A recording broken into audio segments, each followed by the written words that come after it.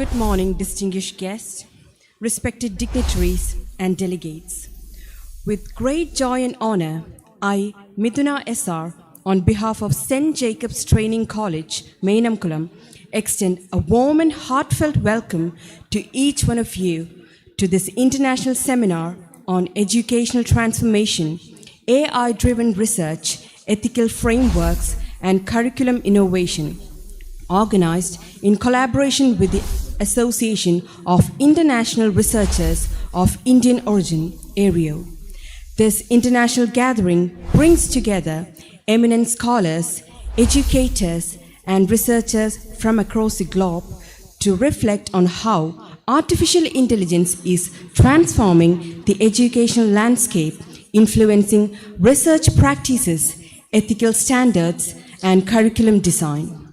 The seminar aims to inspire meaningful dialogue, foster global collaboration, and promote innovative thinking that will shape the future of education in an AI-driven era.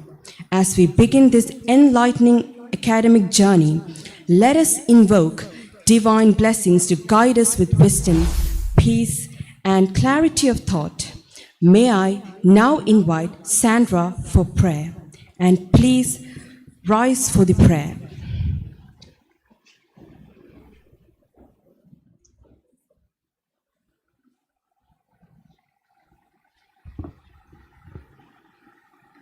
പ്രണാമം പ്രണാമം മഹാധ്യാനതാര പ്രകാശം പരത്തുന്ന വിജ്ഞാനസൂര്യ തമസ്സിന്മതിൽ നീക്കി മനസ്സിൽ വരൂ നീ തരൂപം പ്രകാശം പ്രപഞ്ചം വിളങ്ങാൻ അനവദ്യമാം വിദ്യ ഇരുൾ നീക്കുമെന്നും അനുഭൂതി പോക്കുന്ന നിമിഷങ്ങളേകാൻ ഹൃദയത്തിലുണരുന്ന സ്നേഹമാം നിത്യം വചനങ്ങളിൽ ശാന്തി കിരണങ്ങളേകാൻ പ്രണാമം പ്രണാമം മഹാധ്യാനതാര പ്രകാശം പരത്തുന്ന വിജ്ഞാനസൂര്യ.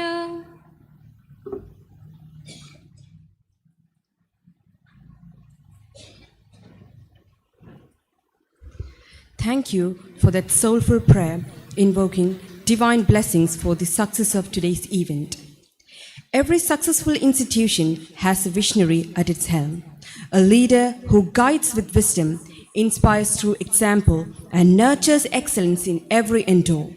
At St. Jacob's Training College, we are truly blessed to have such a dynamic and forward-thinking leader whose constant encouragement and commitment to innovation have shaped the academic culture we are proud of today. A scholar, researcher, and compassionate mentor, Dr. J. Litzenraj, our respected principal, has always envisioned education as a journey of transformation, one that blends ethics, empathy, and encouraging technologies to create meaningful learning experience. It is indeed my privilege and honor to invite Dr. J. Litzenraj, Principal of St. Jacob's Training College, to deliver the welcome address and extend his greetings to this distinguished gathering. Sir, the podium is yours.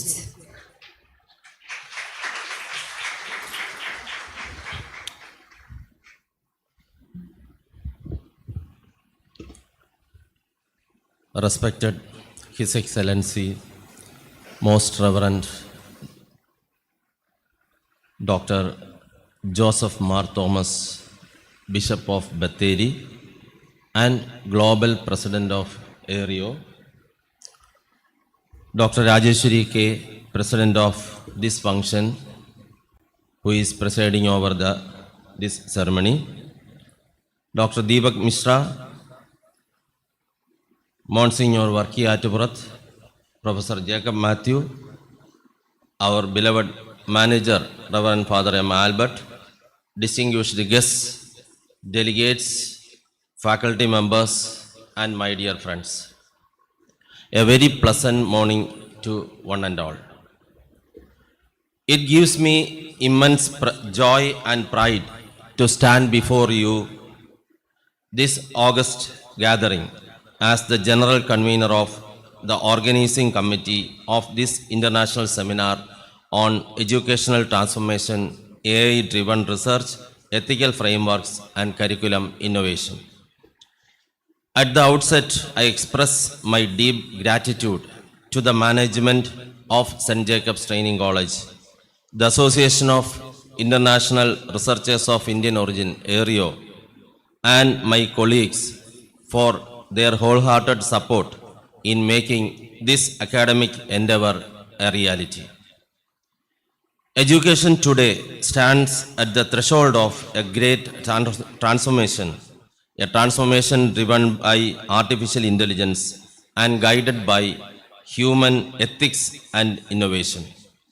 The seminar envisions creating a platform for global dialogue, bringing together educators, researchers, and policymakers to explore how AI can be harnessed to enrich teaching, learning, and curriculum design, while ensuring that the moral compass of education remains steadfast. This event brings together a range of experts from academia and research institutions across the world, reflecting our collective aspiration to blend technology with pedagogy and wisdom with innovation. Despite organizational limitations, the enthusiasm, dedication, and collaborative spirit of our team have made this dream possible. And now, let me move to my present duty to welcome each distinguished guest who has graced this occasion with their presence. We are truly honored to have His Excellency, Most Reverend Dr. Joseph Mar Thomas, Bishop of Bethany and Global President of ARIO, who is the formal principal of Mar Theophilus Training College, as the chief guest and inaugurator of this seminar. We are truly honored to have a distinguished scholar and eminent educationist. His Excellency was my senior during our M.Ed program at the University of Kerala, where he was awarded the Best Student Award.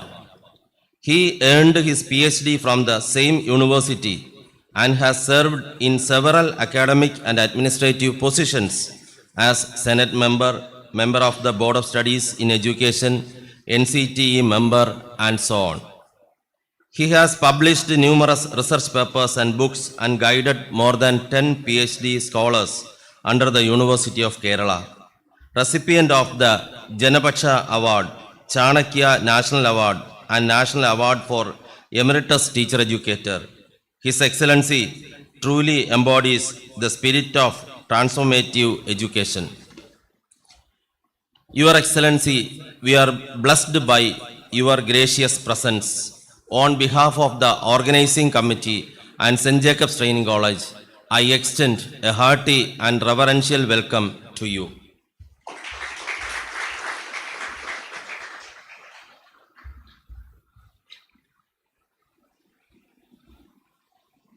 We are privileged to have with us Dr.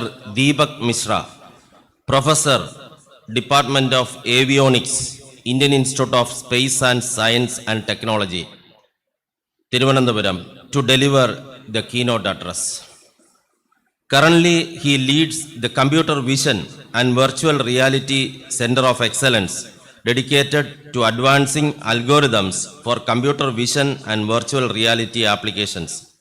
Prior to his tenure at IIST, Dr. Mishra held positions as a postdoctoral scientist at the University of Louisville, Kentucky, USA, and in the Image Processing Division of CMC Limited, Hyderabad. He earned his PhD in electrical engineering from the Indian Institute of Technology, Kanpur in 2007. He is the native of Madhya Pradesh, and your distinguished contributions to research and your commitment to academic excellence have inspired generations of scholars. Sir, be grateful for your willingness to share your knowledge and expertise with us. On behalf of the organizing committee and on myself, on personal behalf, I extend a hearty welcome to you.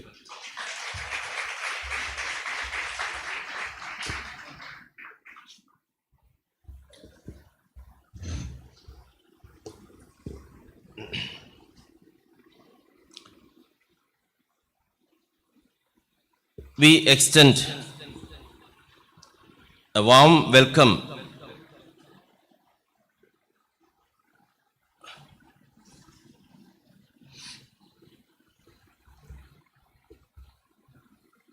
to Monsignor Right Reverend Father Varki Atavurath, Vice President of Aereo Global and Manager of Malangara Syrian Catholic Colleges.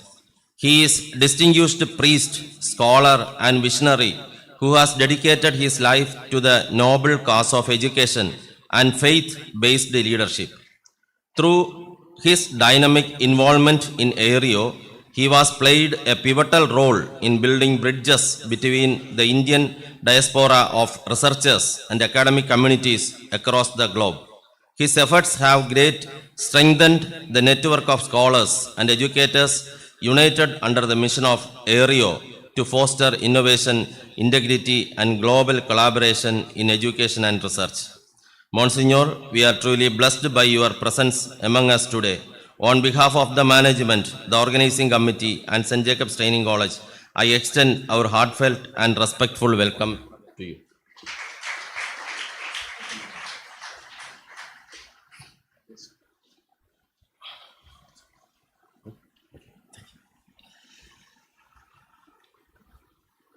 This seminar inaugural ceremony is presided by Dr. Rajeshwari K., who is the president of the Aereo Kerala chapter, and he was the principal of Government College of Teacher Education and Thalassery Government College of Teacher Education for a long time, and now he is working as a head of the department of Attur and NVKSD College, Attur, Tamil Nadu, and now she is presiding this function and he is actually a member of the president of Kerala chapter.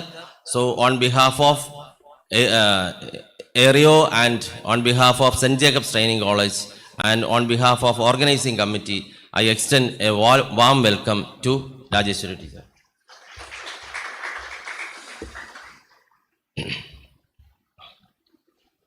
A special word of welcome to Professor Jacob Matthew, former principal, Government College of Teacher Education, Thiruvananthapuram. A passionate scholar, visionary leader, and reformer in the field of teacher education who played a vital role during the curriculum revamp initiated by UGC and the state government. He is also the global vice president of Aereo. Sir, we are proud to have with us today, and I extend our heartfelt welcome to you.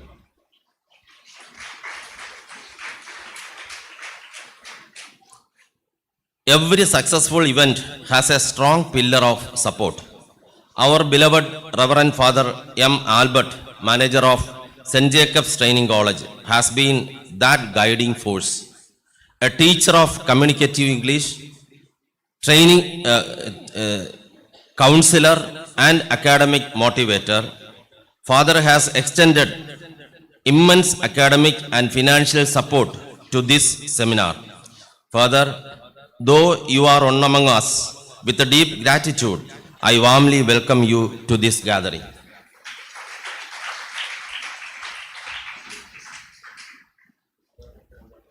A heartfelt welcome to Dr. Elizabeth Samuel, senior faculty member and one of the seminar coordinators whose dedication and meticulous planning have made this event possible. Welcome, Madam.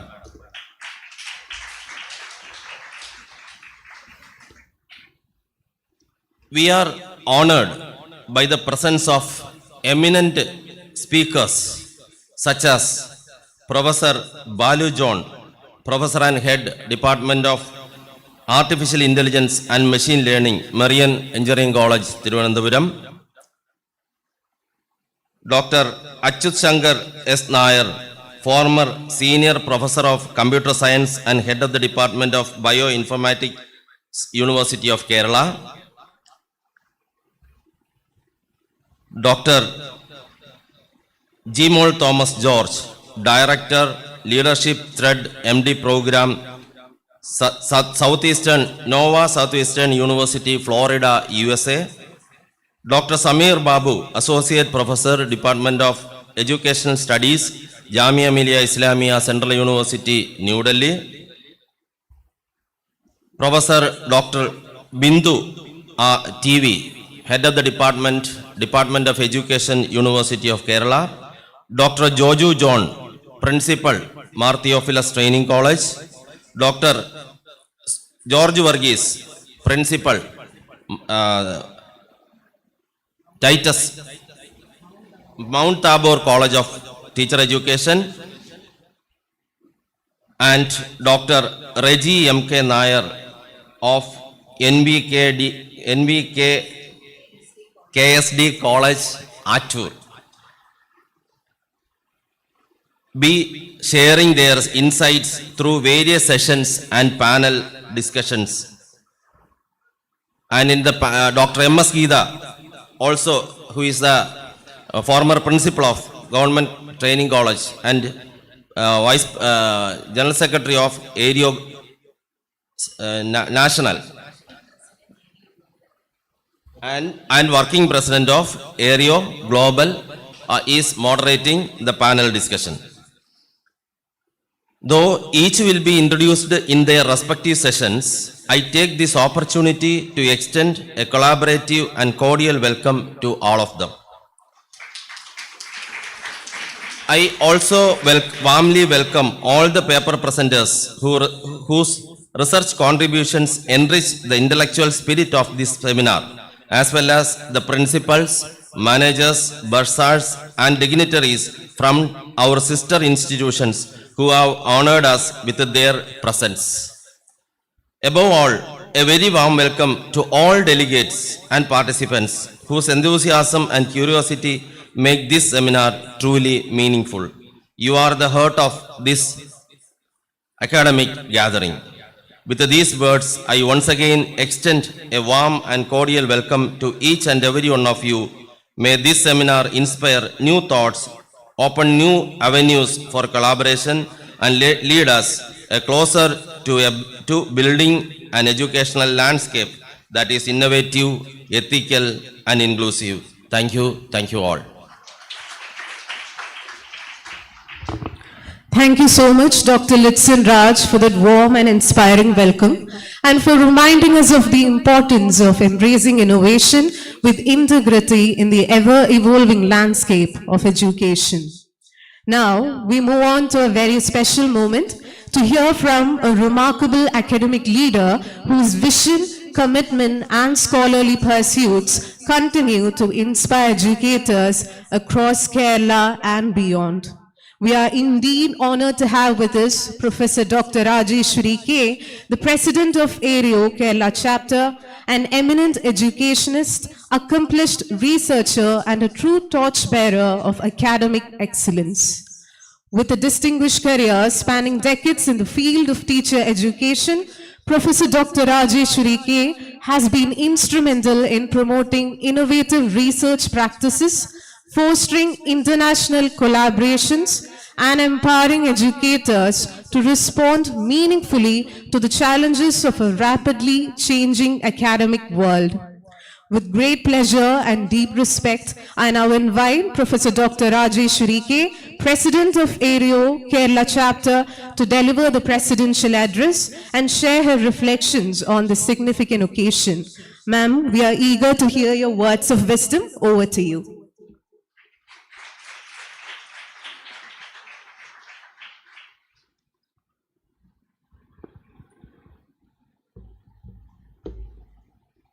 So, a warm good morning to all. So, the most respected His Excellency, Most Reverend Dr. Joseph Mark Thomas, Bishop of Sultan Betheri and President of ARIO Global. In the absence, His Excellency, Most Reverend Dr. Christudas, Auxiliary Bishop, Latin Archdiocese, Trivandrum,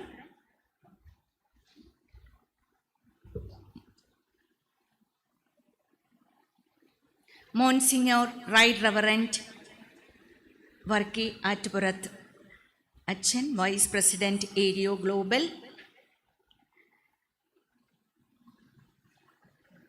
Reverend Father M. Albert, Manager of the institution, Dr. Deepak Misra, Professor, Department of Avionic, Indian Institute of Space, Science and Technology, Professor Dr. Jacob Matthew, sir,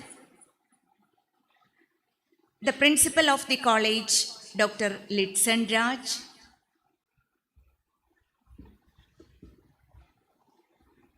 the Working President, Global ARIO Chapter, ARIO Global, Dr. M.S. Geetha teacher, Dr. G. Valsala teacher, Sara Machandi teacher, then Professor Dr. K.Y. Benedict, the Vice President of Kerala Chapter and Principal of the sister institution of this management, Dr. Thaddeus, Father Dr. Thaddeus, then Sadeus, he is a student during, so okay, sorry. Then Dr. Elizabeth Samuel, the seminar coordinator, Dr. G.B. Givargis, the national, treasurer, ARIO Global, then faculty, the ARIO Kerala chapter officials, Dr. Bindu from Professor Bindu from Martiophilus Training College, and Dr. Ansi also from Martiophilus Training College, and all other faculty members of this college and from other institutions, and also the institutions of the sister institutions of this management, and research scholars and my dear friends. Today I am actually privileged to be here along with the graceful divine persons like His Excellency Bishop, then all other Monsignor Varkiachan and all other fathers, because I feel this is a graceful divine occasion. That is the significance of, one of the significance of this seminar. Then ARIO, Association of International Researchers of Indian Origin. This is actually the brainchild of none other than His Excellency Bishop Reverend Joseph Mark Thomas. We all are grateful to you, Father Bishop, because this is a very important and significant organization which is exclusively for research. Research, you know that. Research, what is research? All of us know. It is actually finding solutions for the problems. Whenever we are solving problem, that means we get a solution, but in the meanwhile we are come across with different problems, and again we are finding out solutions, and that is going on, and that is also going on in ARIO. So we all are proud of getting such a torch bearer for this organization. Then again, now with the seminar, you think you all have gone through the focal theme of the seminar. That is educational transformation, AI-driven research, ethical frameworks, and curricular innovation. Once again, you read the focal theme, educational transformation, AI-driven research, ethical frameworks, and curriculum innovation. It isn't just a collection of buzzwords. These words are very important. These are not words. Actually, they represent the blueprint for the next century of civilization. So that is the significance of the theme of this seminar. We are here not just to talk about the change. We are all here, we are focusing on education transformation. Transformation not simply means a change, something more than that. That means a champion of revolution that we have to focus. A revolution that moves education from the age of industrial efficiency to the age of intelligent personalization. That is the transformation moving beyond the assembly line.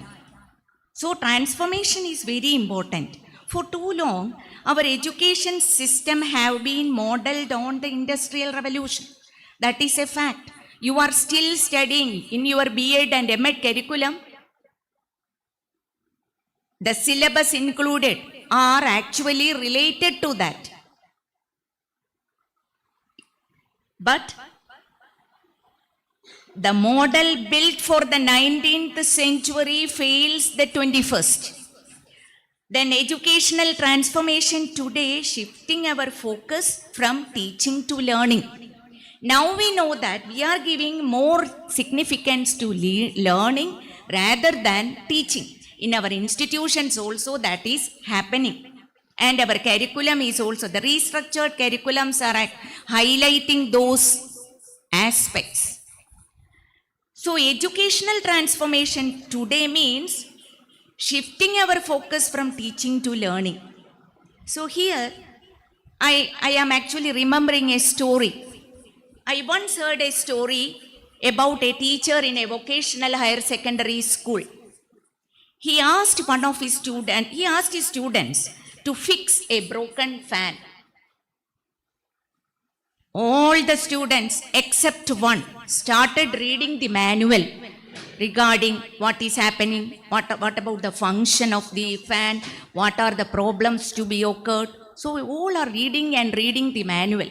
But one student, he didn't follow the manual. He didn't check the wire. Instead, he sat under the fan, closed his eyes and listened the squeak. When the teacher asked, why you are sitting here?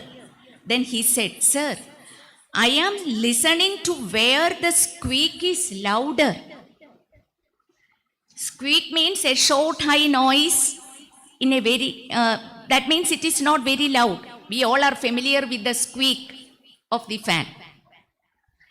Then he identified that squeak is the problem, not the wiring. So you think about the boy. He is listening to that carefully. He fixed the fan in 5 minutes, just tightening a single bolt. Now the fan is functioning. You think about the others. They are still going through, or they are still reading the manual, reading the manual and text. But the problem has solved by just tightening a single bolt. So, transformation is in changing a textbook, curriculum or syllabus. It's empowering the students. The student, like the boy who had tightened the bolt, that should be the transformation. That is, if we are doing so, It enables the students to empower, to trust their intuition. Then, and also they are able to redefine their own problems. So it's about recognizing that his skill. What are those skills? Critical listening and holistic diagnosis is more valuable than following a rote procedure. We are actually learning so many rote procedures in our classrooms. They are of no use because we are not applying it. We have not developed the skill of critical listening as well as holistic diagnosis. So that has also happened in the class. If that particular boy was absent, then what the teacher will do? He will actually bring an electrician and do so many things. So you think about that.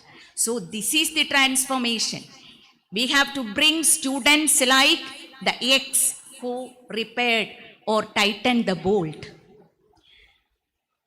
The engine driving this transformation now is AI. We think so. Artificial intelligence. We must stop viewing artificial intelligence as a threat to the classroom. Nowadays, we are all concerned with the threat of artificial intelligence. What all challenges they are bringing? They are actually bringing challenges in our whole world. So they are in education. But it is not a threat to our classroom. How we are going to handle it, manage it, accommodate it in our classroom or in our curriculum or in our educational process, that is actually a threat. So we have to think, listen, so many things. So imagine a student struggling with a quadratic equation. I am giving you only an example because we have a well-learned person in the field of artificial intelligence to deliver a keynote address. So since you are people of education, I am taking example from that only. Because we have only a superficial idea about the concept of artificial intelligence. So suppose you have a student with problems in quadratic equation. Then what the teacher will do? The teacher will check the answer script and put the answer wrong. Okay. Sometimes he will diagnose the difficulty or identify the difficulty and may assist the child to solve the problem. But what AI will do? AI will identify all the possibilities for committing that mistake. The nature and as well as the extent of difficulty the student feels or may feel, because AI don't know the student. Then what they will do? They will give so many probable suggestions. That is in the form of illustrated examples. I think that you have come across with such occasions while you are using AI tools. Then the student will become wonder, oh, what I have to go through. Then there lies the role of the teacher. The teacher has to enable student to choose the right solution for his problem. So the teacher is also having role, the very important role, but AI is not a threat. Imagine an AI system. So you again coming back to that, in the case of quadratic equation item, if the student is committing a mistake, what the teacher will do? Teacher has no time. His prime time is utilizing for what? For grading, for making record correction, and for conducting practical exams, as well as then transferring the content or transacting the content. And so many other activities, especially in schools, they are hectic in undertaking many tasks.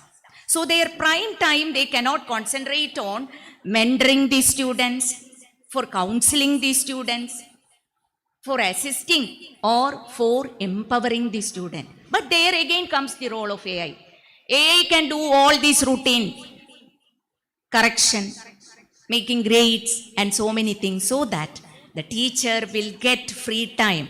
This free time can be utilized for, that means this free time means his prime time.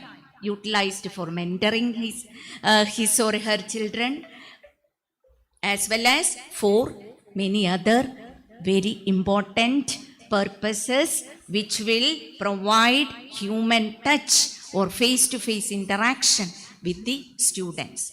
So again, imagine an AI system designed to understand exam anxiety. We are doing many researches. Suppose a researcher is doing a research on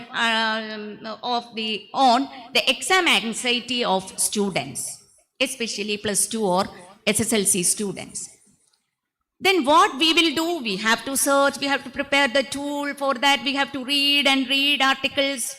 It will take much time. Then the exams will be over. But what AI will do? AI will read many books, many journals within limited time, collect many data, millions of surveys they will do.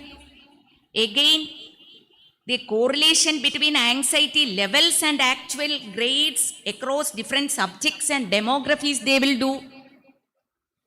Then the physiological data, that also they will collect. Physiological data like their own illness, their own sleep patterns, their own study habits. Not their own, the whole world they will collect. So you think about the big data collected by AI within limited time. But you think about our researchers, whether we are able to do that within this limited time. But they are able to do. Then they will give us a finding or facts. If this much, suppose 80% of students are facing or have exam anxiety. Among these 80%, 25% have severe anxiety. So, very problem. Then again they will do many things.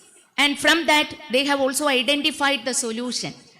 It is found that majority of students who are taking meditation or such practices have less anxiety.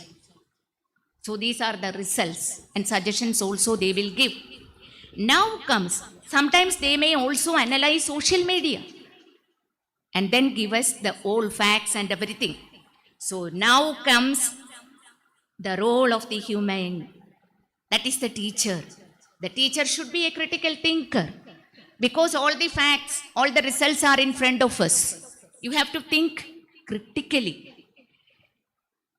The human educator, psychologist, or a policy maker steps in, armed with the AI data. Then they didn't just accept the numbers, but they asked the deeper, nuanced questions that AI can't. What are those questions? Is this solution fair? Because the children are in front of them, many solutions are there. Whether all these solutions are fair? If we implement a blanket policy, suppose we are implement a blanket policy, that means given by AI, whether it is suitable, whether it is appropriate. Sometimes that implementation will create so many problems. Sometimes it may enhance their exam anxiety. So there lies the responsibility, the critical thinking, logical reasoning of the human being, the teacher. So will it actually work in practice? Again, he questions himself. How will this impact different communities? That also he will think. So such thinking is very essential. And it is only the teacher can find the appropriate solution for the student. Because he has the ability to think critically. He has the power, empathy. He has again the logical reasoning, even though it is with him. And also he knows the learner. So he should act as a mentor. So we need to create and use AI learning systems that give every student personalized help right way. For that, there lies the role of the teacher. This means fixing their struggles immediately and giving advanced students toughest challenges. They also, then we have different levels of learners. They also should be given right and appropriate tasks and solutions.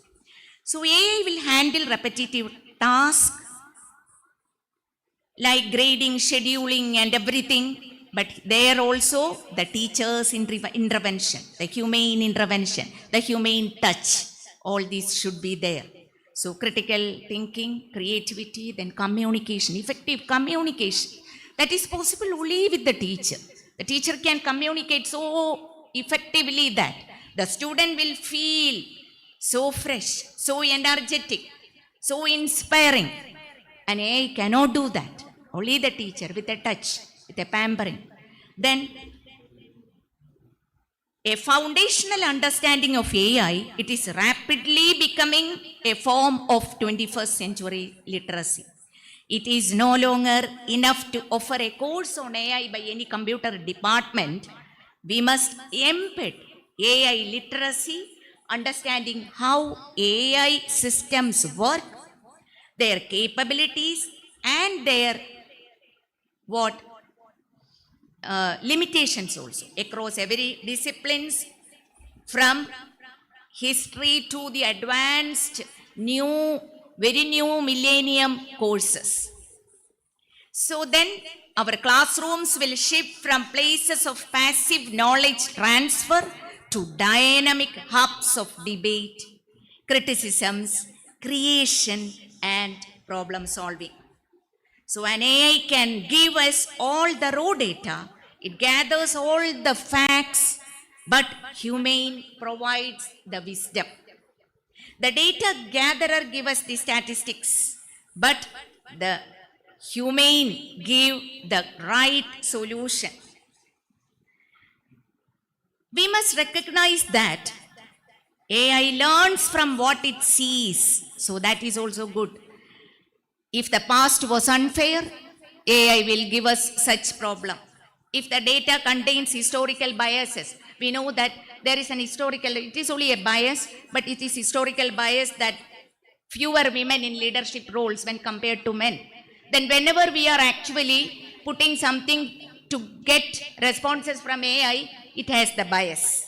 So we have seen that AI is not a competitor for the human mind. It is the ultimate amplifier for the human spirit. We are not spectators in the age of AI. We are the architects of the future. We means we human being as well as we teachers and teacher educators. So we are the ethicists of the algorithm and the visionaries who will focus the binding speed and the speed as well as the speed on the good of humanity. That is also very important. So the digital revolution gave us power to connect, and the AI revolution gives us power to solve. One legacy will not be defined by the AI we created, but better world we built in. So I am searching for one news that came yesterday in the Madhrubhumi daily. AI Mandriyum 83 Makkalum. That is a news in the front page in the Madhrubhumi daily. That is AI Mandriyum 83 Makkalum. ആദ്യം കാണുമ്പോൾ നമ്മൾ വിചാരിക്കും AIയുടെ ഒരു മന്ത്രി അവർക്ക് 83 മക്കൾ ഉണ്ടായോ. കാരണം നമ്മൾ ചിലപ്പം വിചാരിക്കാം ഉണ്ടാകാമെന്ന്. ദിസ് ഈസ് ഇൻ ബെർലിനിലൊക്കെ വേണമെങ്കിൽ ഉണ്ടാകാമല്ലോ. ഞാൻ ജസ്റ്റ് ആദ്യം അങ്ങനെ ഒന്ന് ചിന്തിച്ച് പെട്ടെന്ന് തോന്നി വേറെന്തോ ആണെന്ന്. I will read 1 or 2 lines. Just one line.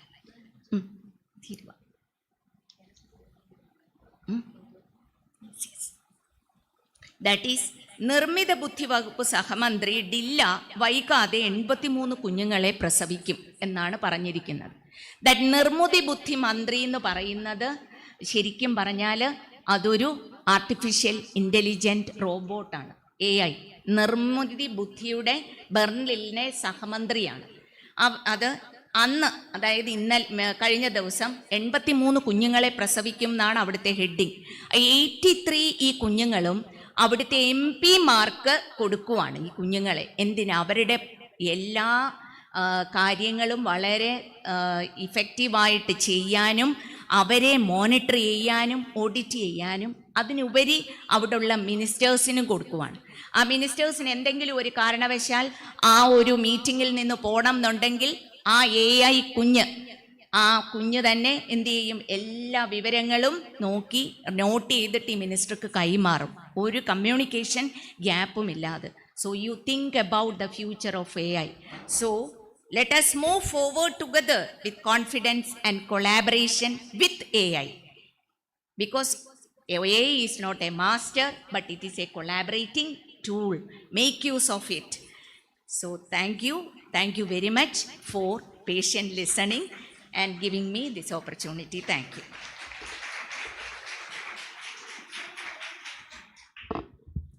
Thank you, Professor Dr. Rajeshri K, for your insightful and inspiring address. Your words have set a perfect tone for the seminar, reminding us of the importance of ethical commitment, collaborative spirit, and transformative thinking in the field of education. And now it is time for the most awaited moment of this inaugural session, the inaugural address to be delivered by a distinguished personality whose life, work, and vision embody wisdom, leadership, and compassion. We are deeply honored and profoundly blessed by the esteemed presence of His Excellency, Most Reverend Dr. Joseph Mar Thomas, Bishop of Bethany and President of Ario Global. A renowned educationist, theologian, and visionary leader, His Excellency has dedicated his life to nurturing values-based education, promoting social harmony. Let us mark the auspicious beginning of this international seminar with traditional lighting of the ceremonial lamp, a symbol of knowledge, wisdom, and enlightenment.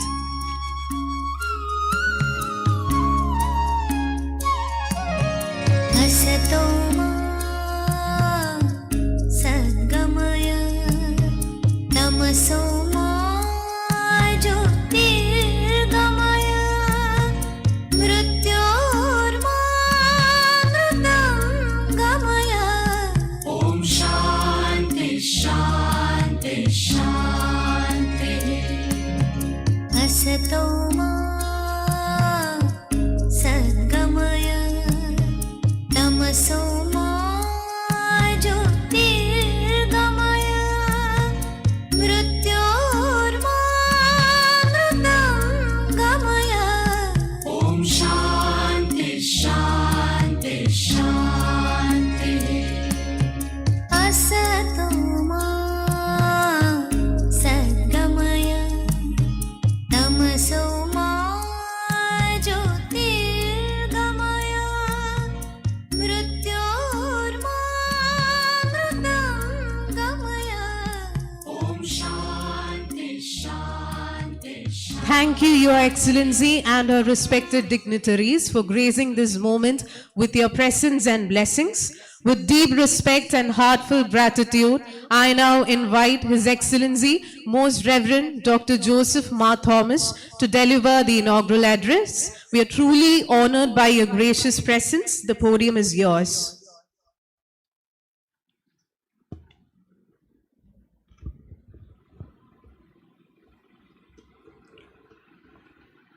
Most respectful President of the program, Professor Dr. Rajeshri K, President Ario Kerala Chapter, Reverend Father Albert, Manager of St. James College of Teacher Education, Principal of St. Jacob College of Teacher Education, Dr. Litson Raj, Ario National Vice President, Monsignor Dr. Varki Atvarate Episcopo, Global Vice President of Ario, Professor Jacob Matthew, former Principal of College of Teacher Education, Global Vice President of Ario, Dr. M.S. Geeta, the Global Working President of Ario, Dr. G.B. Givargis, Global Treasurer of Ario, Reverend Dr. Tadeus, Vice Principal of this esteemed institution, Dr. Deepak Misra, Professor in the Institute of Space Science and Technology, Dr. Elizabeth Shaumel, the coordinator of this beautiful seminar, Dr. Sarah Matisha, Dr. Valsala, Dr. Giorgio, Principal of Trinity College, Dr.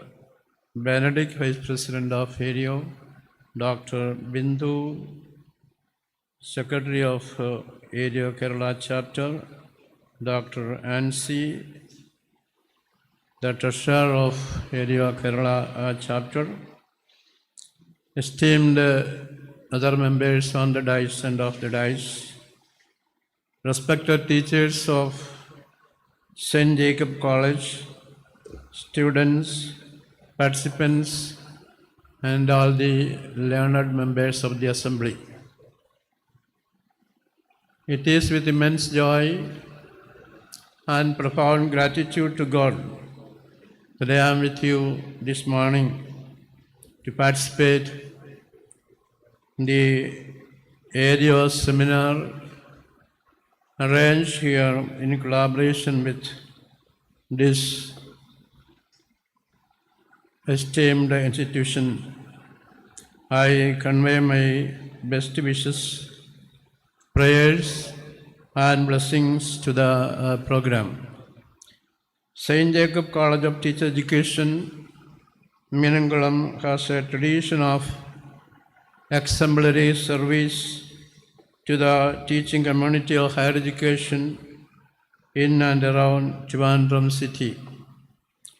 I recall the great name of the great visionary, founder of this institution, Most Reverend Dr. Susai Bhakyam, Archbishop Emirates, who has the wonderful vision to start this beautiful institution. And he referred me the feasibility of starting this institution here while I was the principal of Theophilus Training College. I congratulate the decision of the Archbishop.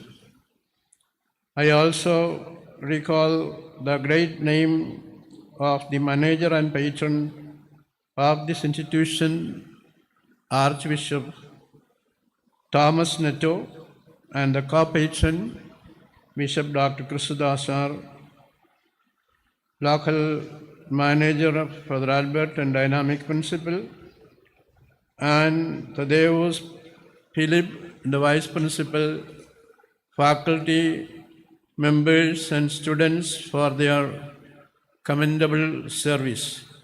May God bless the St. Jack family to receive its service with enhanced dedication and scholarship, leadership, and commitment. Again, I am happy to note that the ARIO Kerala chapter is growing steadily with the able leadership of the President, Professor Dr. Rajeshwari, and all other office bearers of this Kerala chapter. I congratulate and convey my best wishes and blessings to the Kerala chapter and all the office bearers of ARIO. May God bless the Kerala chapter of ARIO.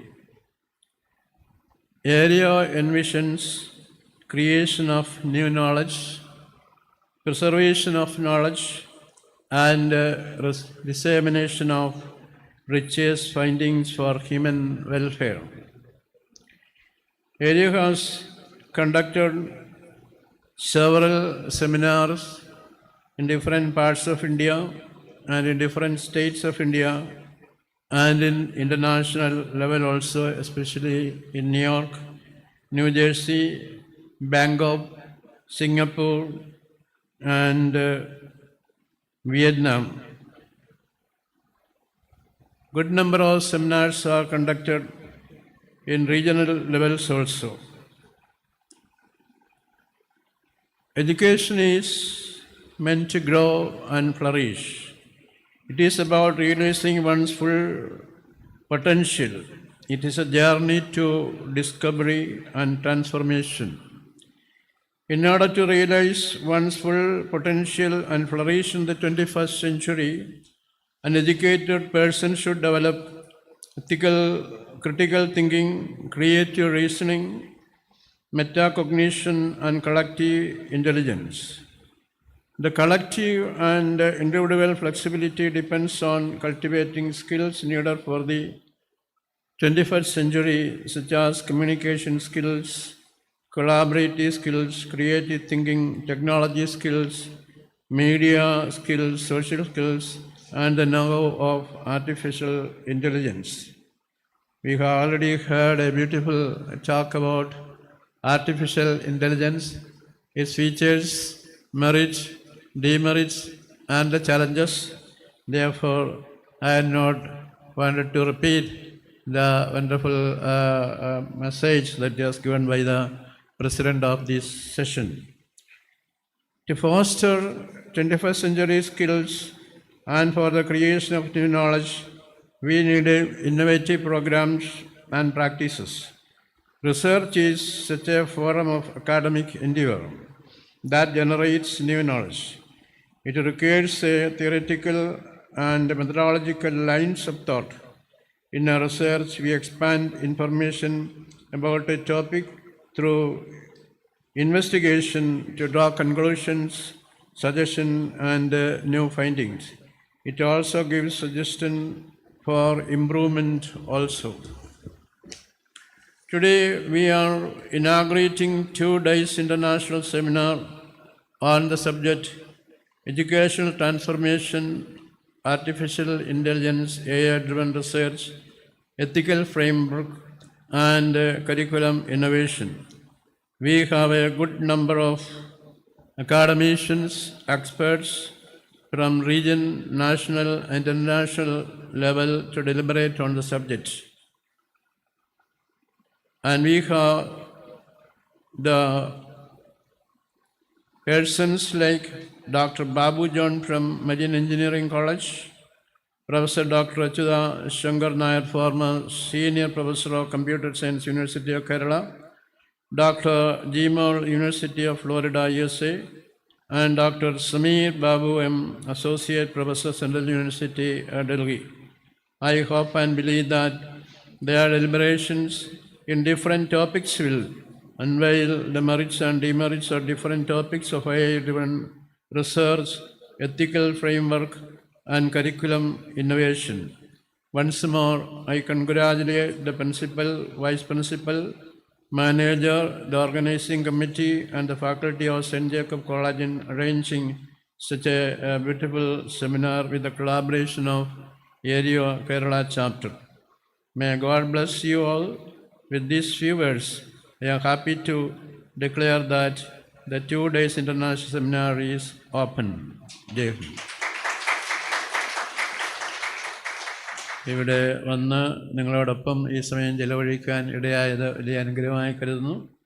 ഈ കോളേജിൻ്റെ ആരംഭം മുതൽ പല രംഗങ്ങളിലെ കോളേജുമായിട്ട് ബന്ധപ്പെട്ട് പ്രവർത്തിക്കുവാൻ ഇടയായിട്ടുണ്ട്. എൻ്റെ വിദ്യാർത്ഥികൾ, അതുപോലെ തന്നെ ഈ കോളേജുമായിട്ട് ബന്ധപ്പെട്ട പിതാക്കന്മാർ ഒക്കെ വിദ്യാഭ്യാസ രംഗത്ത് നൽകുന്ന സേവനത്തെ പ്രത്യേകമായിട്ട് ഓർക്കുന്നു. പ്രത്യേകിച്ച് ഇതിൻ്റെ പ്രിൻസിപ്പൽ ലിറ്റ്സൺ രാജ് എൻ്റെ സഹപാഠിയാണ്. അതുപോലെ എൻ്റെ ക്ലാസ്സിലിരുന്ന വിദ്യാർത്ഥിനി ദീപ ഇവിടെ മലയാളത്തിൽ പഠിപ്പിക്കുന്നുണ്ട്. അതുപോലെ ഈ കലാലയവുമായിട്ട് ബന്ധപ്പെട്ട എല്ലാവരെയും കാണുവാനും നിങ്ങളുടെ അനുഗ്രഹങ്ങൾ സ്വീകരിക്കുവാനും ഇതുപോലെ ഒരു സെമിനാർ ഇവിടെ ക്രമീകരിച്ചതിന് മാനേജർ അച്ഛനോടും വൈസ് പ്രിൻസിപ്പൽ അച്ഛനോടും പ്രിൻസിപ്പലോടും ഇവിടെയുള്ള അധ്യാപകരോടും മാനേജ്മെൻറ്റിനോടും നിങ്ങളെല്ലാവരോടും പ്രത്യേകിച്ച് നിങ്ങൾക്കെല്ലാവർക്കും നല്ല ഭാവി നേർന്നുകൊണ്ട് എൻ്റെ വാക്കുകൾ ഉപസംഹരിക്കുന്നു. ഈശ്വരൻ നിങ്ങളെ അനുഗ്രഹിക്കും.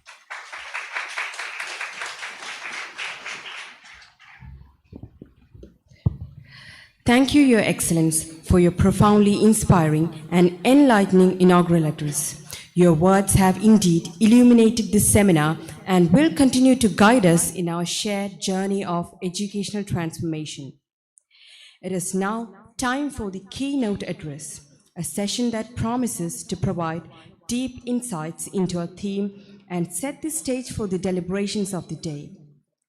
We are indeed privileged to have with us Professor Deepak Mishra, a distinguished scholar and renowned academician, serving as professor in the Department of Avionics at the Indian Institute of Space Science and Technology, IIST.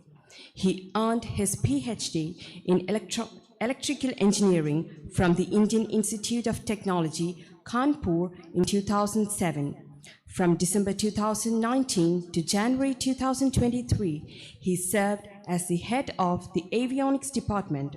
Additionally, he currently holds the position of chair for the IEEE GRSS Kerala chapter. He has multiple projects from ISRO, DHR, TIH, and other government agencies. His ongoing research endeavors focus on developing deep learning-based algorithms for computer vision applications and innovating architecture for deep learning. Noteworthy accolades include the SSI Young Scientist Awards in 2012 and multiple research grants from ISRO and other funding agencies. His prolific research output includes numerous book chapters and over 100 publications in peer-reviewed journals and conferences. Under his mentorship, numerous graduates and postgraduate students have been recognized with the INAE Best Project Award. Professor Mishra's pioneering works in avionics, technology-driven research, and interdisciplinary applications has made him a leading authority in the field. His research contributions exemplify the fusion of innovation, precision, and scientific rigor, qualities that resonate perfectly with the transformative theme of this seminar. Today, he joins us to share his insights, experience, and visions on the role of technology and innovation in education, research, and curriculum development, inspiring us to embrace new frontiers of knowledge. With great respect and pleasure, I now invite Professor Deepak Mishra to deliver the keynote address and enlighten this gathering with his expertise and vision. Sir, the podium is yours.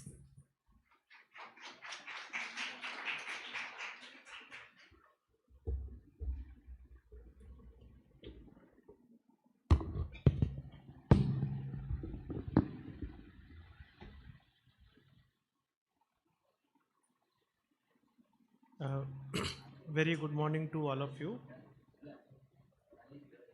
Most revered His Excellency Dr.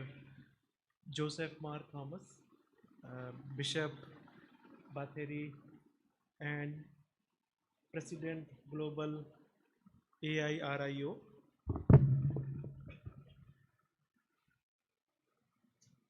His Excellency Most Revered Dr. Krishtu Das R. Professor Dr. Rajeshwari, Professor Jacob Matthew, Reverend Francis Father M. Albert, and Dr. Litson Raj, Dr. GB, and all the other dignitaries on the dais, of the dais, and most beloved students and the researcher who are attending this seminar.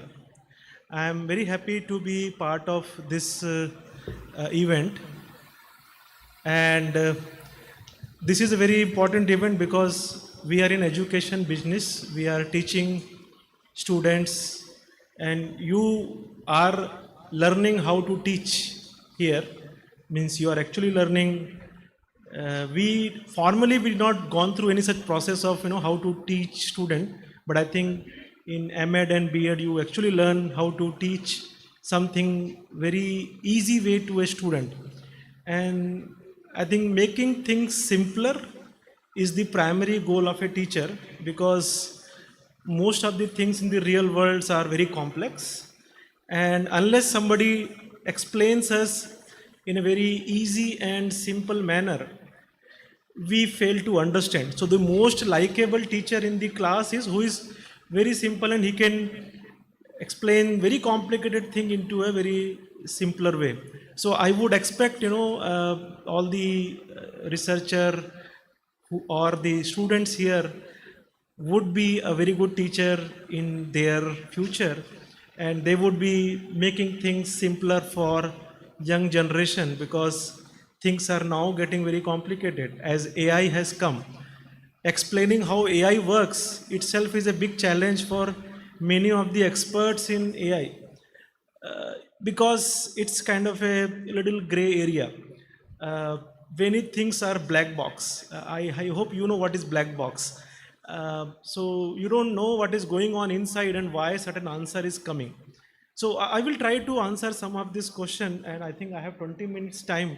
Uh, so I will rush up some of this slide and go to the main aspect where how AI can be utilized in the education.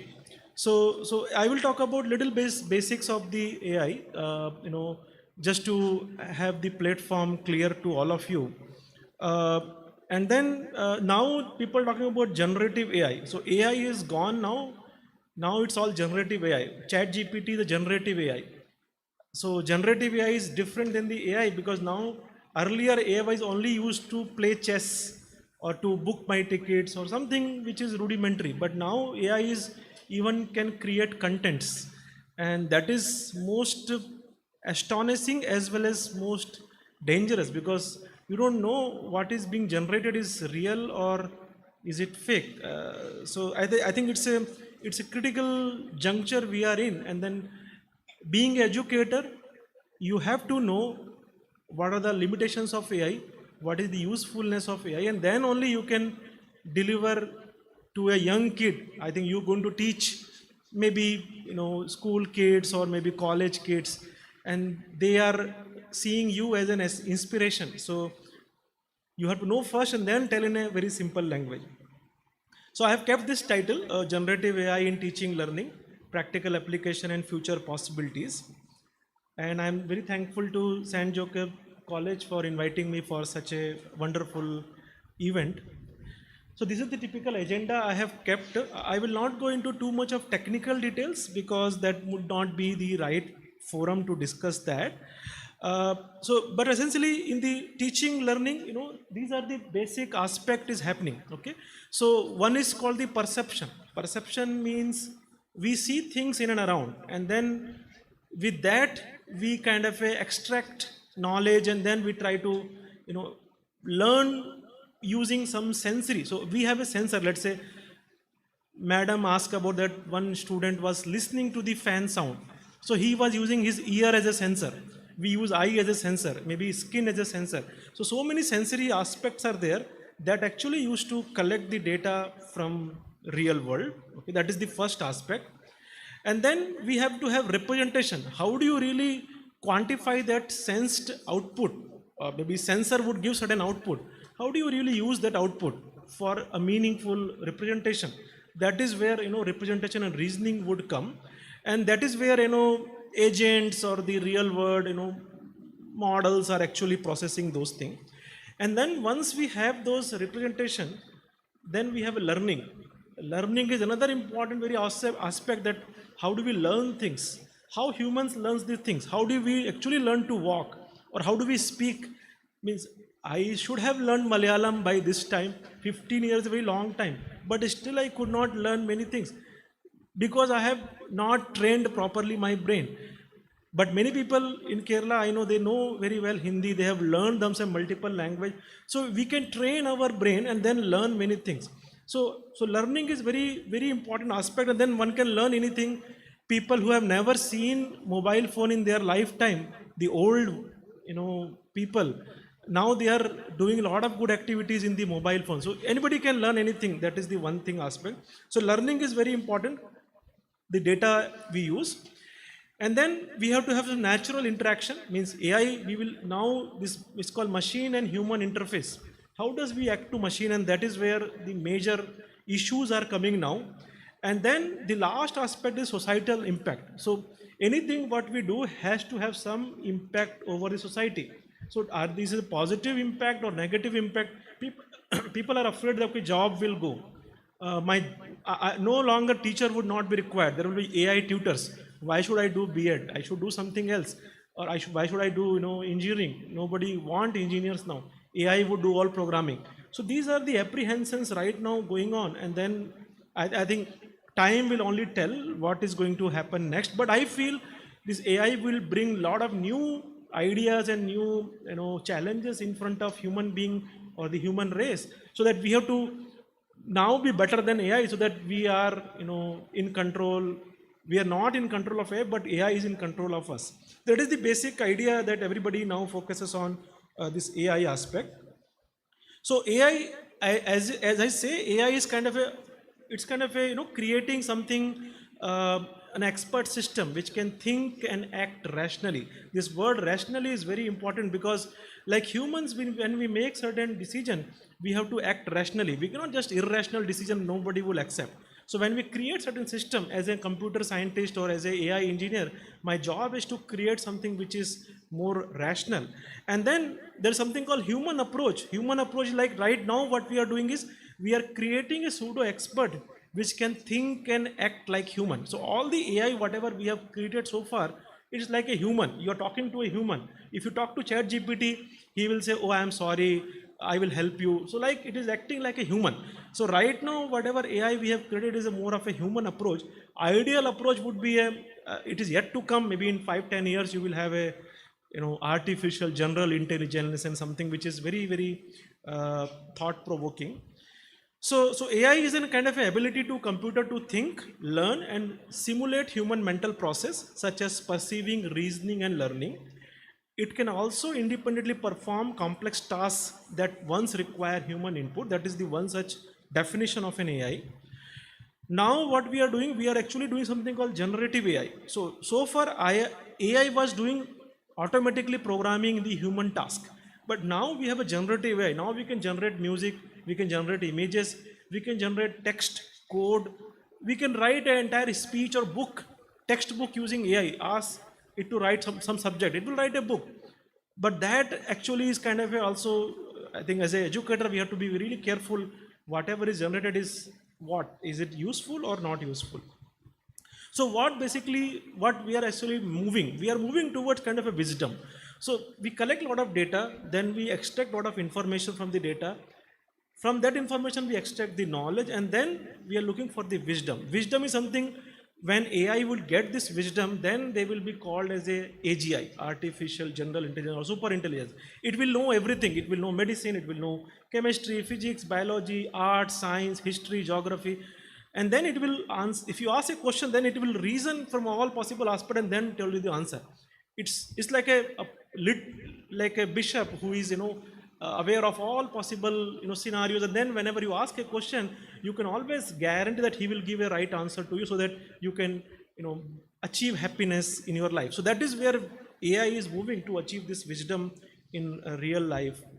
So this is kind of a big picture. Earlier used to be a machine learning, computer vision, generative AI, large language model. These are technical terms people use in the AI domain to represent this AI or generative AI.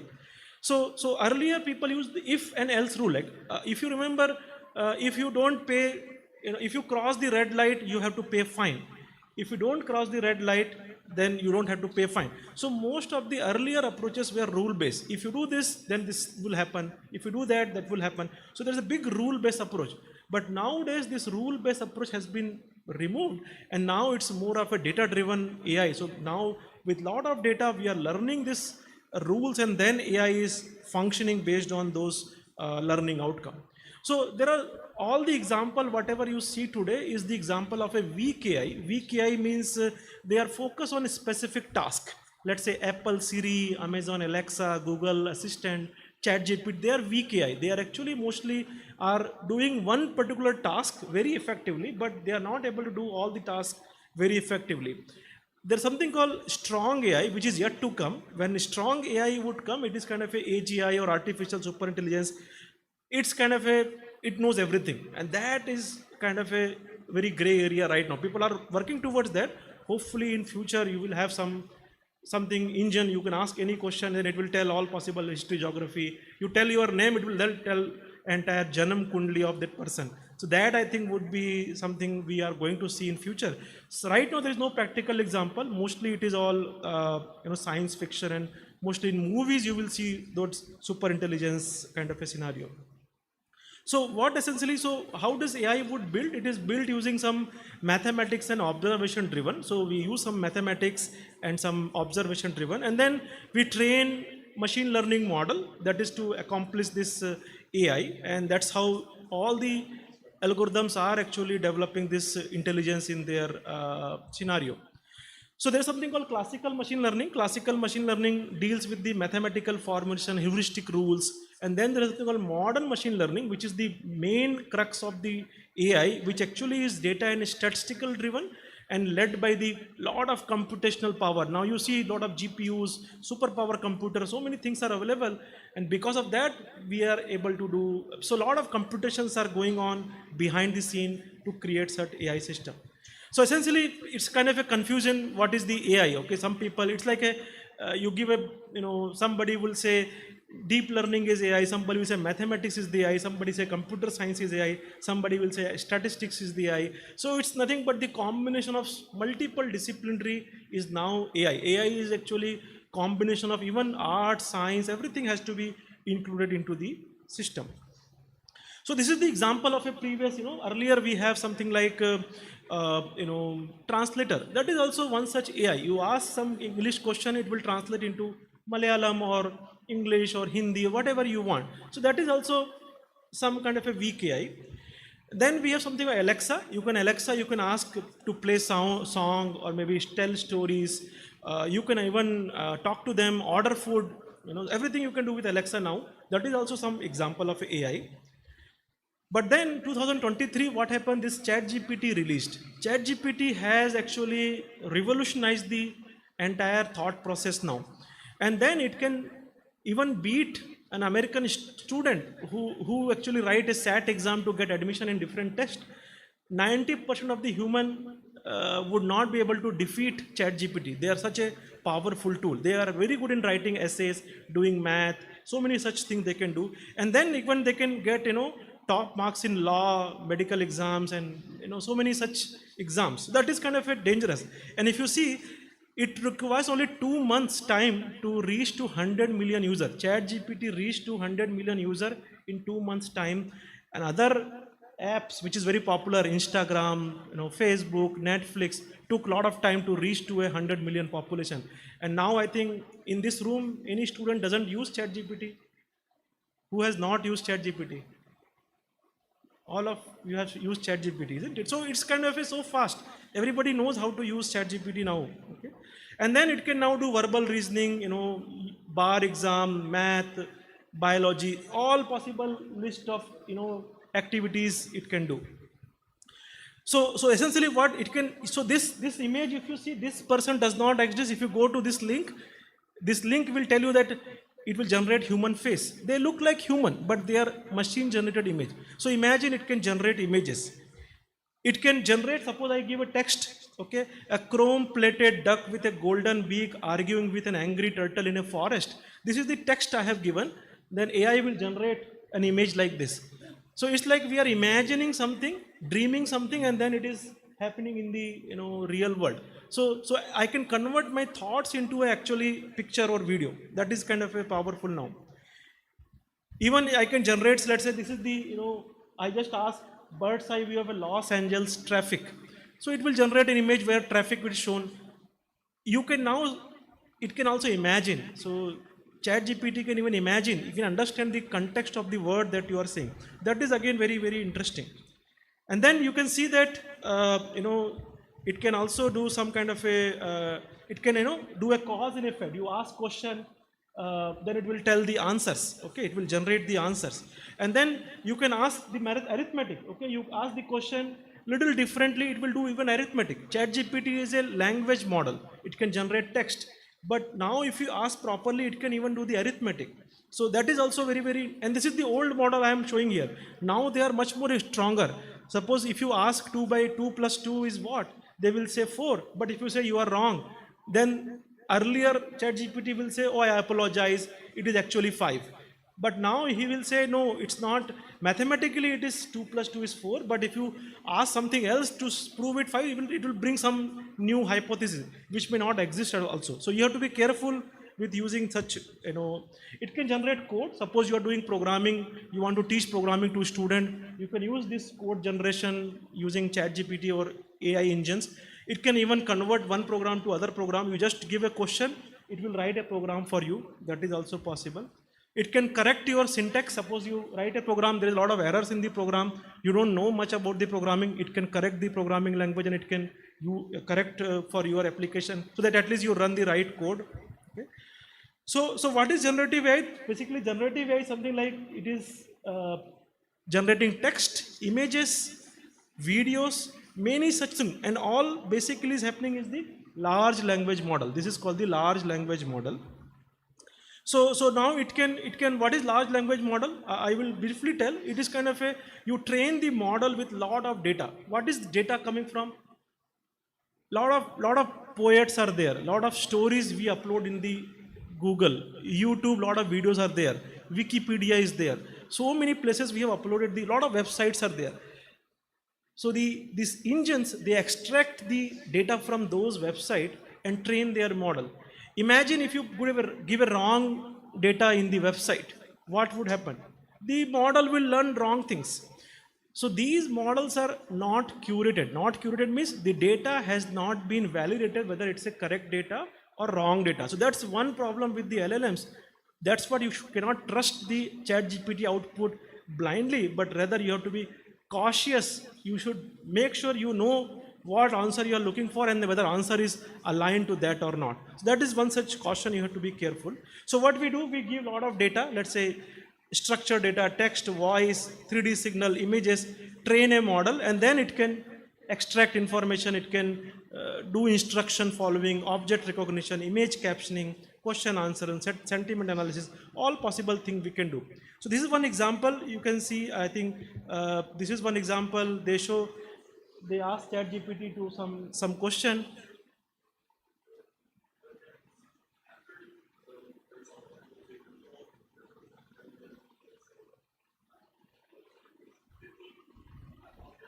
So then ChatGPT is apologizing. Okay, it is saying no, it is 12 is wrong, but it is 15. So you can still fool the this ChatGPT. So you have to be careful. So what is the problem? So but now in the recent model they have actually improved the reasoning. What they have come up with is something called chain of thought reasoning. Chain of thought means whenever we solve some problem, how do we solve? We take the assumption, then we solve first step, second step, third step. So step-wise we solve. So now this ChatGPT started to follow something called chain of thought prompting, and that is where we can actually get very good output now. The human intervention is also there. We can introduce human intervention, and that way also we can correct this thing. Okay. So what are these things? It can do reasoning, let's say math reasoning, logical reasoning, finding patterns, best guesses, common sense reasoning, cause and effect reasoning. All this reasoning has been now embedded into the LLM models. And then why does this matter? Because this is how the LLMs can tackle the complex task. We are talking about educating the educator. How do you educate if LLM itself is wrong?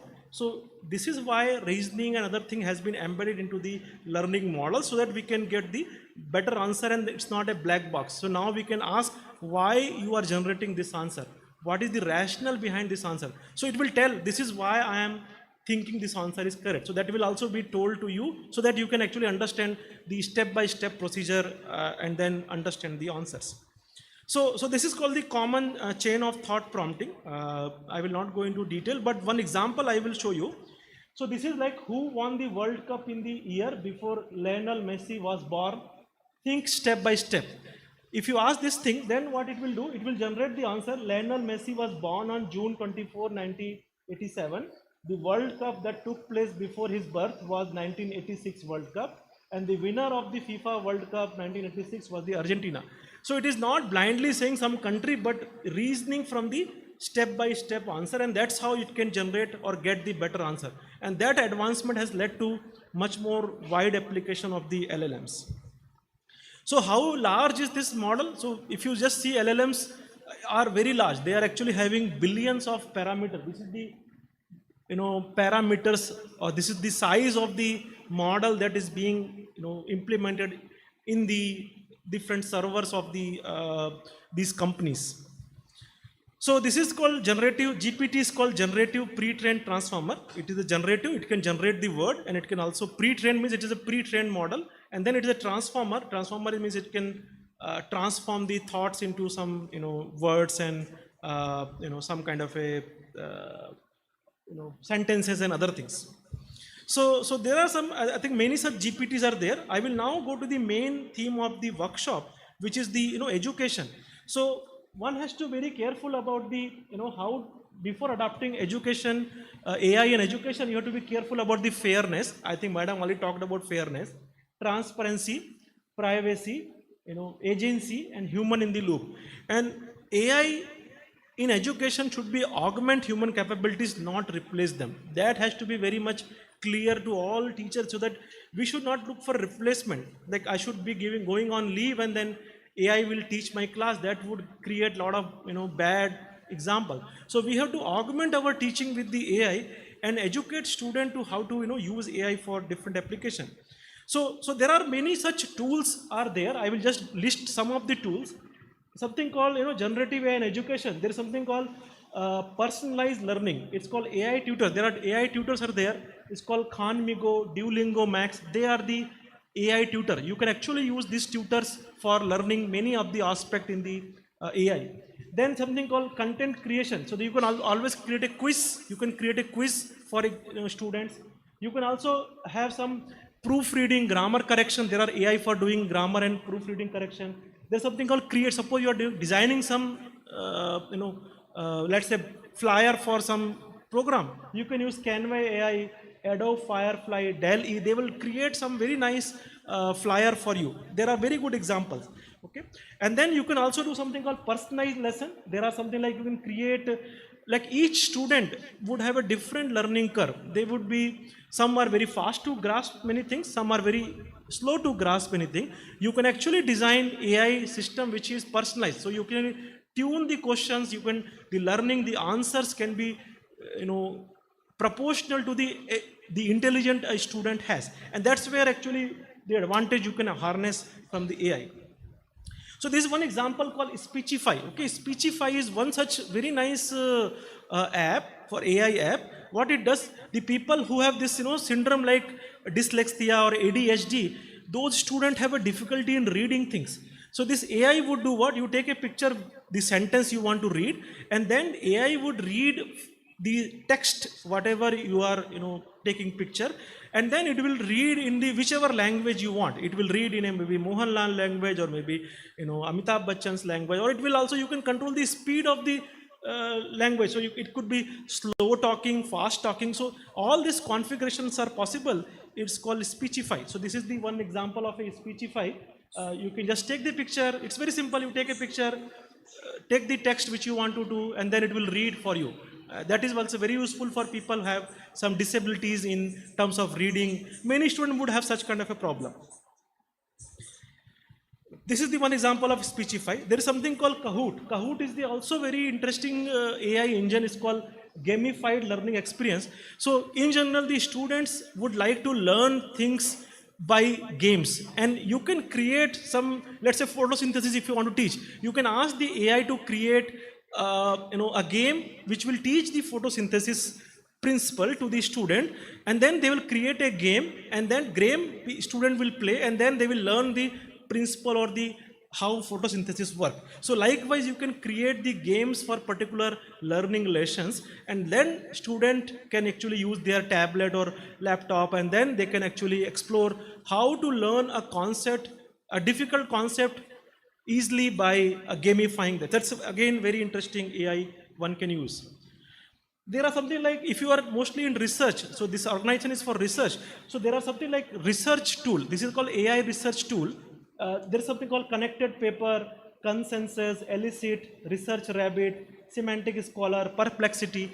These are the very nice AI tools which actually you can use for finding papers that you are interested to read, also finding the relevant paper which is relevant to the particular topic that you are interested, and then it can actually give you, you can actually reduce your search space and then get benefit from the, like reducing the searching time. It will give a good quality paper, and then it will be very useful for doing some research in general.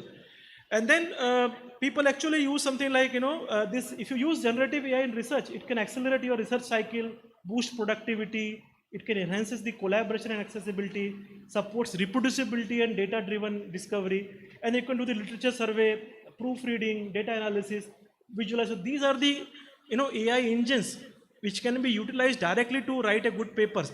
Most of the complaints reviewer give to Indian author is your language is very weak. Get your paper read by a native English speaker, and that was the most problematic comment most of the Indians used to get. Now at least you can use AI to correct the grammar and English so that it is a better written paper, so that your science can go to the people rather than they criticize your language. So that way I think one can use such tools. So this is the example of a connected papers. You can search a paper and then it will give you the links in the right. You can read the abstract, whatever the relevant paper. It will show the importance, and that way actually very useful for different research community. And then there is a Grammarly which can correct your grammar, and then it will suggest some good sentence proofreading. Again, these are all AI engines. There's a very good example. Perplexity is the Indian origin person who has created this thing. The advantage of Perplexity is that it will give a proof. So whenever you ask something to generate something, it will give a validation, it will give a which all sources it has looked into to give an answer. So that at least you are certain whatever answer I am getting, it has been available as a reference to me. So it is not a kind of a hallucination for me, but rather it's a more proof-driven answer. So the Perplexity is the one of the very good tool where they also give the cross references to validate whatever generated answer is really correct or not. So that's, I think one should definitely use Perplexity for research applications. There is something called Notebook LLM is there. Notebook LM. This is kind of a AI-driven note-taking research assistant. So you can actually now, most of the time you do meeting with your professor, multiple people collaborate. Then now you can use this notebook large language model which can convert your whatever discussion happened into a very nice repository, and then you can share with your guide or with the collaborator, and then make minutes of the meeting. Everything you can do very nicely with such kind of an AI. So people I don't know how many people are in computer science area here, but if you are in computer science, you can actually use coding. GitHub Copilot is there, which can actually help you to write the code. You can ask something, write a factorial program, easy to understand, and that way you can actually again create very nice programming assignments as well. This is the Copilot example. This is the, you can ask AI, create a new service runner for, so it will generate a code for you. So you don't need to worry how to write a code. Okay. There is something called Notion AI. That is also, Notion is very good tool for spreading the knowledge in terms of the note taking, project progress, daily weekly progresses. So you can actually use Notion AI for creating your content and then sharing with your collaborators. Microsoft actually uses Copilot. So Microsoft, all the meetings are now listened by AI, and AI would listen to the discussion. It will create the notes, it will assign the task to different person, and then everybody will get an email automatically. No human intervention. So AI will do all possible tasks that humans supposed to do earlier. So there are some case study has been done in Western world. So this is kind of a one case study has been done, the impact of AI driven tool on student writing development, and this is they use actually CG Scholar AI Helper project, and this actually has been done on the 11th grader students who are actually with having English language art, and they found that with the use of AI, the writing skill of the students have been improved significantly, and that's kind of the outcome of this research, and they published this work in this Journal of Communication, Media and Technology. So one has really, you can also take some example, take some AI, go to some rural school in the Kerala, and then see their standard before giving AI and after giving AI, and then see how, whether in 6 months they improved something in or not. And that would be really nice to study the studying the impact on one particular population in the rural part of the Kerala, and then how does it really improve or not. And that would give us the feeling where all the mistakes are, how it has to be tuned towards the Indian student, Indian curriculum, and that's where I think research is definitely required from all of you. Okay, this is kind of, I will not describe what all they have done, you can refer the paper, but this is kind of a one such study. And they found that, AI helper supported improvement in writing, especially through the feedback, but also revealed areas of improvement in the tool, let's say alignment with the teacher expectation, adaptation to the student context, reflection by the students, help in the making more aware about the writing process. So basically, human and AI collaboration would actually help to utilize it much more effective for educating our young minds. There's another case study has been done on a primary school mathematics third grader. They actually created two groups. One group has been taught with a lesson plan through the generated AI by ChatGPT. Other what a conventional design plans. And this has been done in the Turkey someplace. And they found again that people who has learned through ChatGPT created lessons appear to be better in reasoning and kind of giving answers than only teaching through conventional way of teaching. But there are some pitfalls also. It's not that all the time they are good, but there are some limitations also. So what is the findings? Academic achievement in the experimental group increased significantly. However, while gains were high than control, the difference was not statistically significant. So you have to do more experiment, then only you can really comment on the improvement. But they have found that using ChatGPT in creating lessons and problems has actually helped the student to learn better. And this is the third case study. This is done on the teachers. So they have now asked teacher how many of the teacher actually use ChatGPT for preparing their lessons. And they actually found out, many of the, around 52% of the teacher are actually using ChatGPT for preparing their lessons. So that's also kind of shows that how people are utilizing this kind of a thing. And then one of the problem that teacher actually raised is called inaccuracy and the cheating. They feel that student will be cheating now because they will not really apply their brain, and then they will come up with an answer, and then they will say this is my answer rather than it's a generated answer. So they are concerned about the cheating, plagiarism, inaccuracies. How do you really tackle that? Also, I think the topic of discussion, I think this forum can really discuss during the 2-day event how to really tackle such kind of a problem in generative AI for teaching. So what are the limitations of this LLM? It can generate false information, depend on the training data quality. It is have a bias and fairness problem. Academic integrity issues are there. Misinformation bias, unequal. So people who are in, people who has access to internet, who has access to computer, are only can use AI engine. People who are in rural village, they don't have electricity or internet, how they will use AI. So it's kind of an unequal platform for training people. That's also one such thing we have to really worry about. And ethical concern is also there, misinformation, how does, whether ethically it is correct, we have to have some law, some kind of a, understanding among faculties and students, what is fair, what is unfair, what has to be accepted, what is not accepted. Some boundaries has to be drawn.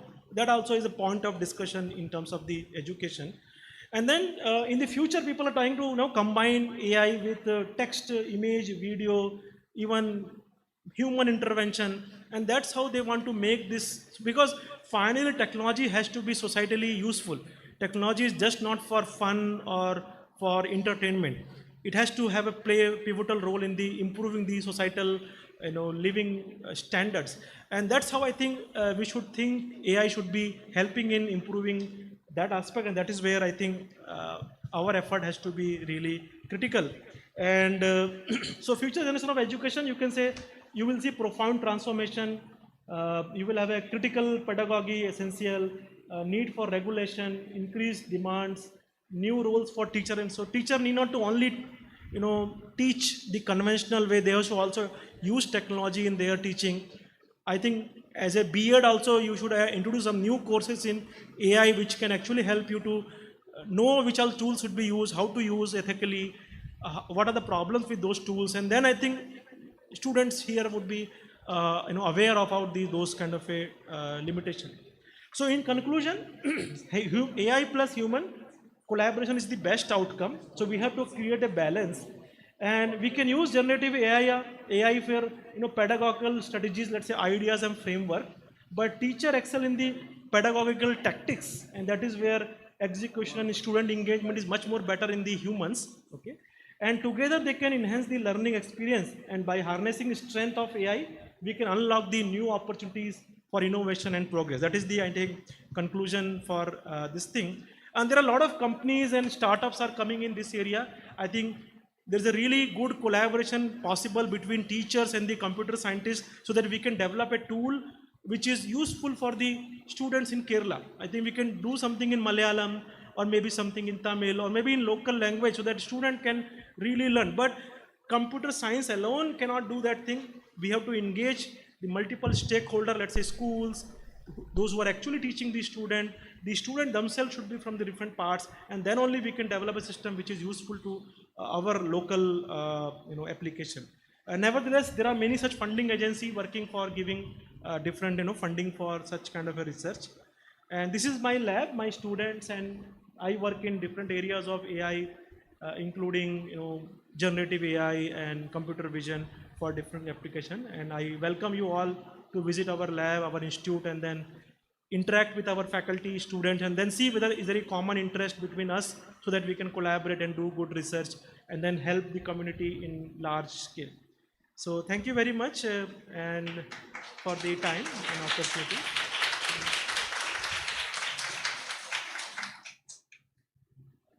Yeah, if you have any question, I will be very happy to answer. Yeah. Okay, thank you. Thank you very much for your time. Thank you.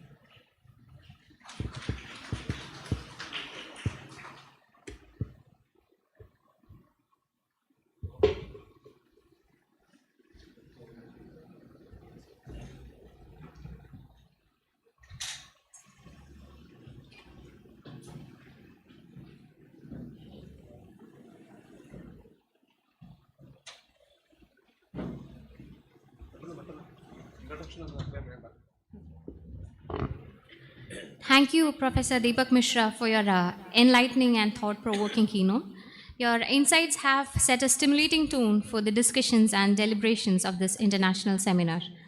It is now our privilege to hear from a distinguished leader whose guidance, wisdom, and commitment to education and research have inspired countless educators and researchers. We are deeply honored to have with us Monsignor Right Reverend Father Varki Attupurathu, the Vice President of Aereo Global, a visionary leader, educationist, and spiritual guide whose contributions to academic collaboration, research excellence, and ethical education are truly commendable. I now invite Father.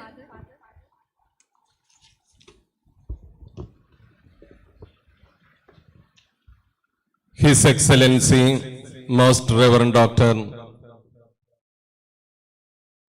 Joseph Mar Thomas,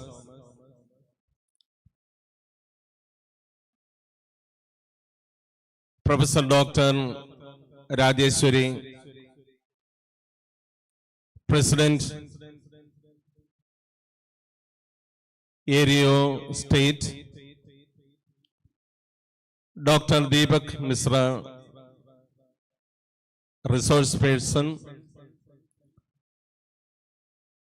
Reverend Father Albert, Manager of the College, other distinguished guests, dear teachers and my dear children. It is with great joy and happiness that I am standing here before you. There are many reasons for my happiness. First of all,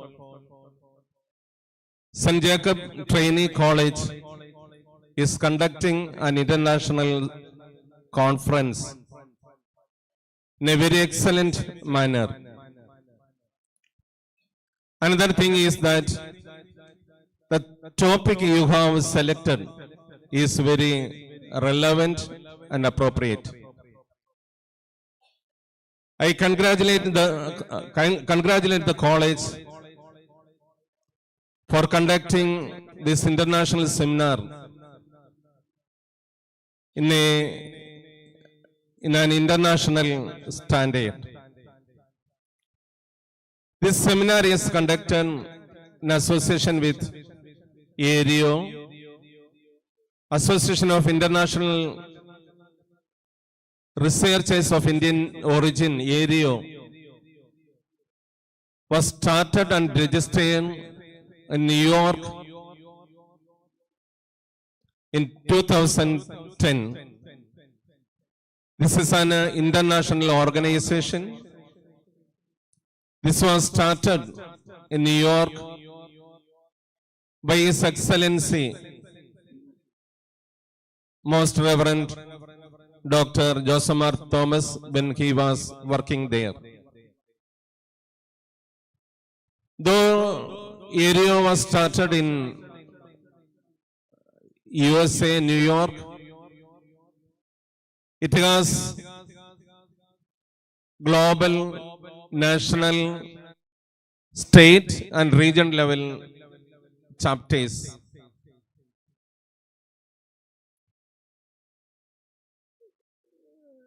It has chapters in America, Dubai, Sharjah, Vietnam, Singapore, Bangkok, etc. In India itself, we have chapters in Goa, Karnataka, Tamil Nadu, Kerala, etc.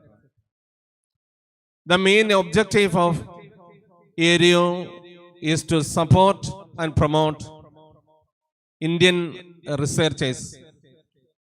For that, we are conducting international, national, regional level conferences, workshops, educational visits, publishing journals, etc. To promote the teachers and education institutions, we are giving various awards to the teachers and education institutions. As we know, we are living in a fast growing, fast changing world. There is tremendous progress or change in all spheres, especially in education system. If we are not updating our knowledge, we will be outdated. Seminar like this will definitely enhance our knowledge.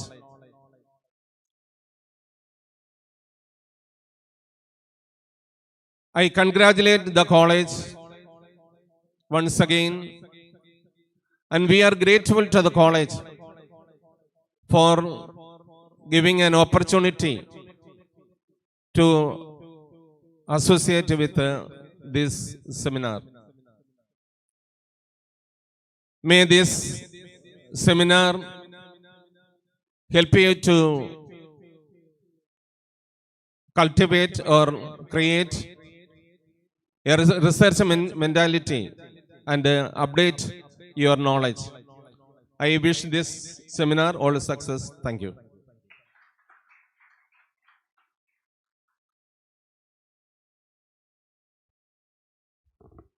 Thank you, Father. With immense pleasure, I invite another distinguished academician and visionary in the field of teacher education. We are privileged to have with us Professor Jacob Matthew, former principal of Government College of Teacher Education, a renowned educator, researcher, and academic leader who has dedicated his career to shaping generations of teachers and fostering innovation in pedagogy. With great honor and respect, I now invite Professor Jacob Matthew for the felicitation and to share his valuable thoughts.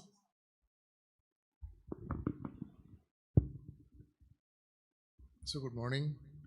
Respected Chief Guest of the Day, Dr. Joseph R. Thomas, the President of ARIO and Bishop of Sultan Batheri, Dr. Rajeshwari, the President of ARIO, Kerala chapter, and the President of this function, Reverend Father M. Albert, Manager of the College, Dr. Deepak Misra, the Chief Resource Person, Monsignor Right Reverend Varki Atuparat, Vice President, Area Global, Dr. Lidson Raj, Principal of the College, Dr. Elizabeth Samuel, Coordinator, Dr. M.S. Gita, Dr. Valsala Saramachandi, and other dignitaries on and off the dais. First of all, I take this opportunity to congratulate the manager of the college, the principal, and the area in having taken the initiative to organize such a novel seminar. And they have also invited eminent personalities, eminent persons like Dr. Balu John, Professor Dr. Ajit Shankar, Dr. Digimol Thomas George, Dr. Samir Babu, and M.S. Gita. They have invited so many eminent persons to handle the classes. You know, the area was founded by His Excellency Dr. Joseph R. Thomas and a group of vibrant researchers to support researchers of Indian origin. Area has the worthy goal of promoting quality research in various disciplines. Area conducts conferences, workshops, and educational tours. Area work for original research and support of the unprivileged and tribals also. Now the memberships are open. Those who want to take area membership, those who are having doctorate or doing research, they can take the membership of the area. You can consult GB Giveries for that. So anyway, I'm also happy to note that the college is planning to undergo NAC accreditation. I congratulate the IQSC coordinator, Father Thaddeus Philip, and also the principal and the manager and the faculty members. So we all know that the AI is emerging as an important tool for transformation in all walks of life. But at the same time, so many persons, so many IT persons, they are losing their job. Even the technopark people are losing their job all over the world. I think that factor will also discuss, the seminar will discuss that factor also and just sort out the solutions also. So thank you. Best wishes for the seminar.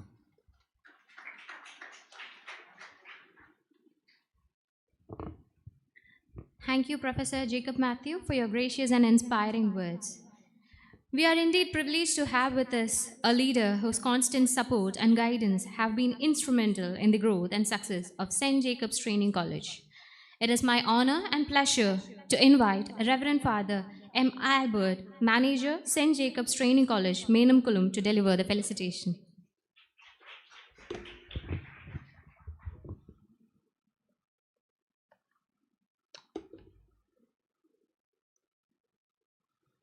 Since all the people have said their names and their designation, I shall make it short, and because we are running out of time also.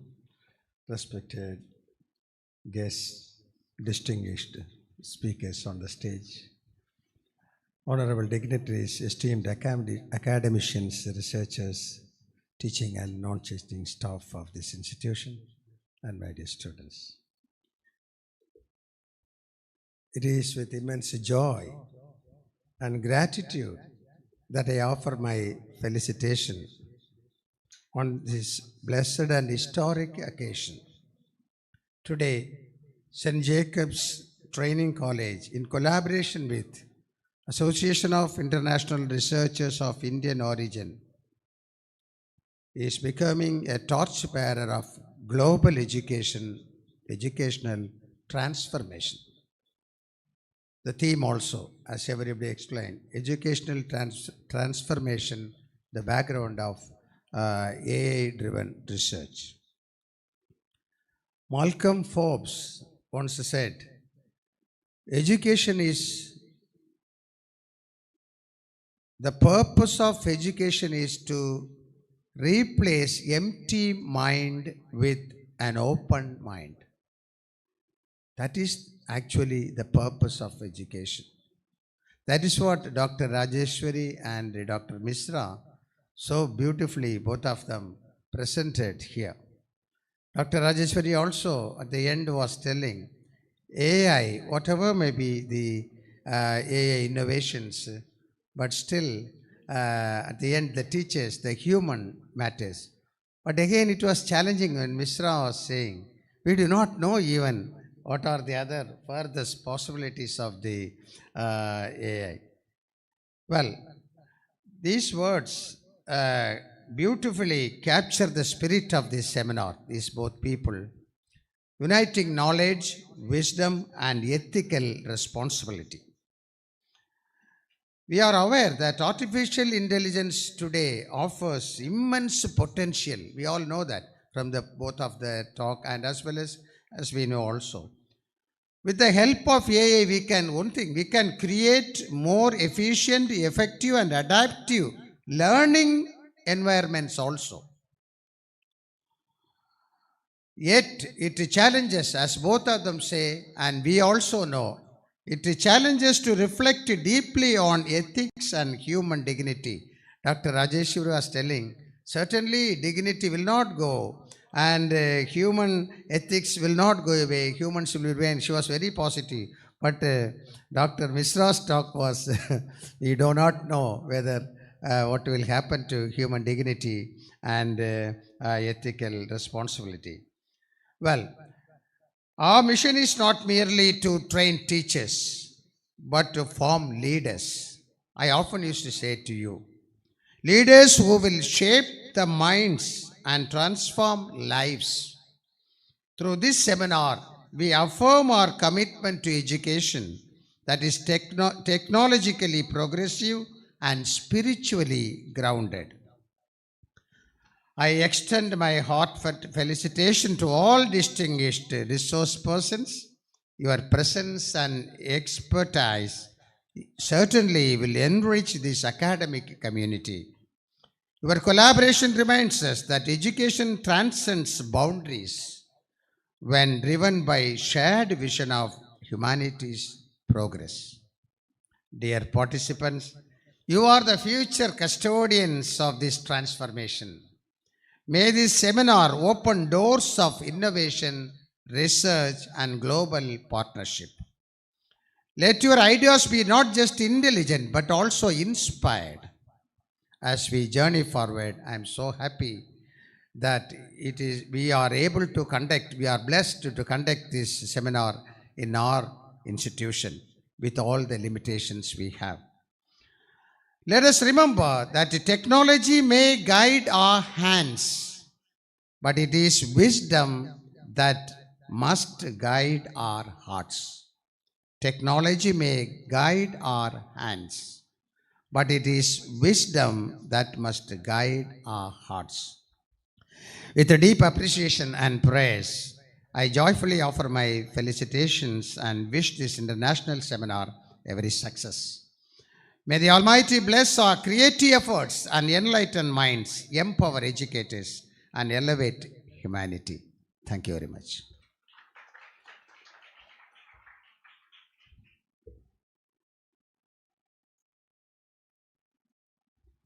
Thank you, Father.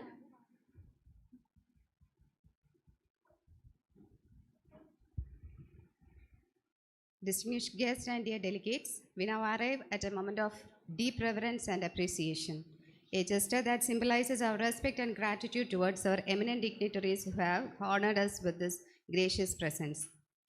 May I now invite His Excellency, Most Reverend Dr. Joseph Ma Thomas, Bishop of Bethany and Global President of ARIO, to kindly receive the honor. To present this token of appreciation, I invite Reverend Father Albert to kindly do the honors. Please.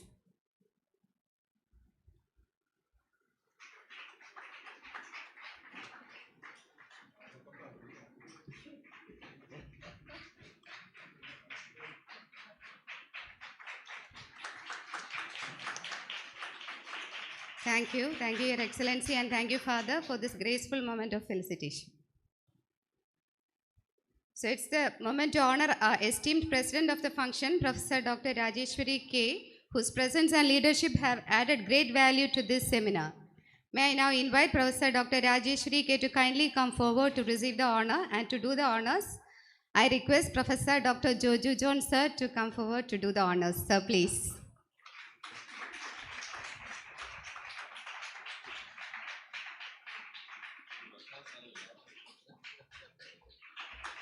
Thank you, sir, and thank you, ma'am. Next, we are privileged to honor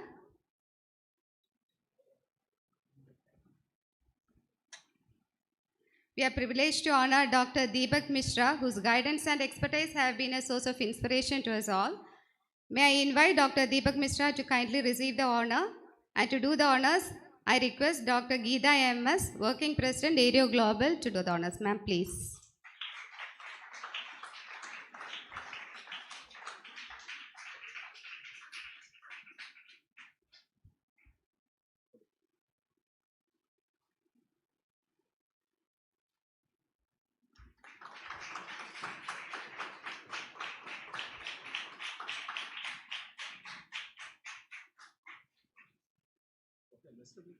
Thank you so much. We now extend our heartfelt appreciation to Monsignor Verki Archupurath, Vice President of Aereo Global, whose presence and blessings enrich every occasion with grace and wisdom. And I request Dr. Valsala ma'am to do the honors. Please, ma'am.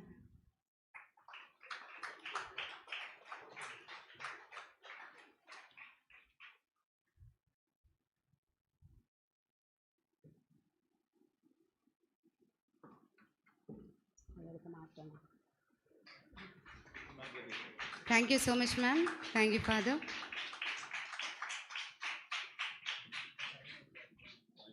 We are also honored to have among us Professor Jacob Matthew, whose intellectual contributions and academic spirit continue to inspire educators and learners alike. May I invite Professor Jacob Matthew to kindly come forward to receive the honor, and I request Dr. G.B. Givergis to do the honors. Ma'am, please.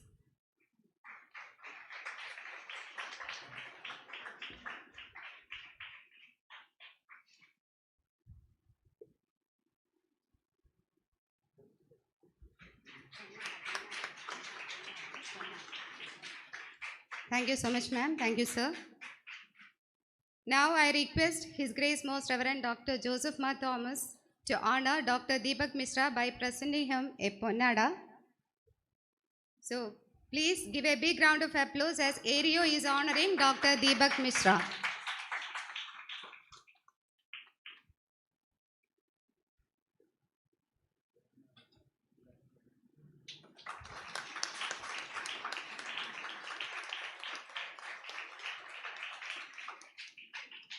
Now I request Dr. Listen J. Raj sir to receive a Ponnada as a token for his initiative and leadership to make this seminar a reality.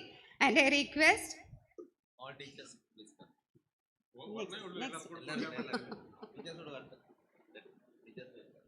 So teachers of St. Jacob's Training College, please come forward. Oru ponnade ullu, we will share it. Father, please. And I request His Excellency Dr. Joseph Ma Thomas to honor all the teachers.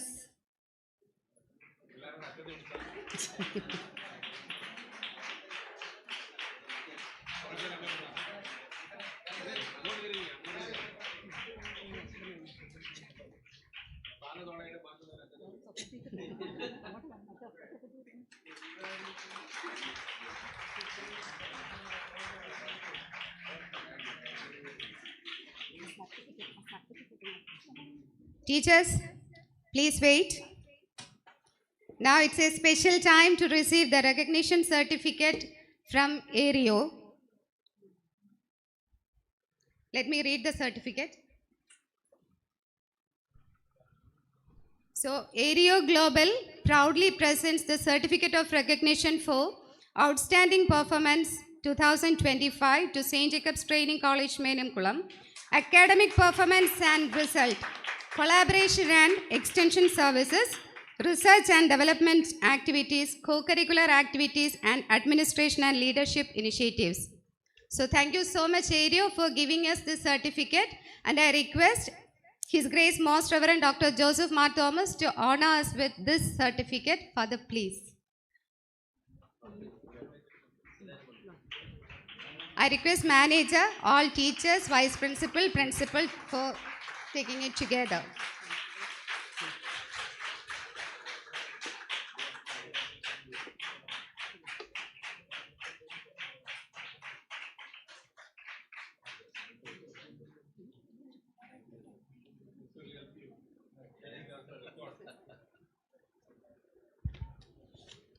So one more Ponnada is there. So I request His Grace Most Reverend Dr. Joseph Mar Thomas, Father.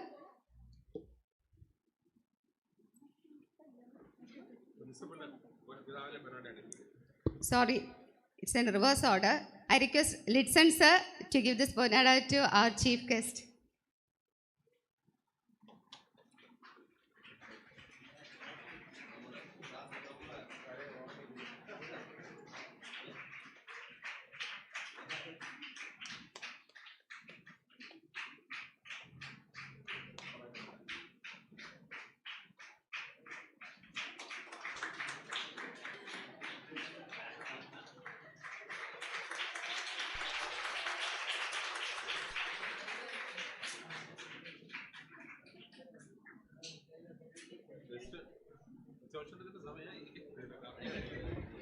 As we draw the curtains on this enlightening inaugural session, it is time to express our heartfelt gratitude to all the dignitaries and delegates who have made this day truly meaningful. To propose the vote of thanks, we have with us Dr. Elizabeth Samuel, one of the senior coordinators of the seminar, a devoted academician and a pillar of strength in the successful organization of this international seminar. With great pleasure, I invite Dr. Elizabeth Samuel to deliver the vote of thanks and to extend a collective appreciation to all those who have contributed to the success of this occasion. Elizabeth, ma'am, please.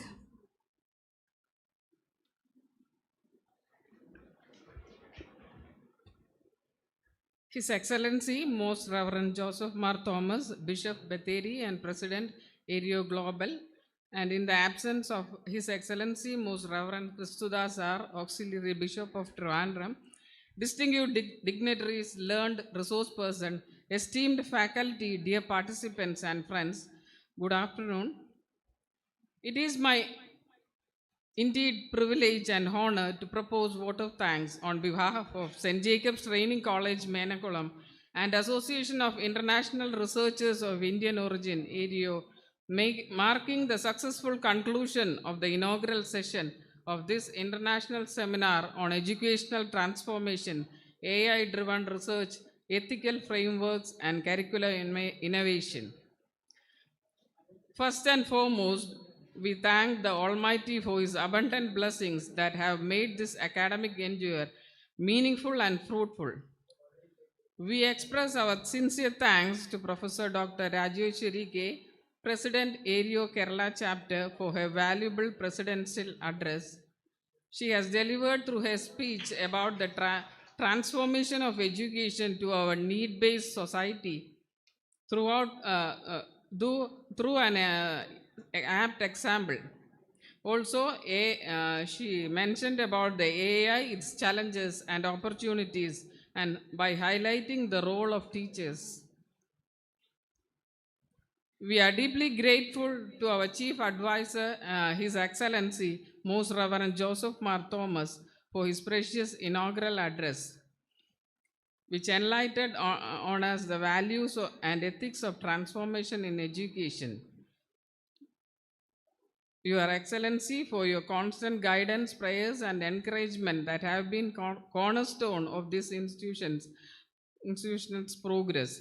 Thank you, Your Excellency, for your gracious presence and for blessing this occasion. A word of appreciation to our resource person, Dr. Deepak Mishra, Professor, Department of Avionics, Indian Institute of Space and Technology, for his enlightening and informative talk. Your contribution has truly deepened our understanding the role of AI and ethics in education. Thank you, sir.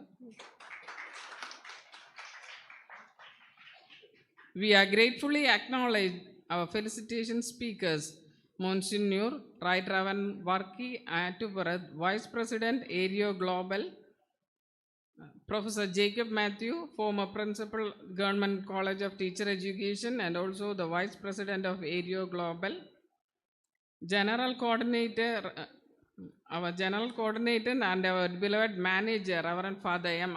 Albert, for their words of encouragement and active support that ensure the smooth functioning of this institution. Our special thanks to our General Convener, Dr. Linson Raj, our Principal, whose vision and tireless efforts have been instrumental in conceptualizing and successfully executing this international event. Thank you, sir. We are also thankful to the executive organizers, Professor Dr. M.S. Geeta, Working President, Aero Global, Professor Dr. G.B. Givargis, Treasurer, Aero Global, and other representatives of Aero members, especially Dr. Valsala teacher, Sarama teacher, Joju sir, and other members of Aero. Our sincere thanks to Reverend Dr. Father Thaddeus Philip, Vice Principal and IQAC Coordinator, whose guidance ensured the smooth organization of every session.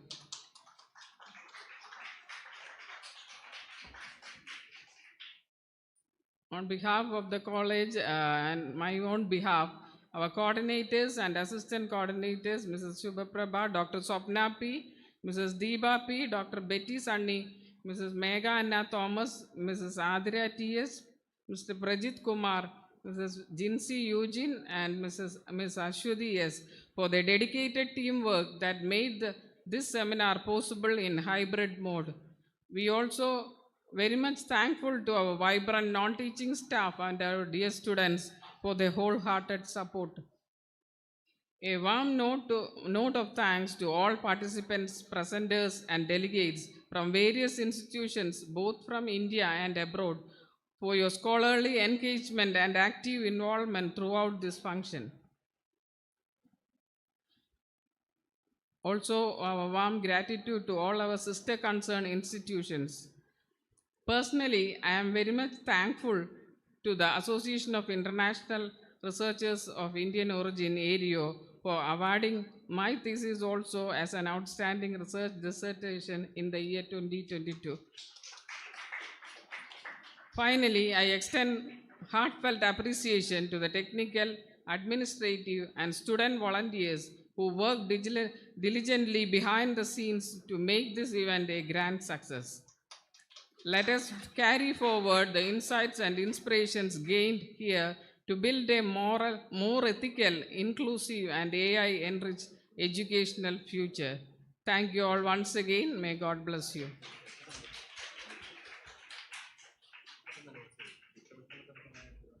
Thank you, Dr. Elizabeth Samuel.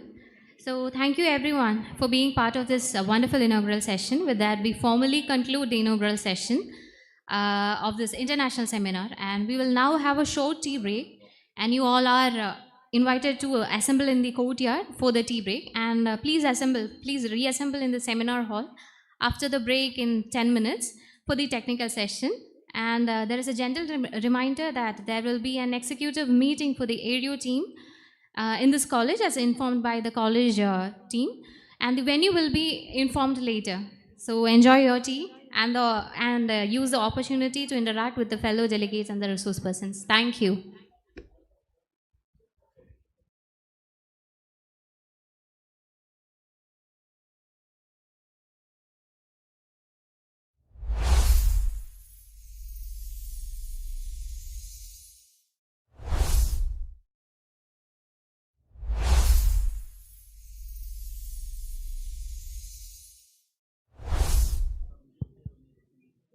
Area officials ഇവിടെ തന്നെ ഇരിക്കണമെന്ന് request ചെയ്യുകയാണ്. Area officials.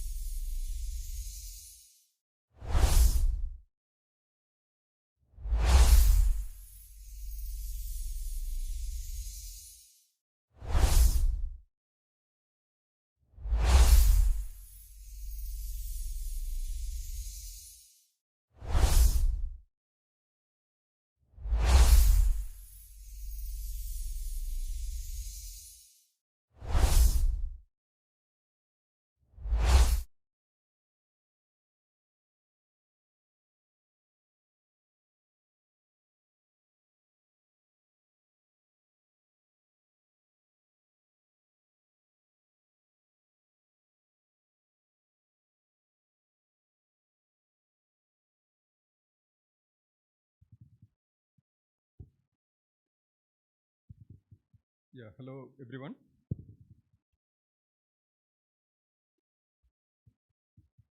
So my topic, as you can see, I'm talking about AI in education, knowledge and innovation. I understand that there is another session in the afternoon which talks about AI in research. So probably you will see more of innovation in that session. Here I will be looking at.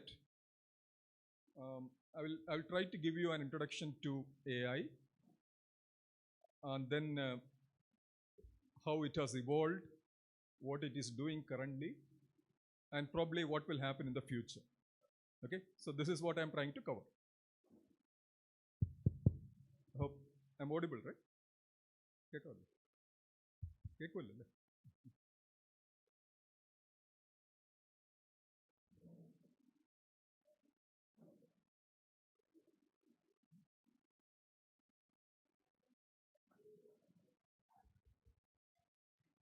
Okay, my students are better at settling down.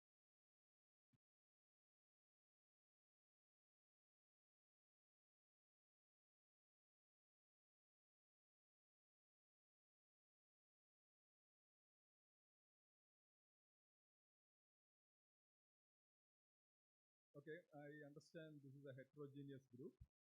Although all of you are educators or people who are going to be educators, you might be from different domains. Some of you might be familiar, very familiar with AI. Some of you might be working on AI. Some of you might be doing your research in AI. And there may be others who are not at all familiar with AI. So what I will do is I will just give a very brief introduction to AI. I won't go any technical. I will talk about again how AI evolved and what it has been doing, and probably what's the effect of AI in the near future. Okay, this is what I'm going to talk about.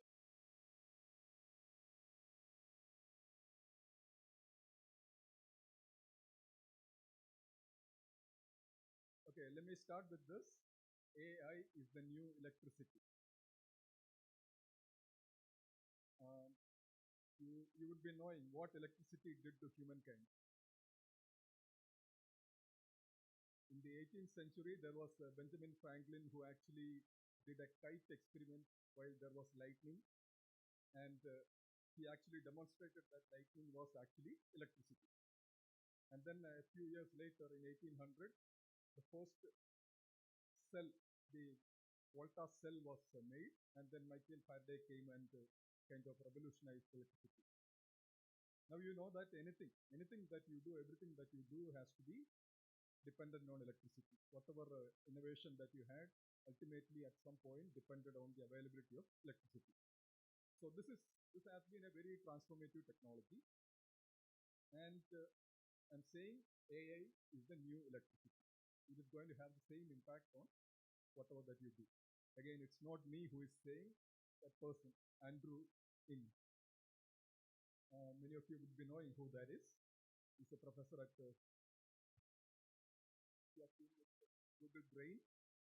He has been with the Baidu, which is the Chinese search engine. He's actually a professor at Stanford. And then he's the person who popularized all these MOOC codes. Okay, I mean, probably the person who has trained the most number of people in universe. He has trained something like 8 million people. He is one of the founders of Coursera. So when Stanford University started Coursera in 2012, he was the man behind it. And millions of people, millions of researchers have been trained on machine learning. So this is his statement. He says AI is the new electricity. And of course, it's a transformative technology. And you can see the effect of AI on various aspects of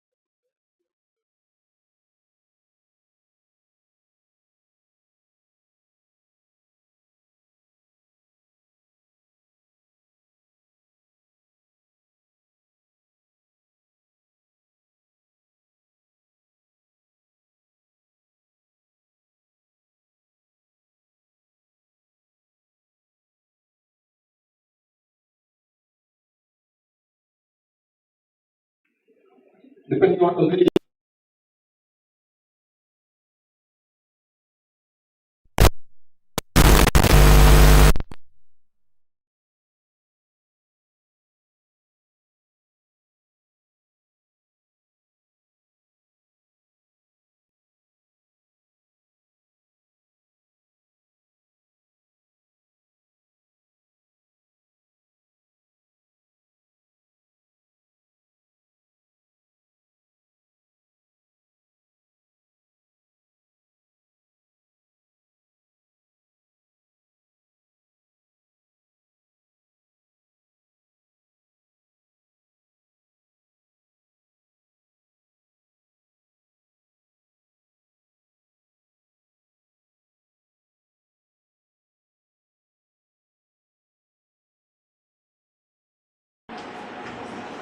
the way some people are sitting.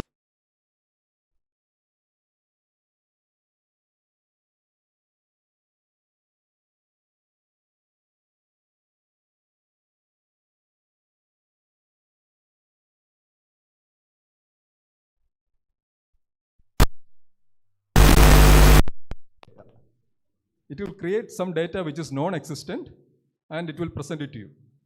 Okay? So completely false output. So such output is called the hallucination. This is a serious issue with AI. Then transparency. AI is like a black box. You ask something, it will give you the answer. But how do you know whether the answer is correct? Or better still, how do you know how the answer was derived at? Okay, normally when you ask a system something, the system should be able to tell you how it reached the answer. But AI doesn't tell you that. AI just gives you an answer. You don't know how AI was able to derive that answer. Okay, there is something called explainable AI that is coming up now. So until then, this issue of transparency is there. There is no transparency. You have to trust what the system gives you. And of course, another huge risk with AI is the economic impact, the negative impact that it will have, because it is going to affect a lot of jobs. All these front office jobs, data entry jobs, all of them are going to be affected. Even programming jobs. Okay? You can see even today there was a report of Amazon laying off thousands of workers. Probably because their warehouses are getting automated, robots will be taking care of everything, so they don't need manual people there. Again, TCS laid off 12,000 people. Why? They don't need coders. One person can substitute for 10 programmers. One person with AI can substitute for 10 programmers, because all these programs can be generated by AI. All that you need is somebody skilled enough to verify those programs. So it will have an impact on the market. It might also increase the digital divide, because not everyone has access to all the technology. So people who have access to the technology will be able to do very good, but other people might suffer. So that will increase the digital divide. Social impacts, like when you start depending on a tool like this, your basic skills are going to suffer. Not just basic skills, even the higher order skills will be suffering. So this again, I will come back later when we specifically look at education. So basic skills, decision-making ability, social relationships, all these will suffer. I have a term at the end of it, otaku. What is it? Which language it will be? It sounds Japanese, right? It's a Japanese term. It's all these people, younger people who are obsessed with games or comics, manga, animes. Those people are called otakus. They don't have any social life. They spend their entire life in front of the computer with this. Of course, otaku is not restricted to Japan alone. You would know that, right? And again, other risk issues are political issues. Like many of the parties are now political parties are using AI for campaign. And again, there are bots. Many of you would be receiving messages every day, hate messages, fake messages about many political events that happened in the past. Many of them are generated by bots. agents are generating these things. So it's being used to run campaigns, hate campaigns and fake campaigns. Then of course there are legal issues, regulatory issues, like say, suppose I create some content and put it on Facebook or Instagram. And if that content violates the law of the land, of course I am answerable, but the Facebook or Instagram is not answerable. They have what is called safe harbor. Okay, there is a legal provision called safe harbor, which is provided to them. So they are not responsible if some user does something. But this safe harbor is applicable only if their entire data is located within the country. For example, if Facebook or Instagram locates their entire data within India, then they can avail of safe harbor. If they don't do it, they don't get it. So obviously, when you have all kinds of users generating all kinds of content using AI, all these providers will have to be very careful about compliance and legal issues. Okay? So like this, there are many risks and issues that are coming up.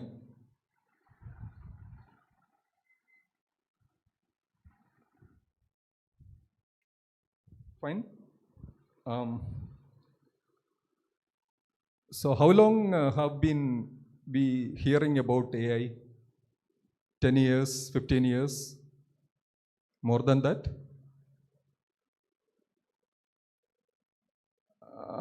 I will say, in 2010, 15 years back, if I ask somebody what is artificial intelligence, most likely that person will not be able to give me a clear answer, isn't it? So this is relatively a new term for many of us. But let me take you back to 1989, when I was in my BTech computer science. I was doing my BTech computer science. We had a paper to study called artificial intelligence. Would you believe that? 36 years back, artificial intelligence was part of BTech curriculum.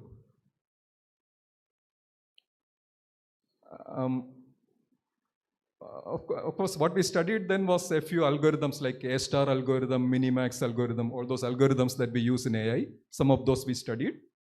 And later, by the time it reached 2000 and all, AI was completely removed from the syllabus. It was not there anymore.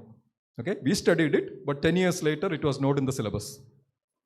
It came back again probably another 10 years later, when everybody started talking about AI.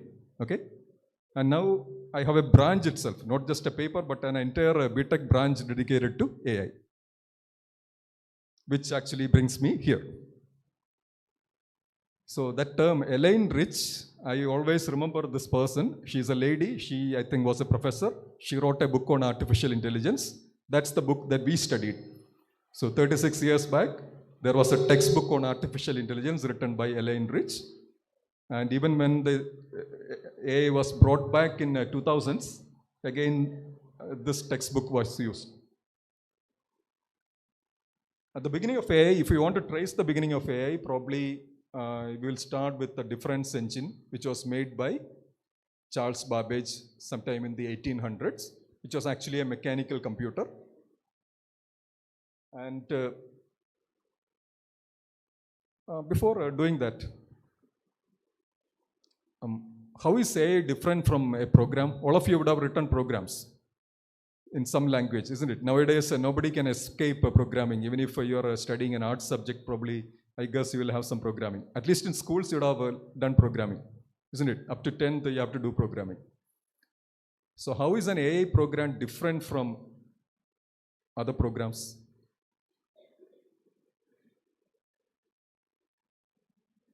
I'm assuming that most of these are people who are training to be educators, meaning students.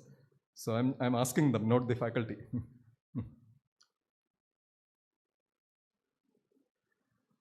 Okay. You all need to eat lunch, so let me answer this.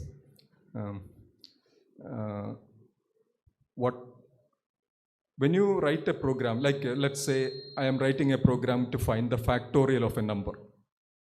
You know what a factorial is, isn't it? So I want to find 100 factorial. Now what is 100 factorial? 100 into 99 into 98 into 97 into up to 1. a huge number. Obviously, your computer will not be able to do it, but let's say it's able to do it. So you wrote a program to find the factorial. And you run the program. The input you are giving is 100. What happens? What will the computer do? It will do this computation. 100 into 99 into 98 into 97 into 96 into 95 into. Finally, it will give you an answer. Fine. This might take some time, but let's say it gives you an answer.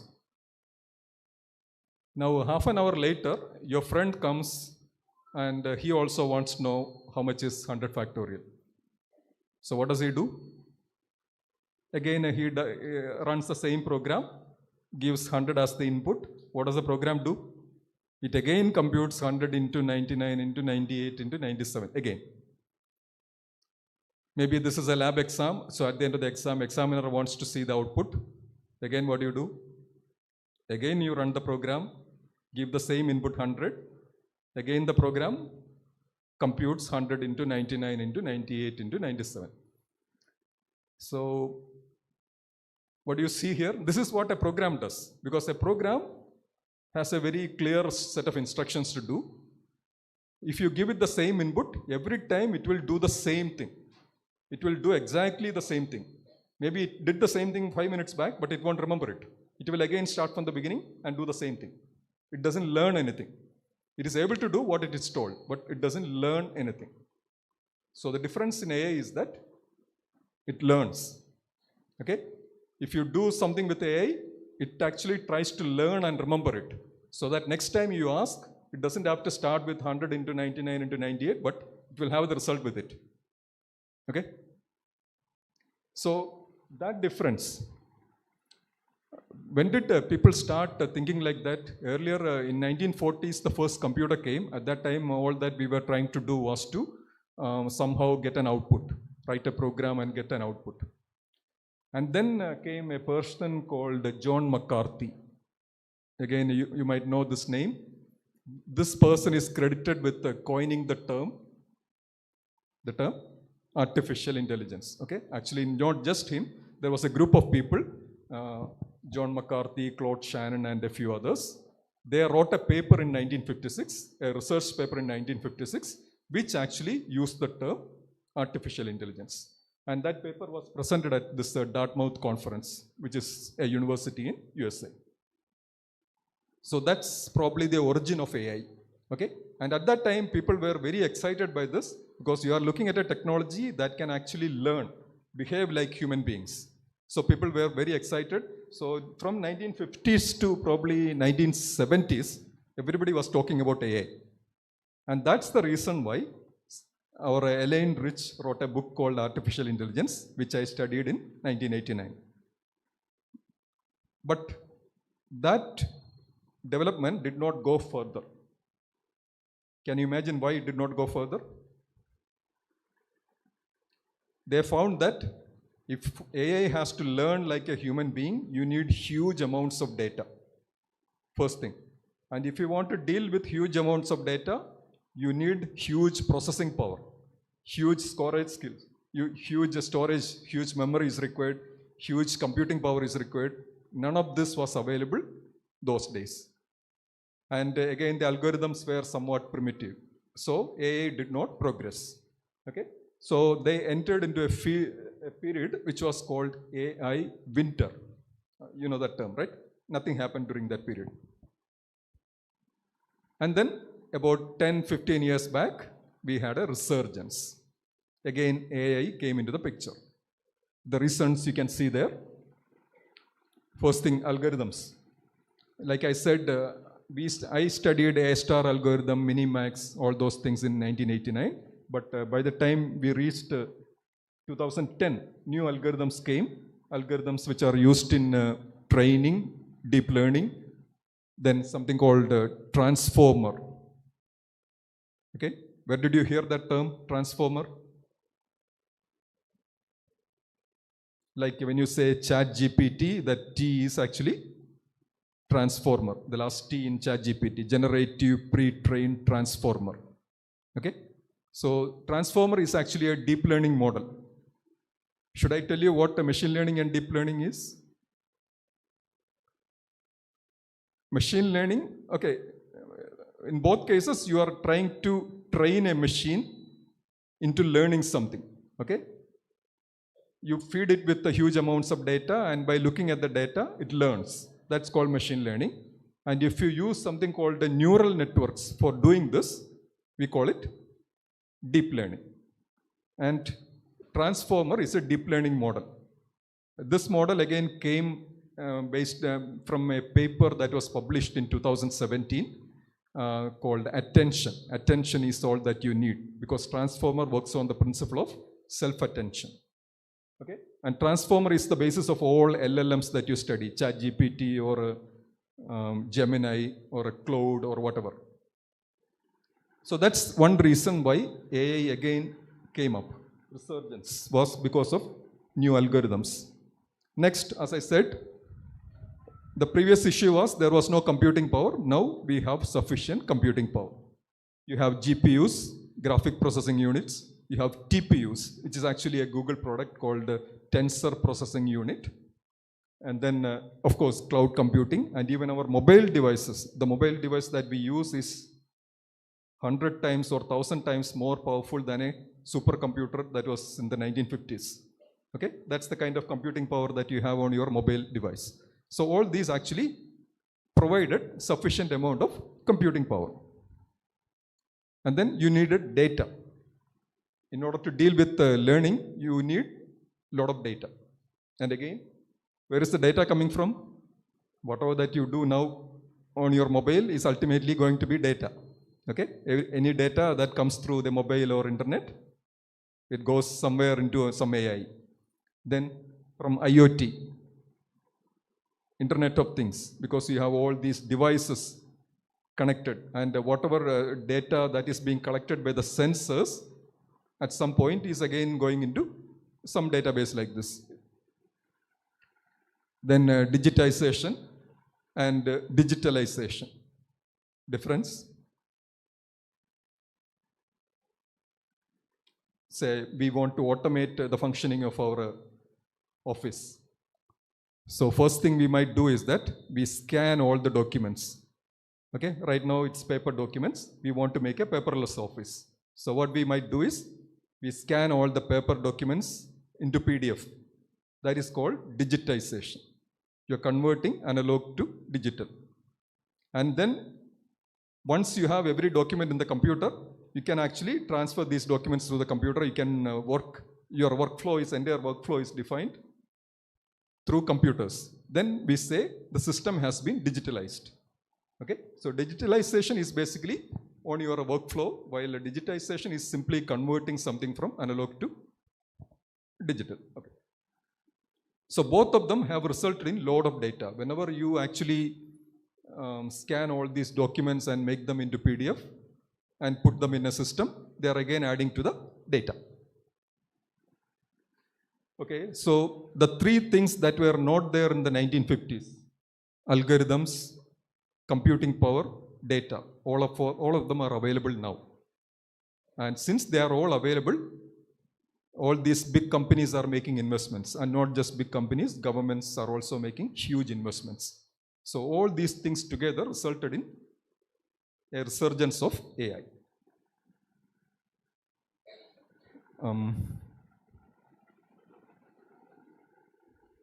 I have a few people here. It's very unlikely that you would be knowing them, but first one you might know. Who is it? That's Andrew Ng, okay? Because you can see Coursera on the back. This is the person who actually launched Coursera, the big name in AI. The other five, the top center is called Demis Hassabis.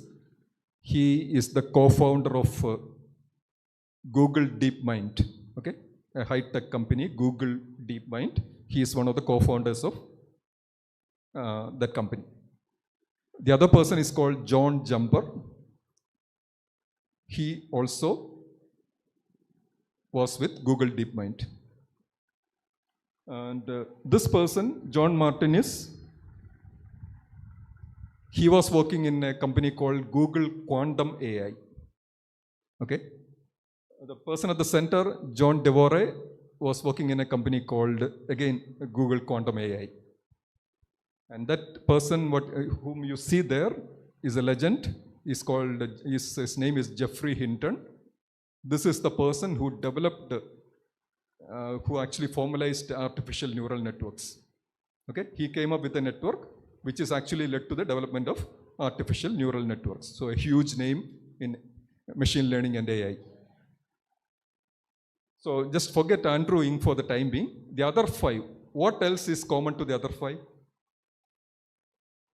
Obviously, this is not a random set. I'm showing you 5 people who have something else in common. I told you something that is already common. All of them are working in Google. Top 2 are in Google DeepMind. Geoffrey Hinton was with Google. The other 2 are in Google Quantum AI. So all of them were employees of Google. Anything else that is common to them? The top 2, they won the Nobel Prize last year for chemistry. Geoffrey Hinton won the Nobel Prize last year for physics. And these 2, they won the Nobel Prize this year for chemistry. So Google, in the last 2 years, Google won 5 Nobel Prizes, all of them in the field of AI. So let me come back to the previous slide. That is why I mentioned one of the major reasons, again, along with investments, it is getting rewarded. They are getting Nobel Prizes. 5 Nobel Prizes in AI already in the last 2 years.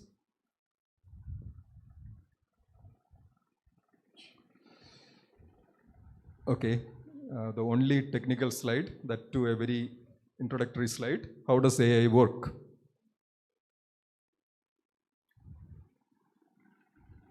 So how do you create an AI model? First thing, you need data. Huge amounts of data. And I told you where data comes from. From your mobiles, from internet, from IoT, from any other source, from huge repositories. So it comes from everywhere. So once you collect the data, what happens next? All of you are researchers also. So you know, when you do a research, once you collect data, one of the first things you have to do is, you have to clean the data, isn't it? You have to pre-process the data. Why do you clean the data? The data may be incomplete. Okay, so you may have to, some of the fields may be incomplete, you have to add it. Some data may be incorrect, you have to correct it.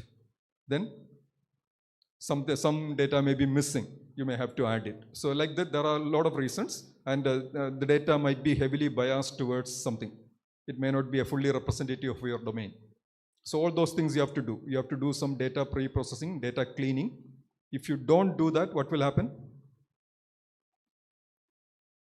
Your system will be biased. Okay? Because the system is not being given a proper balanced data. So obviously it will be biased. So data preparation is a major step there. That's what happens next.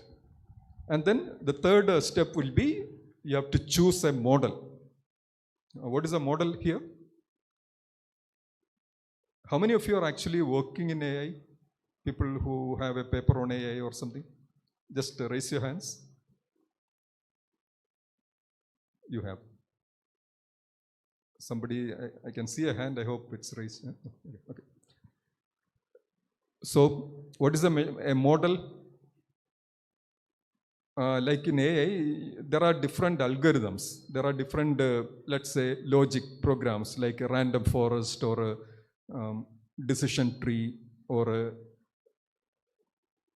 okay, there are quite a few, and you have to choose one of these. Okay, once you have the data, you have to choose a model to which you are applying this data. So that's the third major step. That basically depends on the kind of application that you're going to do later. Once you do that, it's time to train the model. So how do you train a model? You have a huge amount of data. You divide that data into training set and validation set. And this training set, we use it to train the data. And in the fourth step, we evaluate this using the remaining data. Then you can fine-tune it, because again, how many of you with the computer science background? Nobody, okay. No, I'm just asking. I just told you the example of a factorial program. So that's a set of instructions. Even if you run it 1,000 times, it won't learn anything. So how will a program learn? Something has to change in the program, isn't it? Obviously, the program's instructions will not change. So what changes?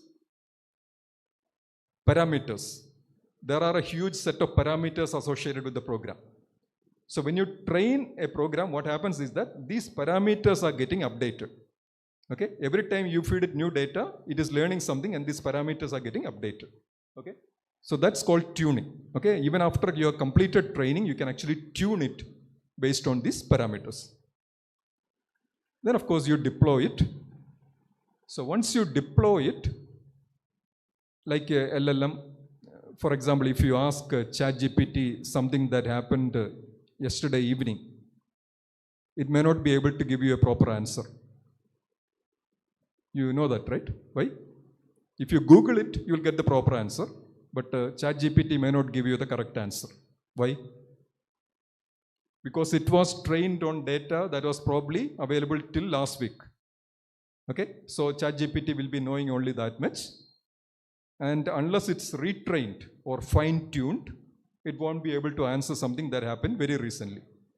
Okay? So normally, when you use Google Gemini or ChatGPT, when you type something and search for the answer, it might tell you that searching the web. You'd have noticed that. Okay? Normally, what it does is that it will search the web and give you the current answer. Okay? Otherwise, if it relies on its own database, the answer is likely to be slightly outdated. And even if I was talking about machine learning, probably the same 6 steps I would have shown you. That is because even though machine learning is only a part of AI, this is the most dominant part. Okay? AI ultimately tries to behave like a human being, learn like a human being, understand like a human being, take decisions like a human being. In order to do that, you have to train it. And the training is typically done using machine learning. What are the other options? Instead of training it with data, I can create a set of rules. I can say, if this is the case, do this. If this is the case, do this. Like that, I can create a huge set of rules and create a system. That will also work. Earlier systems were rule-based systems. Okay? Suppose I throw you a term, NLP. What do you understand? Natural language processing. Okay? NLP is not a new term. It was there even 50 years back. So natural language processing 50 years back was based on rules. You write the rules if you want to understand Malayalam. And if you want to interpret Malayalam in using your program, you have to write a set of rules corresponding to the grammar of Malayalam or the syntactic rules of Malayalam. So rules can work. But nowadays, this kind of arrangement is getting replaced by data. Now you don't talk about rules. Instead, you give it plenty of Malayalam statements, and based on that, the machine will learn. Okay? So that's the other way of doing it. So most of these rule-based systems are getting replaced by machine learning. But don't think that machine learning is the only part of AI. There are many different ways of doing it.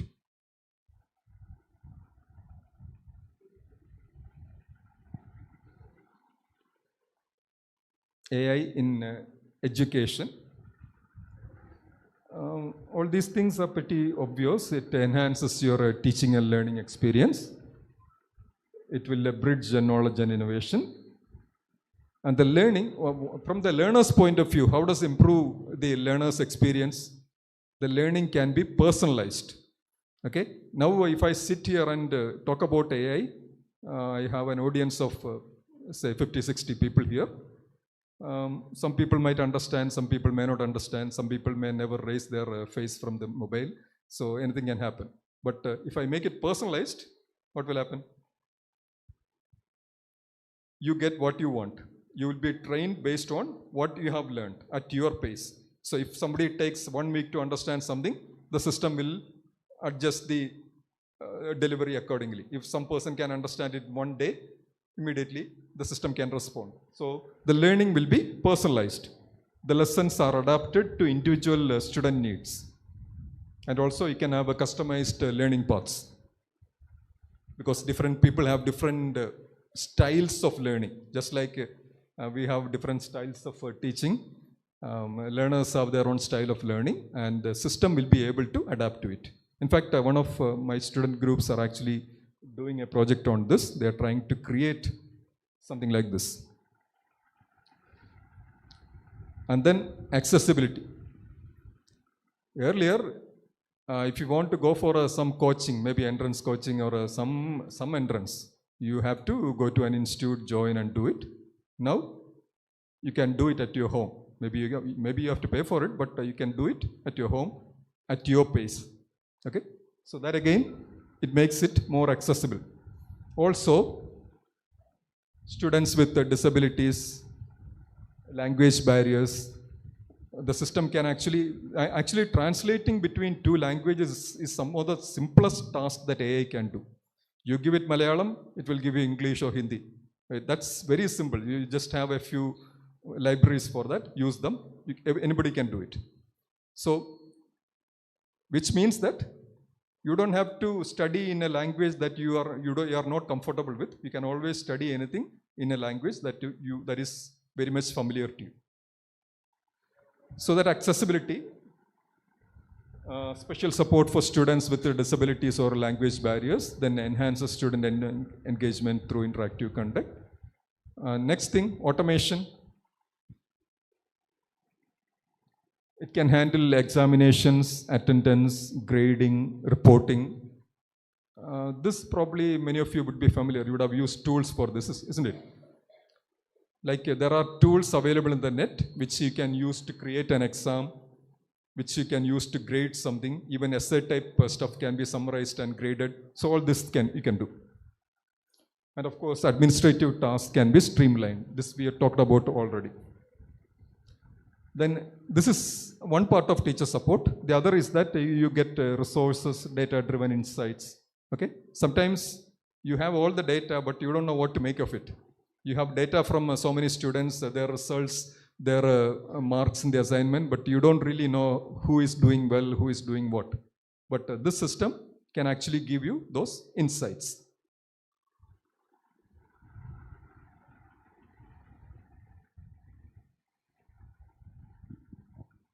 Okay. Initially, when I was asked to present, actually, I thought that this is what I will be talking about, different tools. Then I realized that this is not a hands-on session. So obviously, there is no point in showing you a site and me working on it, unless you're also able to work in parallel. So I removed most of those slides. I just included something. First thing is called, that's a site if you are interested in learning machine learning without going through the complexity. This is the easiest site. Go to this site, Teachable Machine. Okay? You want to create machine learning programs, but you don't want to learn machine learning. You don't want to write a piece of code. You don't want to write even a single line of code, but you want to do some machine learning applications. Go to this site. This will help you. Okay? Just follow the instructions. You will be able to create machine learning applications. Then most of the sites listed in the second line might be familiar to you. Leonardo, at least Midjourney. What is Midjourney used for? Creating images.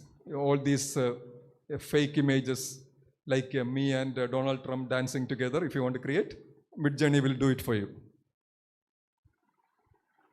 Okay. Leonardo is actually more like if you want to create a presentation or an illustration, Leonardo is the one. If you want to create something artistic, go for Midjourney. And all these are freemium kind of sites, meaning that initially they are free up to a particular point. Beyond that, obviously, you have to pay. Or you will get credits every day. So today you will get some credits. That credits you can use today. But once it's finished, you can't do anything. Again, you have to wait for next day. Google has something called VO, again for creating video presentations, or a Suno.com, Suno Hindi term, but it's not an Indian site, it's a proper American company, but they will create music for you. Okay? You just tell them what kind of music you'd want, they will create it for you. Maybe I want a song celebrating the international seminar happening at St. Jacob's Training College in Malayalam. it will create it for you and sing it for you. Okay, try it. Then Canva, many of you will be familiar, at least we see so many advertisements regarding Canva. So Canva, actually I wanted to do this presentation in Canva, which is why I actually initially made it in black and white. I thought I will transport it to Canva and make it a beautiful presentation. I didn't have time, so I didn't do it, but you should start learning Canva, okay? It will help you in creating brilliant presentations. Then there is a type called Teacher Server. The name itself tells you what it is. You can do almost anything associated with teaching here. It can create content, it can create lesson plans, it can create examinations, it can do the evaluation, it can make spreadsheets of all the data, everything it will do.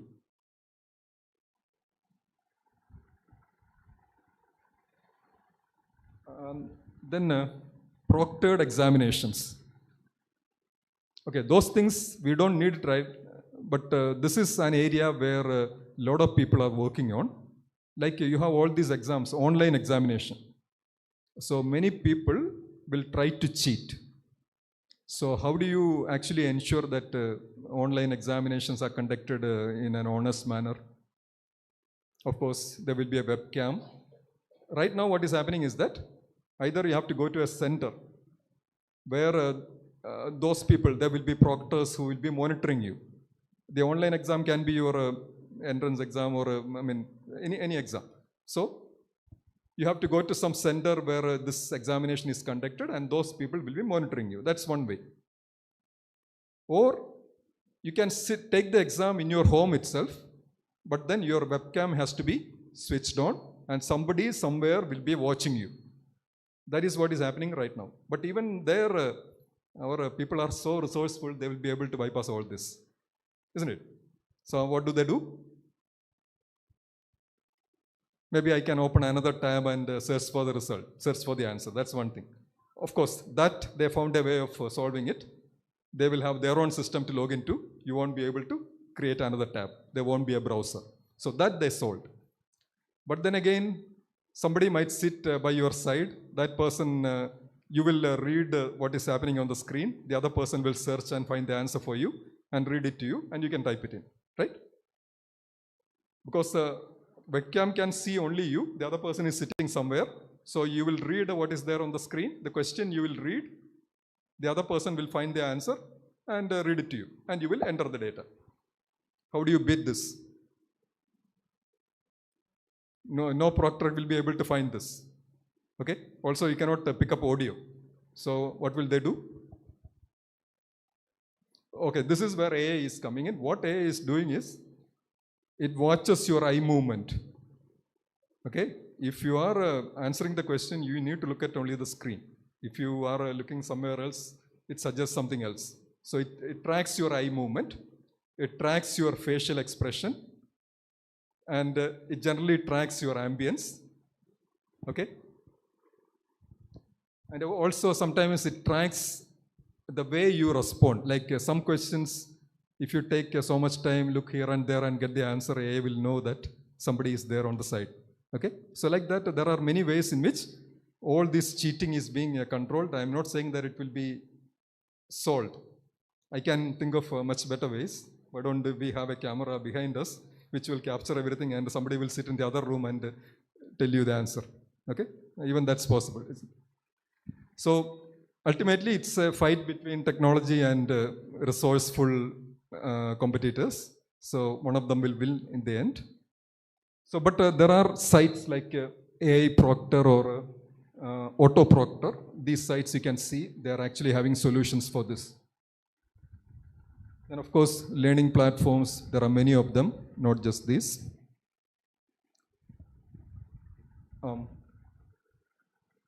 Okay, all these you are also using. Grok is a product from Elon Musk. That's an LLM. It's also a search engine, a chatbot coming from Elon Musk. Then Cloud is from Anthropic. Probably if you want to write a program, this is the best LLM. Okay, you ask a Sonnet to create an LLM. How do you ask actually? you should learn to ask nicely. Otherwise, you may not get the proper answer. So what is it called? Prompting. Okay? You should be able to prompt correctly. So that's why you have this new field called prompt engineering, where actually people get trained on how to write prompts.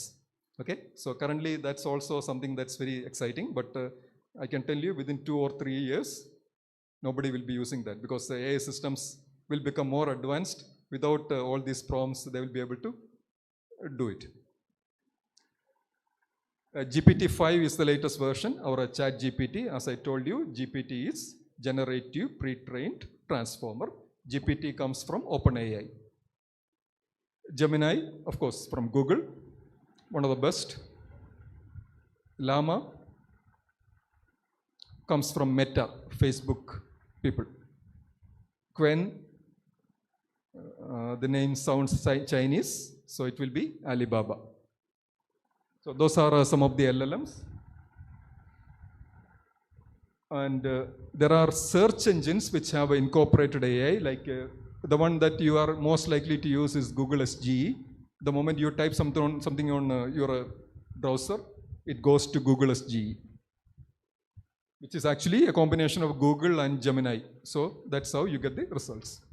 Earlier, when you use a search engine, what happens? The search engine will search on a keyword. It will go through all the data. It will pick up a few sites and show you the sites. Then you have to go to the site and find out what you need. But now, that also is being done by AI. AI will do the searching. It will pick up the sites. It will pick up the content. Based on that, it will give you a summary. Isn't it? You don't have to go to the site. Okay? So that's the difference here. AI is actually enabling search engines. All these ChatGPT, Perplexity, Como, these are all search engines. Then Comet, how many of you downloaded Comet? This is a browser coming from Perplexity. It's a browser, not a search engine, a proper browser, which is completely based on AI. And Hugging Face is called GitHub of machine learning, meaning, as you know, GitHub is the place where different people put their programs in so that they can collaborate with each other. So a similar collaboration in AI domain is happening in a site called Hugging Face. Just type Hugging Face, you will get this site, you will understand. Then there are LLM aggregators. What's an aggregator here? What do they do? Say, for example, I will tell you Swiggy or Zomato is an aggregator. So what do? Or a Uber or Ola, they are also aggregators, isn't it? Like a Swiggy or Zomato will be collecting food from different restaurants together in one platform. Or a Uber and Ola will be similarly doing something similar in transportation.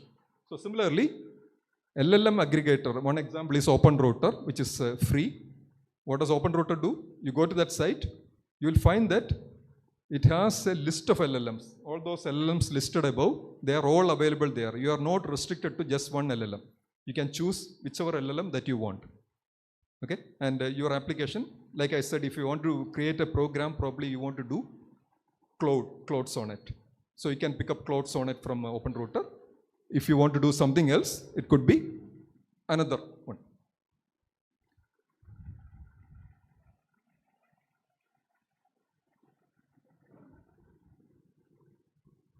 Am I running out of time? What is it? 1:30. Okay, I'll just rush this. Okay, all these we saw are benefits, but what are the challenges? Hardware, obviously, you need more and more computing power. You need hardware, and if you want to run hardware, energy is required, power is required. Why do you need water? All these operators have to drink water. Why else is water required? Suppose I tell you AI actually results in usage of huge amounts of water. Where? You have all these data centers running. They are running thousands of computers. All these computers get heated up. They have to be cooled. How do you cool it? Ultimately, all these air conditioning systems require water. Millions of liters of water every day. Okay? So that's actually a concern, environmental concern. then of course it requires data. And of course, as I said, you have to protect security and privacy, then biases you have to control, and actually everyone may not have access, so that will result in widening of the digital divide.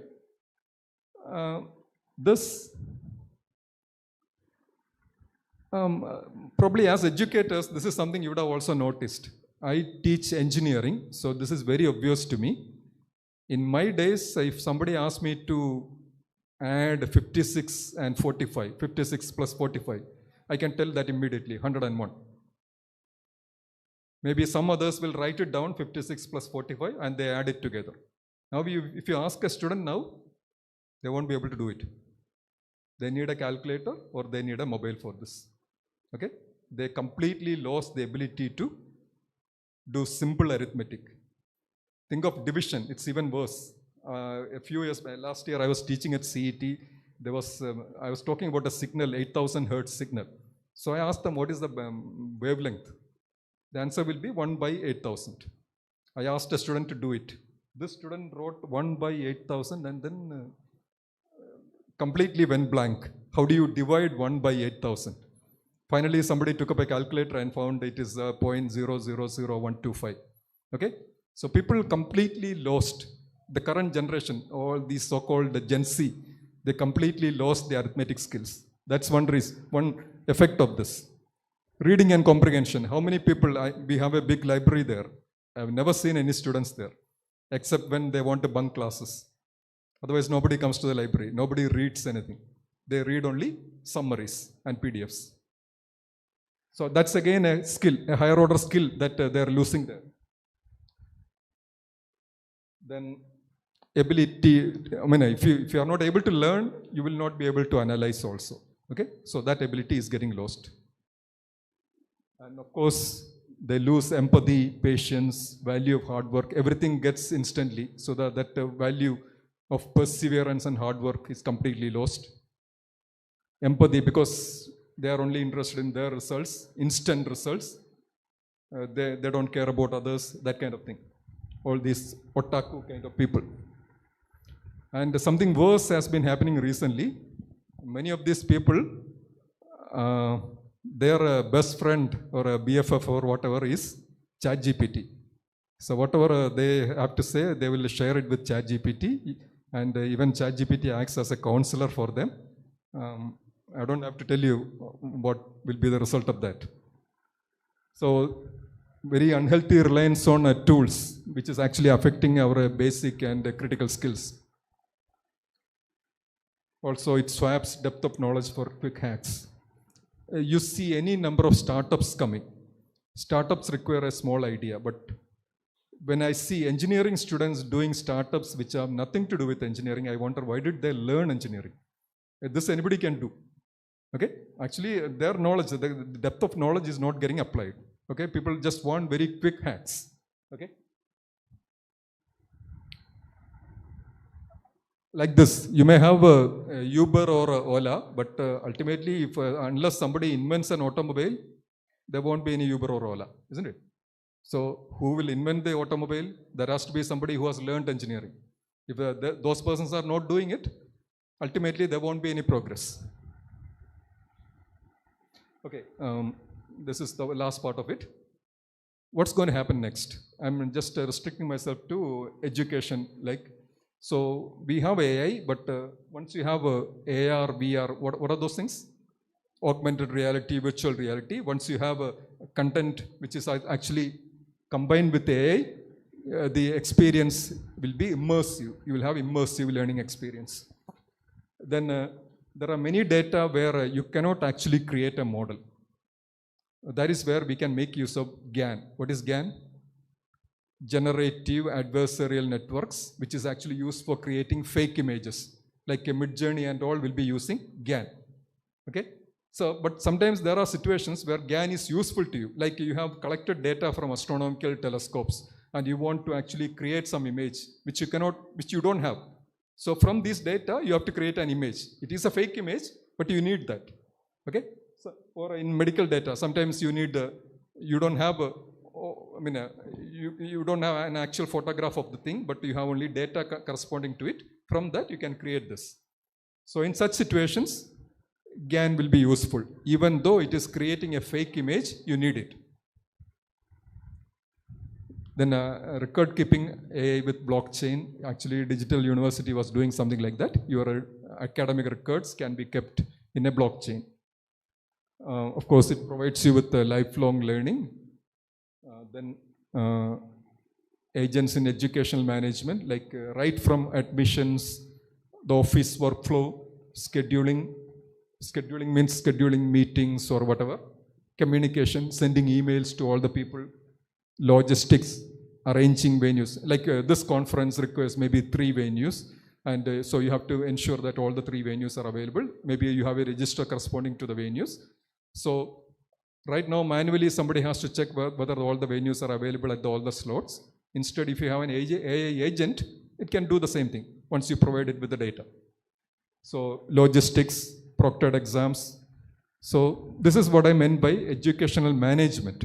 Learning and teaching and learning, already we mentioned. This is what happens in management. Then finally, where is AI headed for? Ultimately, what these people are trying to do is to generate something called artificial general intelligence, where a machine or a system behaves exactly like a human being. It can learn, understand, remember, analyze, and take decisions in real time. But this will take many, many years. So this is what the technology is progressing towards. This will be my final slide. Now, in order to do this, right now, if you want to do heavy AI processing, you need heavy computing power also. Like CET last year purchased an NVIDIA machine. It cost 3 crore rupees. Okay, so that's a huge investment. Not every institution can do it.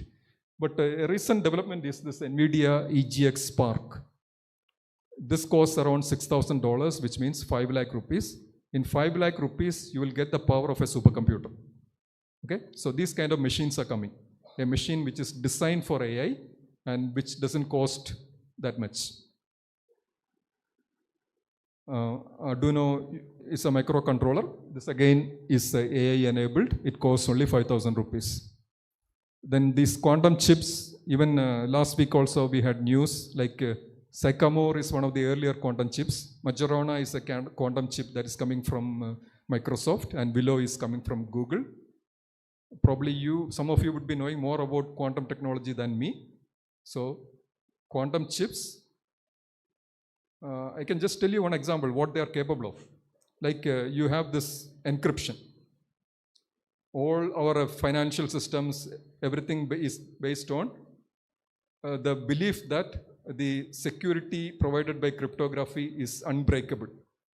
For example, RSA algorithm has a key of 2048, which means 2 raised to 2048 operations are required if you want to break it. A computer will take years to do it. But if you have quantum computers, it can do that in minutes. Okay? So once you have this kind of technology, all the conventional hardware will kind of get outdated. And then the impact on AI will be very huge, because now you are getting huge computing power, much different from the current one. Okay. Then despite all this, again, one final example, like I have a security system. So I have installed an AI tool there. This tool will analyze all that is happening in various computers, and it will tell me whether there is a security flaw or anything.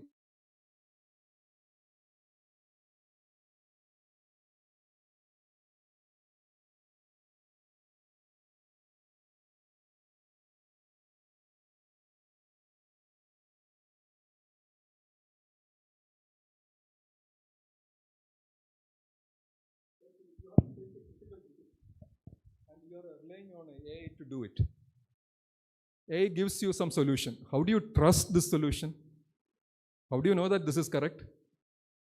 There is no way of verifying it. This is something I mentioned earlier also. AI is a black box. You don't know what it's doing. So that's where you have something called explainable AI. Okay? There are 2 major solutions now, SHAP and LIME. what they do is that when the AI system gives you a result, these tools will explain how AI created that result. So that way you can be more convinced that the result is correct. Otherwise, you will always need a human also, a human in the loop. I'll stop it with two quotes. First one is from Yuval Noah Harari. You know that person, right? All of you. Never summon a power you can't control. Because this is a person who writes on future, who actually covered the entire history so far. Then he is writing on future, and he is scared of this technology. Because this is a technology that you may not be able to control. So never summon a power that you can't control. It's a negative kind of ending, but this is what this person says. And the other person, who was this? Jeffrey Hinton. You saw his photo, the person who came up with artificial neural network and won a Nobel Prize for that. Why did he resign from Google? Because he got worried that AI is being misused and it will go out of control and the entire humankind will be wiped out.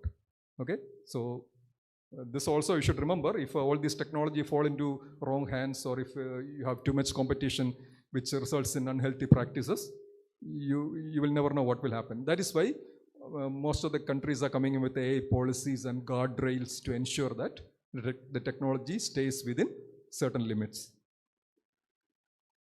Okay, I have a conclusion slide, but that's a summary of all this. So probably this is where I stop. If you want to ask something, you can do that. Otherwise, we'll call it a day.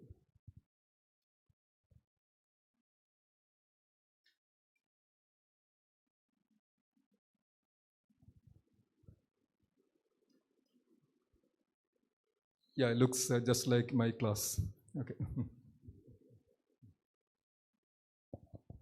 But usually in my class, I will pick up somebody and ask them, so they will start responding. Here, obviously, I can't do that, so I'll stop it.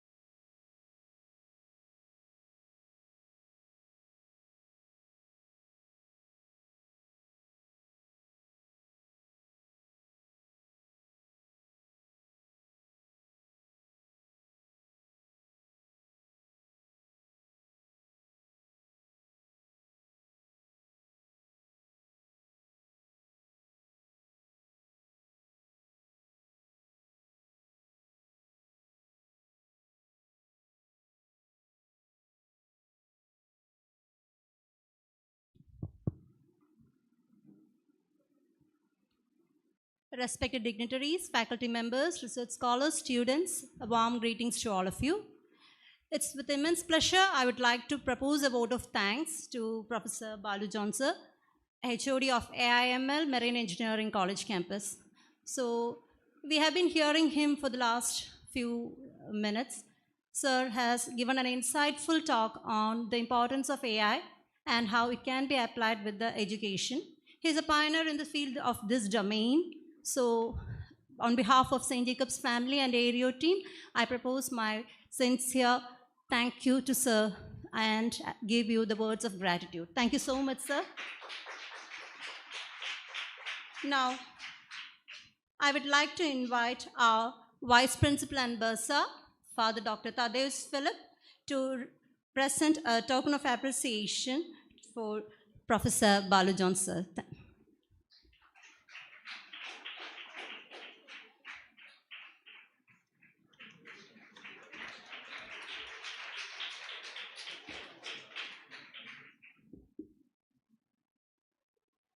Thank you so much, Father. Thank you, Sir. With this, we conclude our first technical session. We will now break for lunch. All delegates and participants are cordially invited to join the lunch. Please reassemble the seminar hall by 2:15 as we continue with the second technical session, which promises to be equally enriching and insightful. Enjoy your meal and take this opportunity to interact and share your ideas with fellow participants. Thank you.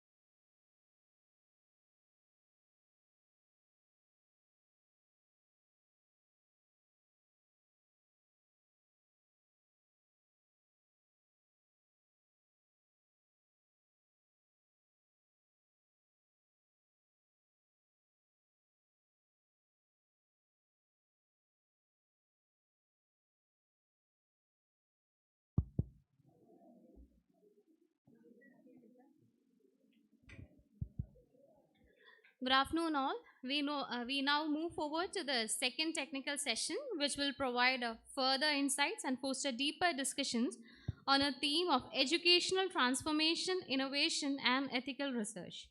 I now invite Alan Ben De Cruz to introduce our distinguished resource person for this session. Alan.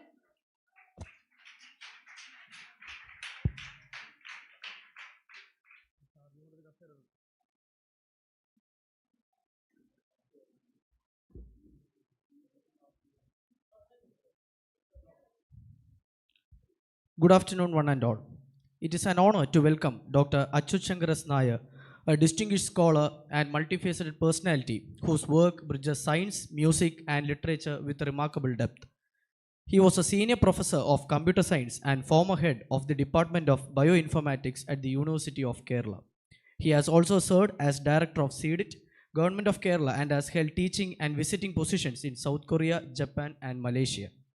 An alumnus of the College of Engineering Trivandrum, IIT Bombay, the University of Cambridge, and the University of Kerala, he holds 2 PhDs, one in engineering and another in music, a rare and inspiring combination that reflects his deep interdisciplinary vision.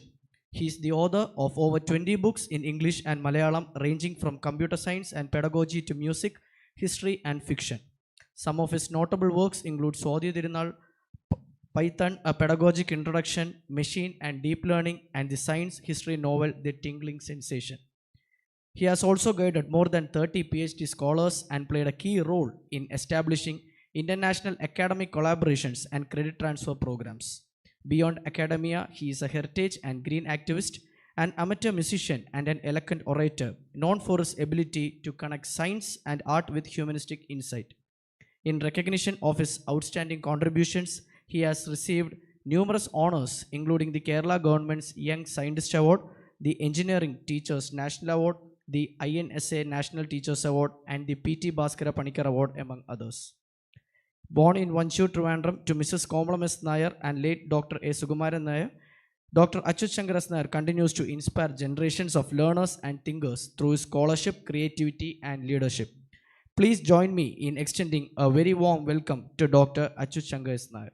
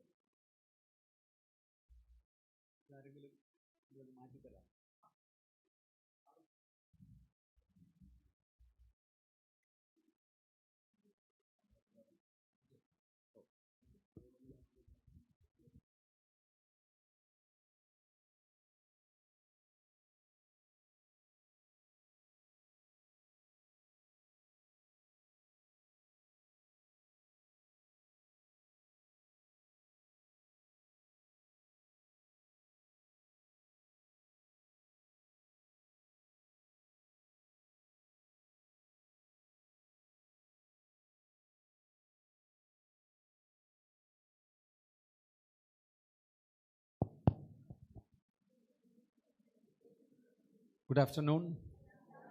ഇതിൽ എത്ര പേരാണ് research scholars ഉള്ളത്? Okay, എവിടെയാണ് research ചെയ്യുന്നത്? എവിടെ? Department. Okay, ഞാൻ ഇവിടെ നേരത്തെ ആർട്ടിഫിഷ്യൽ ഇൻ്റലിജൻസ്, മലയാളം പറഞ്ഞാൽ പോരെ? ആർട്ടിഫിഷ്യൽ ഇൻ്റലിജൻസിനെ കുറിച്ച് ഇവിടെ ടോക്കൊക്കെ നടന്നു എന്ന് പറഞ്ഞു. ഞാനെന്തായാലും എൻ്റെ വകയായിട്ടൊരു ചെറിയ പരിപാടിയും കൊണ്ട് ഇവിടെ പറഞ്ഞുകൊണ്ട് തുടങ്ങാം. എന്നിട്ട് റിസർച്ചിനെ കുറിച്ച് AI ആൻഡ് റിസർച്ച് എന്നാണ് സംസാരിക്കാനുള്ളത്. നെക്സ്റ്റ്.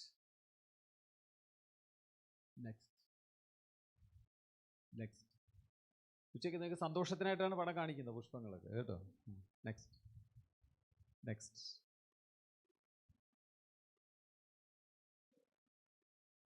ഓക്കെ, ഞാനിവിടെ എന്നെ പരിചയപ്പെടുത്തിയെങ്കിലും ഞാൻ സ്വയം പരിചയപ്പെടുത്തുന്ന ഒരു വരിയേ ഉള്ളൂ. സന്തോഷഭരിതനായ അധ്യാപകൻ. നെക്സ്റ്റ്. ഞാൻ ജോലി ചെയ്തുകൊണ്ടിരുന്ന സ്ഥലമാണ് department of computation biology and bioinformatics. Next. എൻ്റെ ക്ലാസ് മുറിയായിരുന്നു. ഇവിടെ നിന്നാണ് എൻ്റെ സന്തോഷം ഏറ്റവും കൂടുതൽ വന്നുകൊണ്ടിരുന്നത്. ഇതൊരു ക്ലാസ് മുറിയാണ്. Next next next next. ഞാൻ വേറൊരു സെമിനാർ ചെയ്ത പ്രസൻറ്റേഷനാണ് ഉപയോഗിക്കുന്നത്, അതാണ് നേരത്തെ കണ്ടത്. ഞാനൊരു ചോദ്യം കൊണ്ട് തുടങ്ങുകയാണ്. നിങ്ങൾക്ക് എല്ലാവർക്കും ChatGPT അറിയാമല്ലോ, ഞാൻ പ്രത്യേകം ചോദിക്കേണ്ട കാര്യമില്ല. ഗൂഗിളും അറിയാം, പണ്ട് പോലെ അറിയാം അല്ലേ? രണ്ടും തമ്മിൽ എന്താണ് വ്യത്യാസം? അപ്പോൾ ഉച്ചയ്ക്ക് ഉറക്കം വരാതിരിക്കാനൊരു കാര്യം ചെയ്യുക, എല്ലാവരും ആ വരിയിരിക്കുന്നവർ അങ്ങോട്ടും ഇങ്ങോട്ടും സംസാരിക്കും, ഇത് തമ്മിൽ വ്യത്യാസം എന്താണ്?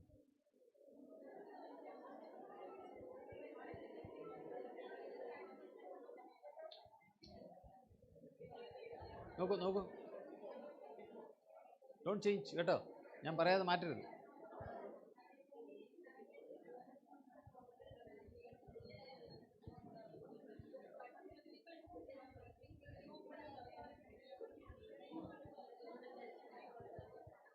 ഓക്കെ, എന്ത് പറയുന്നു ഈ റോയിൽ? എന്ത് പറയുന്നു? എന്തായിരുന്നു ചർച്ചയുടെ ചുരുക്കം?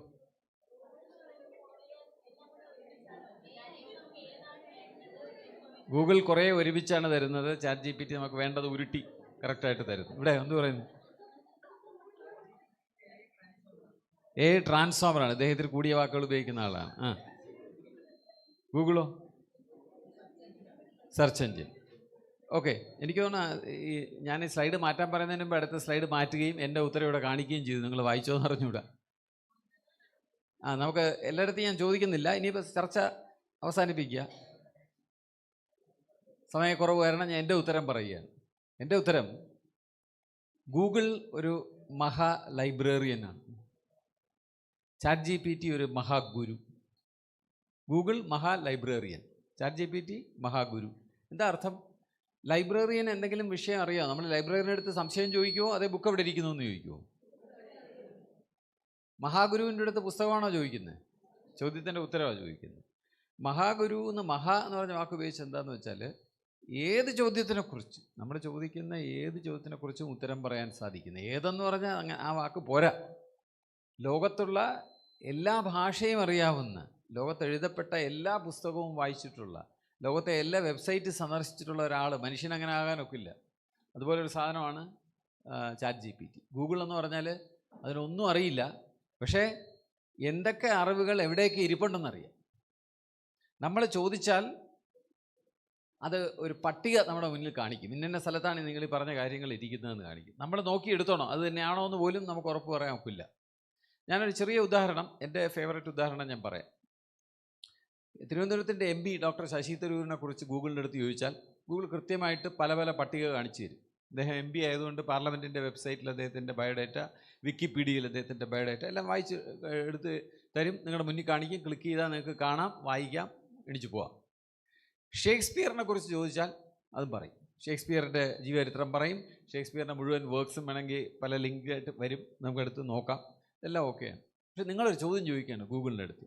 സാധാരണ നമ്മൾ ഗൂഗിളിനോട് ചോദ്യം ചോദിക്കാറില്ല, ഒരു കീവേഡ് കൊടുത്തിട്ട് അതിൻ്റെ സാധനങ്ങൾ എടുക്കാറാണ് പതിവ്. എന്നാലും ഒരു ചോദ്യം ചോദിക്കുന്നു എന്ന് വിചാരിക്കുക, ശശി തരൂരും ഷേക്സ്പിയറും കൂടെ കണ്ടാൽ എന്ത് സംസാരിക്കും? ഇതാണ് ചോദ്യം. Google cannot answer. Google will be able to answer only if some human being has already answered and stored it on the website. എന്നാൽ മാത്രമേ ഗൂഗിളിന് മറുപടി പറയാൻ സാധിക്കും. പക്ഷേ നിങ്ങൾ ഇത് നേരെ ChatGPT എടുത്തോ മെറ്റയെടുത്തോ ചോദിക്കുകയാണെങ്കിൽ അത് ഉത്തരം തരും. ഞാൻ കാണിക്കട്ടല്ലോ അല്ലേ, നമ്മുടെ മെറ്റ എടുത്തിട്ട് സംസാരിച്ചാൽ മതി. Please tell me an imaginary dialogue between Shashi Tharoor and Shakespeare എന്ന് പറയുമ്പം അത് നമുക്ക് വേണമെങ്കിൽ ഒരു നാടകം പോലെ അവതരിപ്പിക്കാവുന്ന ഒരു സാധനം എഴുതി നമുക്ക് തരും. അതാണ് വ്യത്യാസം. അപ്പോൾ ഗൂഗിൾ എന്ന് പറയുന്നത് അതിന് തന്നെ എന്തെങ്കിലും പുതുതായി സൃഷ്ടിച്ച് പറയാനോ ഉത്തരം കണ്ടുപിടിക്കാനോ ഒന്നും സാധിക്കാത്തൊരു സാധനമാണ്. അതിന് ഒരു കമ്പാരിസണും ഇല്ല ChatGPT-യുമായിട്ട്. ChatGPT പുതുതായി സൃഷ്ടിച്ച് നമുക്ക് കാര്യങ്ങൾ പറഞ്ഞു തരാൻ സാധ്യതയുള്ള ഒരു ടൂളാണ്. ടൂൾ എന്നുള്ള വാക്ക് ഞാൻ തിരുത്തും, ഇത് അല്പം കഴിഞ്ഞിട്ട് തിരുത്തും. ഇപ്പം ടൂൾ എന്ന് പറഞ്ഞെങ്കിലും അല്പം കഴിഞ്ഞിട്ട് തന്നെ തിരുത്തും. അപ്പോൾ ഈ വ്യത്യാസം നന്നായിട്ട് മനസ്സിലാക്കണം. ചിലർ ChatGPT ഉപയോഗിക്കണോ ഗൂഗിൾ ഉപയോഗിക്കണോ എന്ന് ചോദിക്കുമ്പോൾ അത് നമ്മൾ ഓർത്തോണം. ഒരു മഹാഗുരു എന്ന വാക്ക് തന്നെ നമ്മളെ അതിന് വേണ്ടുന്ന തയ്യാറെടുപ്പ് നടത്തും. മഹാഗുരുവിനോട് നമ്മളാരും ഒരു ഫാക്ച്വൽ ഇൻഫർമേഷൻ ചോദിക്കാറില്ല. ഇപ്പോൾ ഒരു മഹാഗുരു ഇവിടെ പ്രത്യക്ഷപ്പെട്ടു, സാർ ഇന്നത്തെ ഡേറ്റ് എന്താണെന്ന് നമ്മൾ അദ്ദേഹത്തിനോട് ചോദിക്കുമോ? മഹാഗുരുവേണ്ട എല്ലാം അറിയാം, പക്ഷെ അത് ചോദിക്കുമോ? അതല്ല ചോദിക്കേണ്ടത്, അല്ലേ? അപ്പോൾ നമ്മൾ കുറേ കൂടെ വലിയ ചോദ്യങ്ങളാണ് മഹാഗുരുവിൻ്റെ അടുത്ത് ചോദിക്കുന്നത്. ചെറിയ ചെറിയ കാര്യങ്ങളാണെങ്കിൽ നമുക്ക് മറ്റ് സംവിധാനങ്ങളിലൂടെ കണ്ടുപിടിക്കാം. ഫാക്ച്വൽ ഇൻഫർമേഷൻ, ചിലർ പറയും അതിനകത്ത് ചോദിച്ചപ്പോൾ തെറ്റായിട്ടുള്ള വിവരം പറഞ്ഞു. വിവരങ്ങളല്ല അതിനകത്ത് ചോദിക്കേണ്ടത് സാധാരണ വിവരങ്ങളിൽ നിന്ന് ലഭിക്കാത്ത കാര്യങ്ങളാണ് നമ്മൾ ChatGPT എടുത്ത് ചോദിക്കുന്നത്. ഇത് ഓർത്തോണം, മനസ്സിൽ കിടക്കട്ടെ. കാരണം ChatGPT ഈസ് AI എന്ന് പറഞ്ഞ ആർട്ടിഫിഷ്യൽ ഇൻ്റലിജൻസിൻ്റെ മുഖമുദ്ര എന്താണെന്ന് ചോദിച്ചാൽ നമുക്ക് ChatGPT അതുപോലുള്ള കുറച്ച് സാധനങ്ങൾ അല്ലേ, മെറ്റ, ഡീപ് സീക്ക്, എന്താണ് ഗ്രോക്ക്, ജെമിനി, എല്ലാത്തിനെയും ഞാൻ ഒന്നായിട്ടേ കൂട്ടുന്നുള്ളൂ. എന്താണ്, എല്ലാം മഹാഗുരുക്കന്മാരാണ്. നെക്സ്റ്റ്, അപ്പോൾ പറഞ്ഞത് തന്നെ ഞാൻ ഇവിടെ സ്ലൈഡിൽ കാണിച്ചിരിക്കുകയാണ്. ഗൂഗിൾ ഒരു മഹാഗുരുവും ഗൂഗിൾ മഹാ ലൈബ്രറിയനും ChatGPT മഹാഗുരു. നെക്സ്റ്റ്, ഈ എഡ്യൂക്കേഷനും AI-യുമായിട്ടുള്ള ഏറ്റവും വലിയ ബന്ധം എന്താണെന്ന് വെച്ചാൽ 2011 മുതൽ 2011 അലക്സ നെറ്റ് എന്ന് പറഞ്ഞൊരു AI മോഡൽ പ്രത്യക്ഷപ്പെട്ടത്. അതിന് മുമ്പുണ്ടെങ്കിലും 2011 മുതൽ AI-യുടെ രംഗത്തൊരു വലിയ എഡ്യൂക്കേഷനിസ്റ്റിനും എഡ്യൂക്കേറ്റേഴ്സിനും ശ്രദ്ധിക്കത്തക്ക ഒരു കാര്യം നടന്നത്. കാരണം they are using a word very very special to us educators, learning. AI അതുവരെ ചെയ്തുകൊണ്ടിരുന്ന മാറ്റിയിട്ട് പറയുകയാണ്, ഞങ്ങൾ ഇതുവരെ ഉപയോഗിച്ച മാതൃകയല്ല ഇനി മുതൽ ഉപയോഗിക്കാൻ പോകുന്നത്, ഞങ്ങൾ ഉപയോഗിക്കാൻ പോകുന്ന മാതൃകയുടെ പേര് machine learning. So that connects you to AI. ഒരു കമ്പ്യൂട്ടർ പഠിക്കുന്നത് എങ്ങനെ എന്ന് നിങ്ങൾക്ക് താല്പര്യമില്ലേ? കാരണം നമ്മൾ മനുഷ്യരെ പഠിക്കുന്നത് എങ്ങനെ, പഠിപ്പിക്കുന്നത് എങ്ങനെ എന്നാണ് നമ്മൾ സംസാരിച്ചുകൊണ്ടിരിക്കുന്നത്. അപ്പോൾ ഇവിടെ കുറച്ച് പേര് വന്നിട്ട് പറയാണ്, ഞങ്ങൾ യന്ത്രത്തിനെ പഠിപ്പിച്ചിരിക്കുകയാണ്. എന്ത് പഠിപ്പിച്ചു? നിങ്ങൾ ആരും വിചാരിച്ചാൽ, ഇവിടെ ഇരിക്കുന്ന ടീച്ചർ എഡ്യൂക്കേറ്റേഴ്സ് ആരും വിചാരിച്ചാൽ സാധിക്കാത്ത കാര്യം അവർ യന്ത്രത്തിനെ പഠിപ്പിച്ചിരിക്കുക. ലോകത്തെ മുഴുവൻ ഭാഷയും കൂടെ ഒരുമിച്ച് പഠിപ്പിച്ചിരിക്കുക. ലോകത്തെ മുഴുവൻ സംസ്കാരങ്ങൾ, ലോകത്തെ മുഴുവൻ ശാസ്ത്രങ്ങൾ, ലോകത്തെ മുഴുവൻ വസ്തുതകൾ, ഇതെല്ലാം ഒരു യന്ത്രത്തിനെ പഠിപ്പിച്ചെടുത്തിരിക്കുന്നു. നമുക്ക് താല്പര്യമില്ലേ അറിയാൻ എങ്ങനെയാണ് പഠിപ്പിച്ചതെന്ന്? അല്ലെങ്കിൽ അവർക്ക് താല്പര്യമില്ലേ നമ്മളോട് ചോദിക്കാൻ, ഇതിനെന്തെങ്കിലും മെച്ചപ്പെടുത്താൻ വഴി നമ്മുടെ ഉണ്ടോ എന്ന് നമ്മുടെ അടുത്ത് ചോദിക്കണ്ടേ? കാരണം we are also concerned about learning. Teaching and learning are two sides of the same coin അല്ലേ? എഡ്യൂക്കേഷൻ എന്ന് പറഞ്ഞ ഒരു പ്രോസസ്സിൻ്റെ അപ്പുറം ഇപ്പുറമാണ്. ഒന്ന് ടീച്ചിങ്, മറ്റത് ലേണിംഗ്. അപ്പോൾ അവർ ലേണിംഗ് എന്ന് പറഞ്ഞ വാക്ക് ഉപയോഗിച്ചിട്ടാണ് ഇപ്പോൾ മുന്നോട്ട് പോകുന്നത്. ഇനി എന്താണ് അവരുടെ ലേണിങ്ങിൽ ഈ 2011 അവർ വലിയ കണ്ടുപിടിച്ചതെന്ന് ചോദിച്ചാൽ, ഞാൻ 1991 I went to England and learned artificial intelligence. ഞാൻ ഭാഷ കമ്പ്യൂട്ടർ ഉപയോഗിക്കുന്നത് എങ്ങനെയെന്നാണ് ഞാൻ പഠിച്ചത്. ഈ ChatGPT ചെയ്യുന്ന സാധനമാണ്. ആ ചെയ്തത് ഇന്ന് പുറകോട്ട് തിരിഞ്ഞു നോക്കിയാൽ it looks like child's play, ഒന്നുമില്ല. കാരണം എന്താണെന്ന് വെച്ചാൽ, അന്ന് ഞാൻ പഠിക്കാൻ ചെല്ലുമ്പോൾ ആദ്യത്തെ ക്ലാസ് തന്നെ പഠിപ്പിക്കാൻ വരുന്നത് ലിംഗ്വിസ്റ്റിക്സിൻ്റെ പ്രൊഫസറാണ് പഠിപ്പിക്കാൻ വരുന്നത്. അദ്ദേഹം വന്ന് ഭാഷയുടെ സിദ്ധാന്തങ്ങൾ എന്താണ്, അടിത്തറ എന്താണ്, സിദ്ധാന്തങ്ങൾ എന്താണെന്നാണ് പഠിപ്പിക്കുന്നത്. പഠിപ്പിച്ചിട്ട് കമ്പ്യൂട്ടറിൻ്റെ അധ്യാപകൻ വന്ന് പറയുകയാണ്, നിങ്ങൾ ഭാഷയുടെ സിദ്ധാന്തങ്ങളെ പ്രോഗ്രാം ചെയ്യുമ്പോൾ കമ്പ്യൂട്ടറിന് ഭാഷ മനസ്സിലാകും, നിങ്ങൾ അതിന് വേണം ശ്രമിക്കാൻ. അതാണ് പഠിപ്പിക്കുന്നത് നമ്മൾ. പക്ഷേ ഇന്ന് അങ്ങനെയല്ല. ഇന്ന് കൂടുതലും നമ്മൾ മനുഷ്യരും അല്ലെങ്കിൽ ടീച്ചർ എഡ്യൂക്കേറ്റേഴ്സിന് മനസ്സിലാകുന്ന ഒരു രീതിയിലാണ് AI പ്രവർത്തിക്കുന്നത്. വളരെ ഇൻട്രസ്റ്റിംഗ് പോയിന്റ്. ഈ ഇരിക്കുന്ന മനുഷ്യൻ, ഇടതുവശത്ത് കാണുന്ന മനുഷ്യനെ എന്തും പഠിക്കാൻ സന്നദ്ധനായ ഒരു വ്യക്തിയാണ്. എന്ത് പുതിയ വിഷയമാണോ പുള്ളി പഠിക്കും. അപ്പോൾ നമ്മൾ അദ്ദേഹത്തിൻ്റെ അടുത്ത് പറഞ്ഞു, ചൈനീസ് ഭാഷ പഠിക്കാൻ ഫ്രീ ആയിട്ട് കോഴ്സ് ചേരാൻ പറഞ്ഞു. അദ്ദേഹം ഓടിപ്പോയി ചേർന്നു. പക്ഷെ അദ്ദേഹം ഫസ്റ്റ് ക്ലാസ് കഴിഞ്ഞപ്പോൾ നിർത്തി. എന്താ കാര്യം എന്ന് വെച്ചാൽ, ആ ഫസ്റ്റ് ലെക്ചറിൽ അധ്യാപകൻ വന്നിട്ട് പറഞ്ഞു, നമുക്കിന്ന് ചൈനീസ് ഭാഷ പഠിച്ചു തുടങ്ങാം, ചൈനീസ് ഭാഷയിൽ 20,000 അക്ഷരങ്ങളുണ്ട് എന്ന് പറഞ്ഞപ്പോൾ അദ്ദേഹത്തിൻ്റെ എക്സ്പ്രഷനാണ് ഈ കാണുന്നത്. അദ്ദേഹം പറഞ്ഞു, ഇതെനിക്ക് വേണ്ട, ബാക്കി എല്ലാം ഞാൻ പഠിക്കാം, 20,000 അക്ഷരമുള്ള ഒരു ഭാഷ എന്നെ കൊണ്ട് വയ്യ എന്ന് പറഞ്ഞ് അദ്ദേഹം പഠനം നിർത്തി. ഞാൻ നിങ്ങളുടെ അടുത്ത് പറയുന്നു, വളരെ പ്രധാനപ്പെട്ട ഒരു കാര്യം പറയുന്നു. ഈ ആളെ ചൈനീസ് പഠിപ്പിക്കാനൊരു മാർഗം ഉണ്ടായിരുന്നു, പക്ഷേ ആ മാർഗം നമ്മുടെ കൈവിട്ടുപോയി, ഇനി ചെയ്യാൻ ഒക്കില്ല. അദ്ദേഹത്തിൻ്റെ അമ്മ വിചാരിച്ചിരുന്നെങ്കിൽ ഒരു 6 മാസം പ്രായമുള്ളപ്പം ചൈനയിലോട്ട് കയറ്റി അയച്ചാൽ മതി. നടുക്കിരിക്കുന്ന കൊച്ചിനെ കണ്ട ഇങ്ങനെ അങ്ങോട്ട് അയച്ചാൽ ആ കൊച്ച് 5 വയസ്സാകുമ്പോൾ ചൈനീസ് ഭാഷ നല്ല മണിമണിയായിട്ട് സംസാരിക്കും, അല്ലെങ്കിൽ 6 വയസ്സാകുമ്പോൾ 7 വയസ്സാകുമ്പോഴത്തേക്ക്. എന്താ കാര്യം? ലോകത്തെ ഒരു കുട്ടിയും അമ്മയുടെ അടുത്ത് പറയാറില്ല, അമ്മ ഇതെന്ത് ഭാഷ, ഒരുപാട് അക്ഷരം, എനിക്കിത് വേണ്ട, ഞാൻ പാകിസ്ഥാനിൽ പോയിക്കോളാം എന്ന് പറയുമോ? ആരും പറയാറില്ല. കുഞ്ഞ് എവിടെയാണോ ജനിച്ച് വീഴുന്നത് അവിടുത്തെ ഭാഷ പഠിക്കും. എങ്ങനെ പഠിക്കും? അത് നമ്മളെ ടീച്ചർ എഡ്യൂക്കേറ്റേഴ്സിനെ വളരെയധികം ചിന്തിപ്പിക്കേണ്ടുന്ന ഒരു കാര്യമാണ്. ഒരു കുഞ്ഞ് ഭാഷ പഠിക്കുന്നതിന് there is no syllabus, there are no lectures, there is no assessment, there is no certification. ഒന്നുമില്ല. നിങ്ങളെല്ലാം ഭാഷ പഠിച്ചത് അങ്ങനെയാണ്. ഏത് ഭാഷ? മാതൃഭാഷ. ബാക്കി ഭാഷയൊന്നും പഠിച്ചത് അങ്ങനെയല്ല. ബാക്കി ഭാഷയ്ക്ക് നേരത്തെ പറഞ്ഞ രീതിയിൽ ആദ്യം സിലബസ് വരും. എങ്ങനെ പഠിപ്പിക്കുന്നു? നമ്മുടെ ഭാഷയിലെ വാക്കുകൾ നമ്മുടെ പറഞ്ഞു തരുന്നു, വാക്കുകൾ എഴുതാൻ പറയുന്നു, അക്ഷരങ്ങൾ പറഞ്ഞു തരുന്നു. അത് കഴിയുമ്പോൾ ഗ്രാമർ പറഞ്ഞു തരുന്നു, ചെറിയ ചെറിയ വരികൾ പറയുന്നു, എക്സർസൈസ് ഇടുന്നു. ഇങ്ങനെ ഒന്നുമല്ല ഇവിടെ ഇരിക്കുന്ന ആരും മലയാളം പഠിച്ചത്. ഒരു നിമിഷം അമ്മയെ ഓർക്കൂ. നമ്മൾ ജനിച്ച് വീണ ഉടനെ അമ്മ നമ്മളോട് എന്ത് ചെയ്തു? നമ്മളെ കണ്ട ഉടനെ അമ്മ സംസാരിക്കാൻ ഉമ്മ തന്നു കാണും, അതിന് പുറമെ സംസാരിക്കാൻ തുടങ്ങി. നമ്മൾ തിരിച്ച് മറുപടി വല്ലതും പറഞ്ഞോ? നമ്മളൊന്നും പറഞ്ഞില്ല. നമ്മൾ മാത്രമല്ല, അപ്പോഴും മാത്രമല്ല, നമ്മൾ വരുന്ന അതിൻ്റെ ശേഷമുള്ള അനേകം ദിവസങ്ങൾ നമ്മളോട് പലരും സംസാരിക്കുമ്പോഴും നമ്മൾ തിരിച്ചൊന്നും പറയാറില്ല. അപ്പോൾ അവരാരും പറയാറില്ല, ഇതെന്ന് കുറേ സമയമായി നമ്മളങ്ങോട്ട് സംസാരിച്ചിട്ടൊന്നും പറയുന്നില്ലല്ലോ എന്ന് അമ്മയോ നമ്മുടെ വീട്ടുകാരോ കൂട്ടുകാരോ ആരും പറയാറില്ല. പകരം അവർ കൂടുതൽ നമ്മളോട് സംസാരിച്ചുകൊണ്ടിരുന്നു. നമ്മൾ കുറച്ച് കഴിഞ്ഞപ്പോൾ അവ്യക്തമായിട്ടുള്ള ശബ്ദങ്ങൾ പുറപ്പെടുവിക്കാൻ തുടങ്ങി. കുറച്ച് കഴിഞ്ഞപ്പോൾ ചെറിയ അർത്ഥം വരുന്ന, പ്രത്യേകിച്ച് അമ്മയുടെ പേര് ഉച്ചരിക്കുന്ന വാക്ക് പറയാൻ തുടങ്ങി. പതുക്കെ നമ്മൾ സംസാരിച്ചു തുടങ്ങി. ഒരു 5 വയസ്സൊക്കെ ആകുമ്പോഴത്തേക്കും ഒരു സ്കൂളിൽ പോയില്ലെങ്കിൽ പോലും നമ്മുടെ നാട്ടിലെ ഒരു കുട്ടി നന്നായിട്ട് മാതൃഭാഷ സംസാരിക്കും. അതെങ്ങനെ പഠിച്ചു? അതിനെപ്പറ്റിയൊക്കെ ഒരുപാട് സിദ്ധാന്തമുണ്ട്, നിങ്ങൾക്ക് അറിയാതിരിക്കാം. ചോംസ്കിയുടെ സിദ്ധാന്തമുണ്ട്, ഇന്നേറ്റ് സ്ട്രക്ചർ. ഭാഷയുടെ സ്ട്രക്ചർ അവിടെ ഇരിപ്പുണ്ട്. നമ്മൾ അതിനെ ഭാഷയിൽ കൊണ്ട് മുക്കി കൊടുത്താൽ മതി കൊച്ചിന്. അത് ഏത് ഭാഷ വേണോ പഠിക്കും. അതിനാണ് പറഞ്ഞത്, ചൈനയിൽ പോയാൽ ചൈനീസ് പഠിക്കും, ഇവിടെയാണെങ്കിൽ മലയാളം പഠിക്കും, അപ്പുറത്ത് കൊണ്ടിട്ടാൽ തമിഴ് പഠിക്കും, അപ്പുറത്ത് കൊണ്ടിട്ടാൽ അറബി പഠിക്കും, അതിനപ്പുറത്ത് കൊണ്ടിട്ടാൽ ഹിന്ദി പഠിക്കും. ഒരു വ്യത്യാസമില്ല.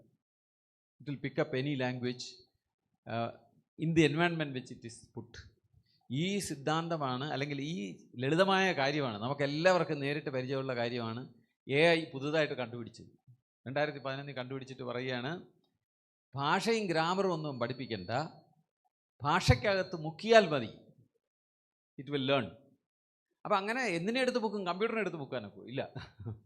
പക്ഷെ അതിനൊരു കണ്ടുപിടുത്തം നിങ്ങൾക്ക് 2024 നോബൽ സമ്മാനം, ഫിസിക്സിൻ്റെ നോബൽ സമ്മാനം കൊടുത്തിരിക്കുന്ന ഒരാൾ, 3 പേർക്ക് കൊടുത്തിട്ടുണ്ട്, അതിലൊരാൾ, അദ്ദേഹമാണ് അതിനൊരു കണക്കൂട്ടൽ കണ്ടുപിടിച്ചത്, ഒരു അൽഗോരിതം കണ്ടുപിടിച്ചു. ആ അൽഗോരിതത്തിന് എക്സാമ്പിൾ കൊടുത്താൽ അൽഗോരിതം പഠിക്കും. അതിൻ്റെ പേരാണ് ആർട്ടിഫിഷ്യൽ ന്യൂറൽ നെറ്റ്വർക്ക്. അതിൻ്റെ അടിസ്ഥാനത്തിലാണ് ഇത് നിലകൊള്ളുന്നത്. നെക്സ്റ്റ്. അപ്പോൾ നിങ്ങൾക്കറിയാം, ബ്രൂണർ അല്ലേ പറഞ്ഞിട്ടുള്ള വരിയാണ്. വരിയുടെ കുറച്ച് ബാക്കിയൊക്കെ ഉണ്ട്. Any stage of development in some honest form എന്നൊക്കെ ഉണ്ടെങ്കിലും ആരെയും എന്തും പഠിപ്പിക്കാം എന്ന് പറഞ്ഞതായിട്ട് നമ്മൾ അതിനെ പരാമർശിക്കാറുണ്ട്. നെക്സ്റ്റ്. AI പറയുന്നത് എന്താണ്? നമ്മളോട് പുതിയൊരു കാര്യം പറയണം, വളരെ ബന്ധപ്പെട്ടൊരു കാര്യം പറയണം. Anything can be learned by computers. Anything. ഈ വാക്ക് വളരെ പ്രസക്തമാണ്. പക്ഷേ മനുഷ്യൻ്റെ കാര്യത്തിൽ നമ്മളങ്ങനെ പറയുമ്പോൾ നമ്മളത് ശ്രദ്ധിക്കുന്നില്ല. എനിത്തിങ് ക്യാൻ ബി ലേൺഡ് എന്നാണ് പറഞ്ഞത്. Anything can be learned by human beings. Anything can be taught to anyone എന്ന് പറയുന്നതിനകത്ത് എനിത്തിങ് ആണ്, എന്തും. അത് നമ്മുടെ ഭാഷയുടെ കാര്യത്തിൽ നോക്കിയാൽ മതി. ലോകത്തെ എത്രയോ രാജ്യങ്ങളിൽ ഉള്ള ജനങ്ങൾ പല ഭാഷകൾ പഠിക്കുന്നു. അപ്പോൾ എല്ലാ ഭാഷയും മനുഷ്യന് പഠിക്കാനൊക്കുന്നതിൻ്റെ അതിൻ്റെ തെളിവാണ്. കമ്പ്യൂട്ടറിനെ സംബന്ധിച്ചിടത്തോളം അതിനെ എന്തും പഠിച്ചെടുക്കാൻ സാധിക്കും. അപ്പോൾ മനുഷ്യനുമായിട്ടുള്ള വ്യത്യാസം എന്താണെന്ന് വെച്ച് കഴിഞ്ഞാൽ, കമ്പ്യൂട്ടറിൻ്റെ ശേഷി നമുക്ക് ആർട്ടിഫിഷ്യലായിട്ട് കൂട്ടാൻ സാധിക്കും. അതിന് എത്ര മെമ്മറി, എത്ര സമയം ഉപയോഗിക്കുന്നു, എത്ര ഊർജ്ജം വേണം, ഇതെല്ലാം നമുക്ക് ആർട്ടിഫിഷ്യലായിട്ട് ക്രിയേറ്റ് ചെയ്യാനൊക്കും. അതുകൊണ്ട് ഒരു സാധാരണ മനുഷ്യൻ പഠിക്കുന്നതിനേക്കാളും ബൈ വോളിയം ഭയങ്കരമായിട്ട് ഇതിന് കൂടുതൽ പഠിക്കാനായിട്ട് സാധിക്കും. ഇത് നമുക്ക് ഇന്ന് അറിയാവുന്ന ഒരു കാര്യമാണ്. ഇനി നമുക്കൊരു ചെറിയ ഉദാഹരണത്തിലൂടെ എങ്ങനെയാണ് ഈ കമ്പ്യൂട്ടർ കാര്യം പഠിച്ചെടുക്കുന്നത്, പഠിച്ചു എന്ന് പറഞ്ഞാൽ എന്താണ് എന്ന് അർത്ഥമാക്കാൻ അതിൻ്റെ 1-2 വാക്കും കൂടെ നമുക്ക് പരിചയപ്പെടാനായിട്ട് ഞാൻ ചെറിയൊരു ഡെമോൺസ്ട്രേഷൻ കാണിക്കാം. അപ്പോൾ ആരെങ്കിലും 2 പേരും കൊണ്ട് വരണം. ആരെങ്കിലും വന്നാൽ മതി, പ്രത്യേക കഴിവൊന്നും വേണമെന്നില്ല, ഇങ്ങോട്ട് വരാനുള്ള കഴിവ് വേണം എന്ന് മാത്രമേ ഉള്ളൂ. വാ, ഒരാളും കൂടെ ഇവിടെ നിൽക്കും, 2 പേരും ഇവിടെ നിൽക്കും. ഇനി ഒരാളും കൂടെ വേണം, 3 പേര് വേണം. വന്നോ ഇതേ വന്നു, വാ. ഒന്നുമില്ല, പ്രത്യേകിച്ച് വെല്ലുവിളിയൊന്നുമില്ല. ഇതേ സ്റ്റേജിലോട്ട് കയറുന്നു. നിങ്ങൾ രണ്ടും ഇവിടെ നിന്ന് സ്റ്റേജിൽ കയറി നിന്ന്. ഇവർ രണ്ടുപേരും കൂടെ സംസാരിക്കാൻ പോവുകയാണ്. ഞാൻ പറഞ്ഞു കൊടുക്കും തന്ത്രം എന്താണെന്ന്. അവർ സംസാരിക്കുമ്പോൾ ഇദ്ദേഹം കേട്ടിട്ട് ഇവർ സംസാരിക്കുന്ന പോലെ സംസാരിക്കാൻ പഠിച്ചു കഴിഞ്ഞാൽ കൈപൊക്കണം. അപ്പോഴത്തേക്കും ഞാൻ ഇത് നിർത്തും. ഓക്കെ. സംസാരിക്കാൻ പോകുന്ന ഇദ്ദേഹം വേറെ വലിയ കാര്യങ്ങളൊന്നും സംസാരിക്കണ്ട, സംഖ്യകൾ പറഞ്ഞാൽ മതി. വളരെ വലിയ പെരുത്ത സംഖ്യ പറയണ്ട, കുറച്ച് ചെറിയ സംഖ്യ പറഞ്ഞാൽ മതി. 2, 7 അങ്ങനെയുള്ള സംഖ്യ പറഞ്ഞാൽ മതി. ഇച്ചിരി കൂടെ വേണേൽ വലുതാവാം.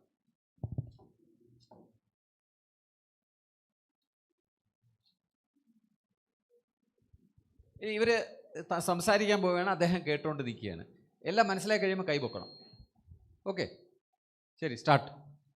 1 2 4 8 9 18 15 30 16 32 11 22 10 20 3 6 9.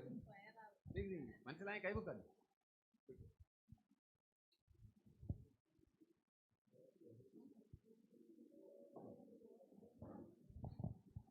ഇപ്പോൾ ഇദ്ദേഹം അവർ രണ്ടുപേരും സംസാരിച്ചത് കേട്ടിട്ട് അദ്ദേഹത്തിന് മനസ്സിലായി ഇവരെന്താ ചെയ്യുന്നതെന്ന് മനസ്സിലായി. Now she is prepared to do it. ഞാനൊരു ടെസ്റ്റ് ചെയ്യാൻ പോവുകയാണ്. ഞാൻ ഇതെല്ലാം എയിൽ ഉപയോഗിക്കുന്ന വാക്കാണ്. I'm going to test it by giving a number. 1. 2 ഞാൻ 1 എന്ന് പറഞ്ഞപ്പോൾ 2 എന്ന് പറഞ്ഞു.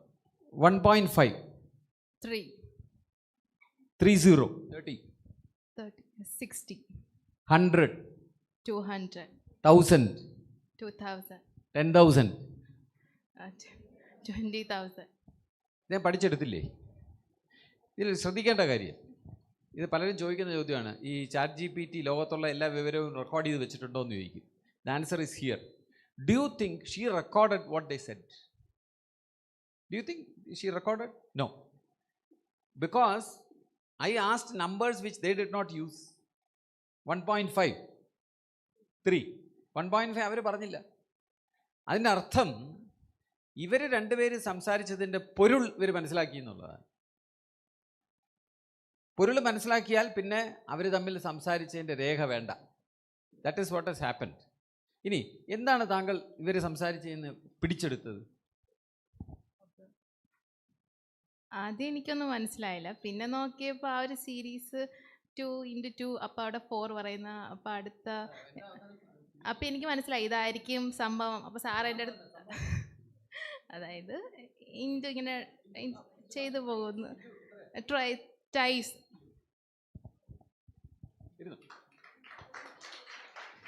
ഇവർ ഇത്രയും സമയം സംസാരിച്ചതെന്ന് അദ്ദേഹം വളരെ ചുരുക്കി മനസ്സിലാക്കി. 2 കൊണ്ട് കുടിക്കുക, ഇത്രയേ ഉള്ളൂ. നിങ്ങൾ വിശ്വസിക്കുകയോ ഇല്ലയോ എന്ന് എനിക്ക് അറിഞ്ഞുകൂടാ. Chat GPT is also doing the same thing. ലോകത്തെ മനുഷ്യരെ മുഴുവൻ സംസാരിക്കുന്ന കേട്ടിട്ട് ഇൻപുട്ടും ഔട്ട്പുട്ടുമായിട്ട് എടുക്കും. ഇവിടെ അതൊരു സംഖ്യയായിരുന്നു, ഒറ്റ സംഖ്യയായിരുന്നു. ചാറ്റ് GPTക്ക് അങ്ങനെയല്ല. നമ്മൾ സംസാരിക്കുകയാണ് ചാറ്റ് GPT എടുത്ത് ഗാന്ധിയെപ്പോലെ പ്രസംഗിക്കൂ എന്ന് പറഞ്ഞാൽ അതിനകത്തോട്ട് പോകുന്നത് ഗാന്ധിയെപ്പോലെ പ്രസംഗിക്കൂ എന്ന് പറഞ്ഞ വാക്കുകളെ സംഖ്യകളാക്കി മാറ്റിയാണ് അകത്തോട്ട് പോകുന്നത്. തിരിച്ച് തരുന്ന പ്രസംഗവും കുറേ സംഖ്യകളാണ്. അപ്പോൾ അതിനകത്തോട്ട് കുറേ സംഖ്യ പോകുന്നു, പുറത്തോട്ട് സംഖ്യ വരുന്നു. അത് നേരത്തെ മനുഷ്യർ സംസാരിച്ചത് കേട്ട് വെച്ചിട്ടുള്ളത് കൊണ്ട് ഈ സംഖ്യ വരുമ്പം അതിനനുസൃതമായിട്ടുള്ള ഉത്തരം പറയും.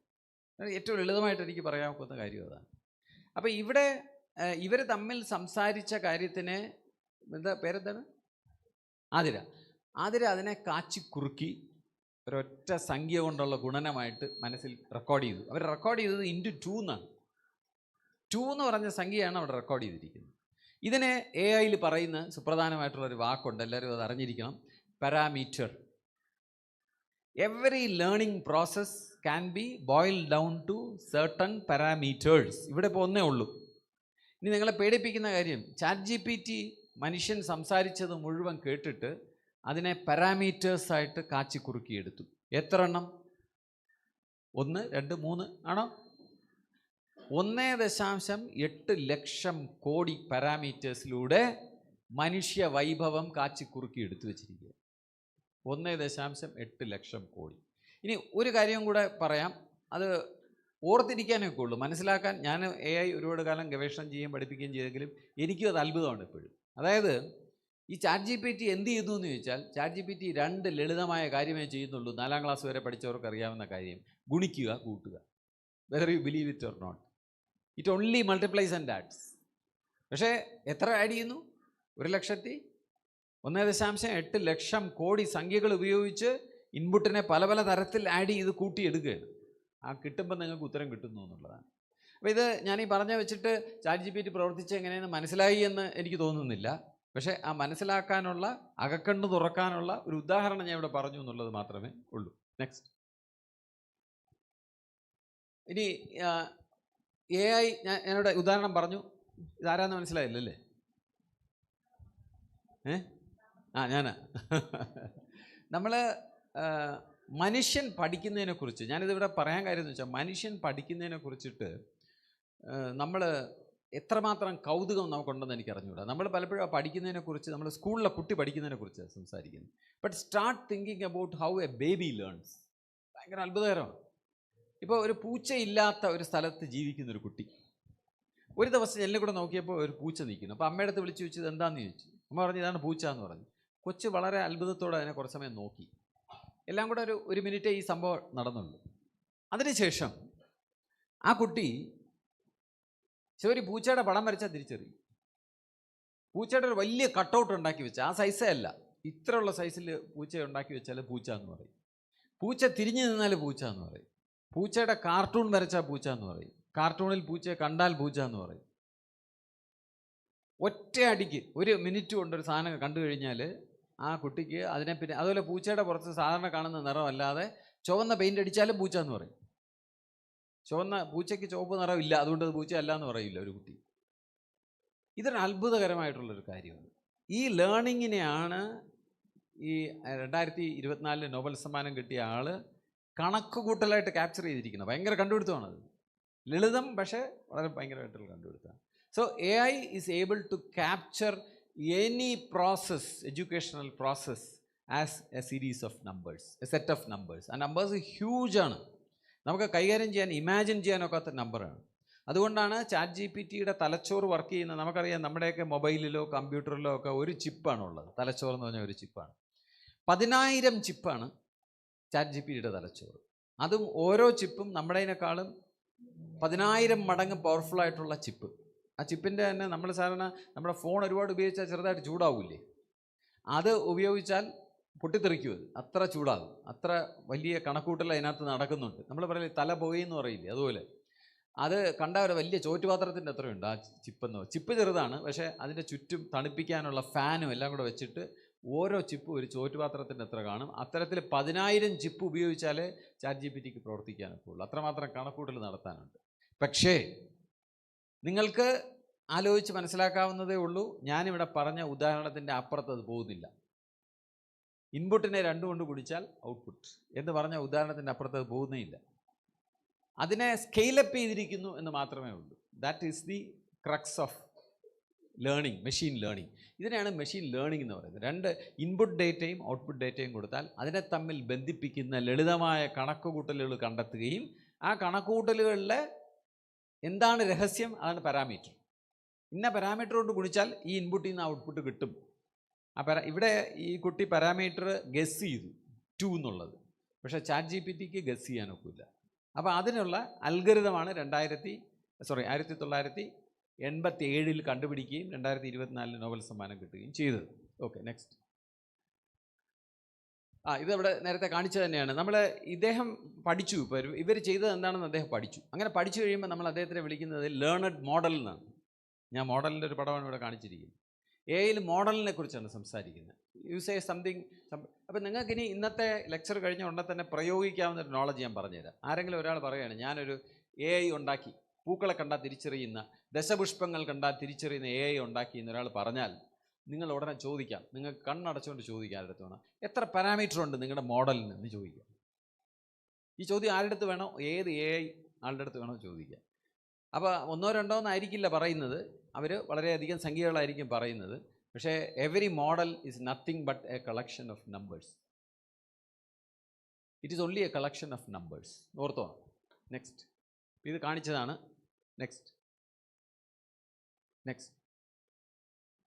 ഇതിപ്പോൾ ഇവിടെ നടത്തിയ നാടകം നമ്മളിവിടെ സ്ലൈഡായിട്ട് കാണിക്കുകയാണ്. നെക്സ്റ്റ്. ഇതാണ് famous equation. y equals wx. x is the input, y is the output. y is equal to w into x. എന്താണ് w എന്നറിയാമെങ്കിൽ ആ എക്സും വൈയും തമ്മിലുള്ള ബന്ധം നിങ്ങൾക്ക് മനസ്സിലായി കഴിഞ്ഞു. പിന്നെ ഡേറ്റ സ്റ്റോർ ചെയ്ത് വെക്കേണ്ട കാര്യമില്ല. ഈ ബന്ധത്തിനെ സൂചിപ്പിക്കുന്ന സംഖ്യ പാരാമീറ്റർ മാത്രം സ്റ്റോർ ചെയ്ത് വെച്ചാൽ മതി. Next next next.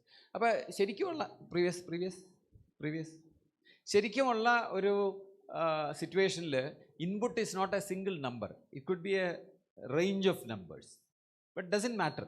ഓരോന്നിനെയും ഓരോ സംഖ്യ കൊണ്ട് ഗുണിക്കുകയും അതിനുശേഷം കൂട്ടുകയും ചെയ്യുന്നതിനെയാണ് നമ്മൾ ബേസിക്കലി ആർട്ടിഫിഷ്യൽ ന്യൂറോൺ എന്ന് പറയുന്നത്. ശരിക്കും ആ വാക്കൊന്നും പ്രസക്തമല്ല. ചെറിയൊരു school level 4ാം class level calculation മാത്രമേ ഇവിടെ നടക്കുന്നുള്ളൂ. Next next.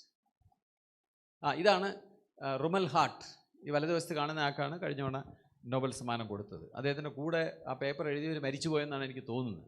ആദ്യത്തെ ആൾ റുമൽ ഹാർട്ടും രണ്ടാമത്തെ ആളാണ് ഈ നോബൽ സമ്മാനം കിട്ടിയത്, ഹിൻഡൺ.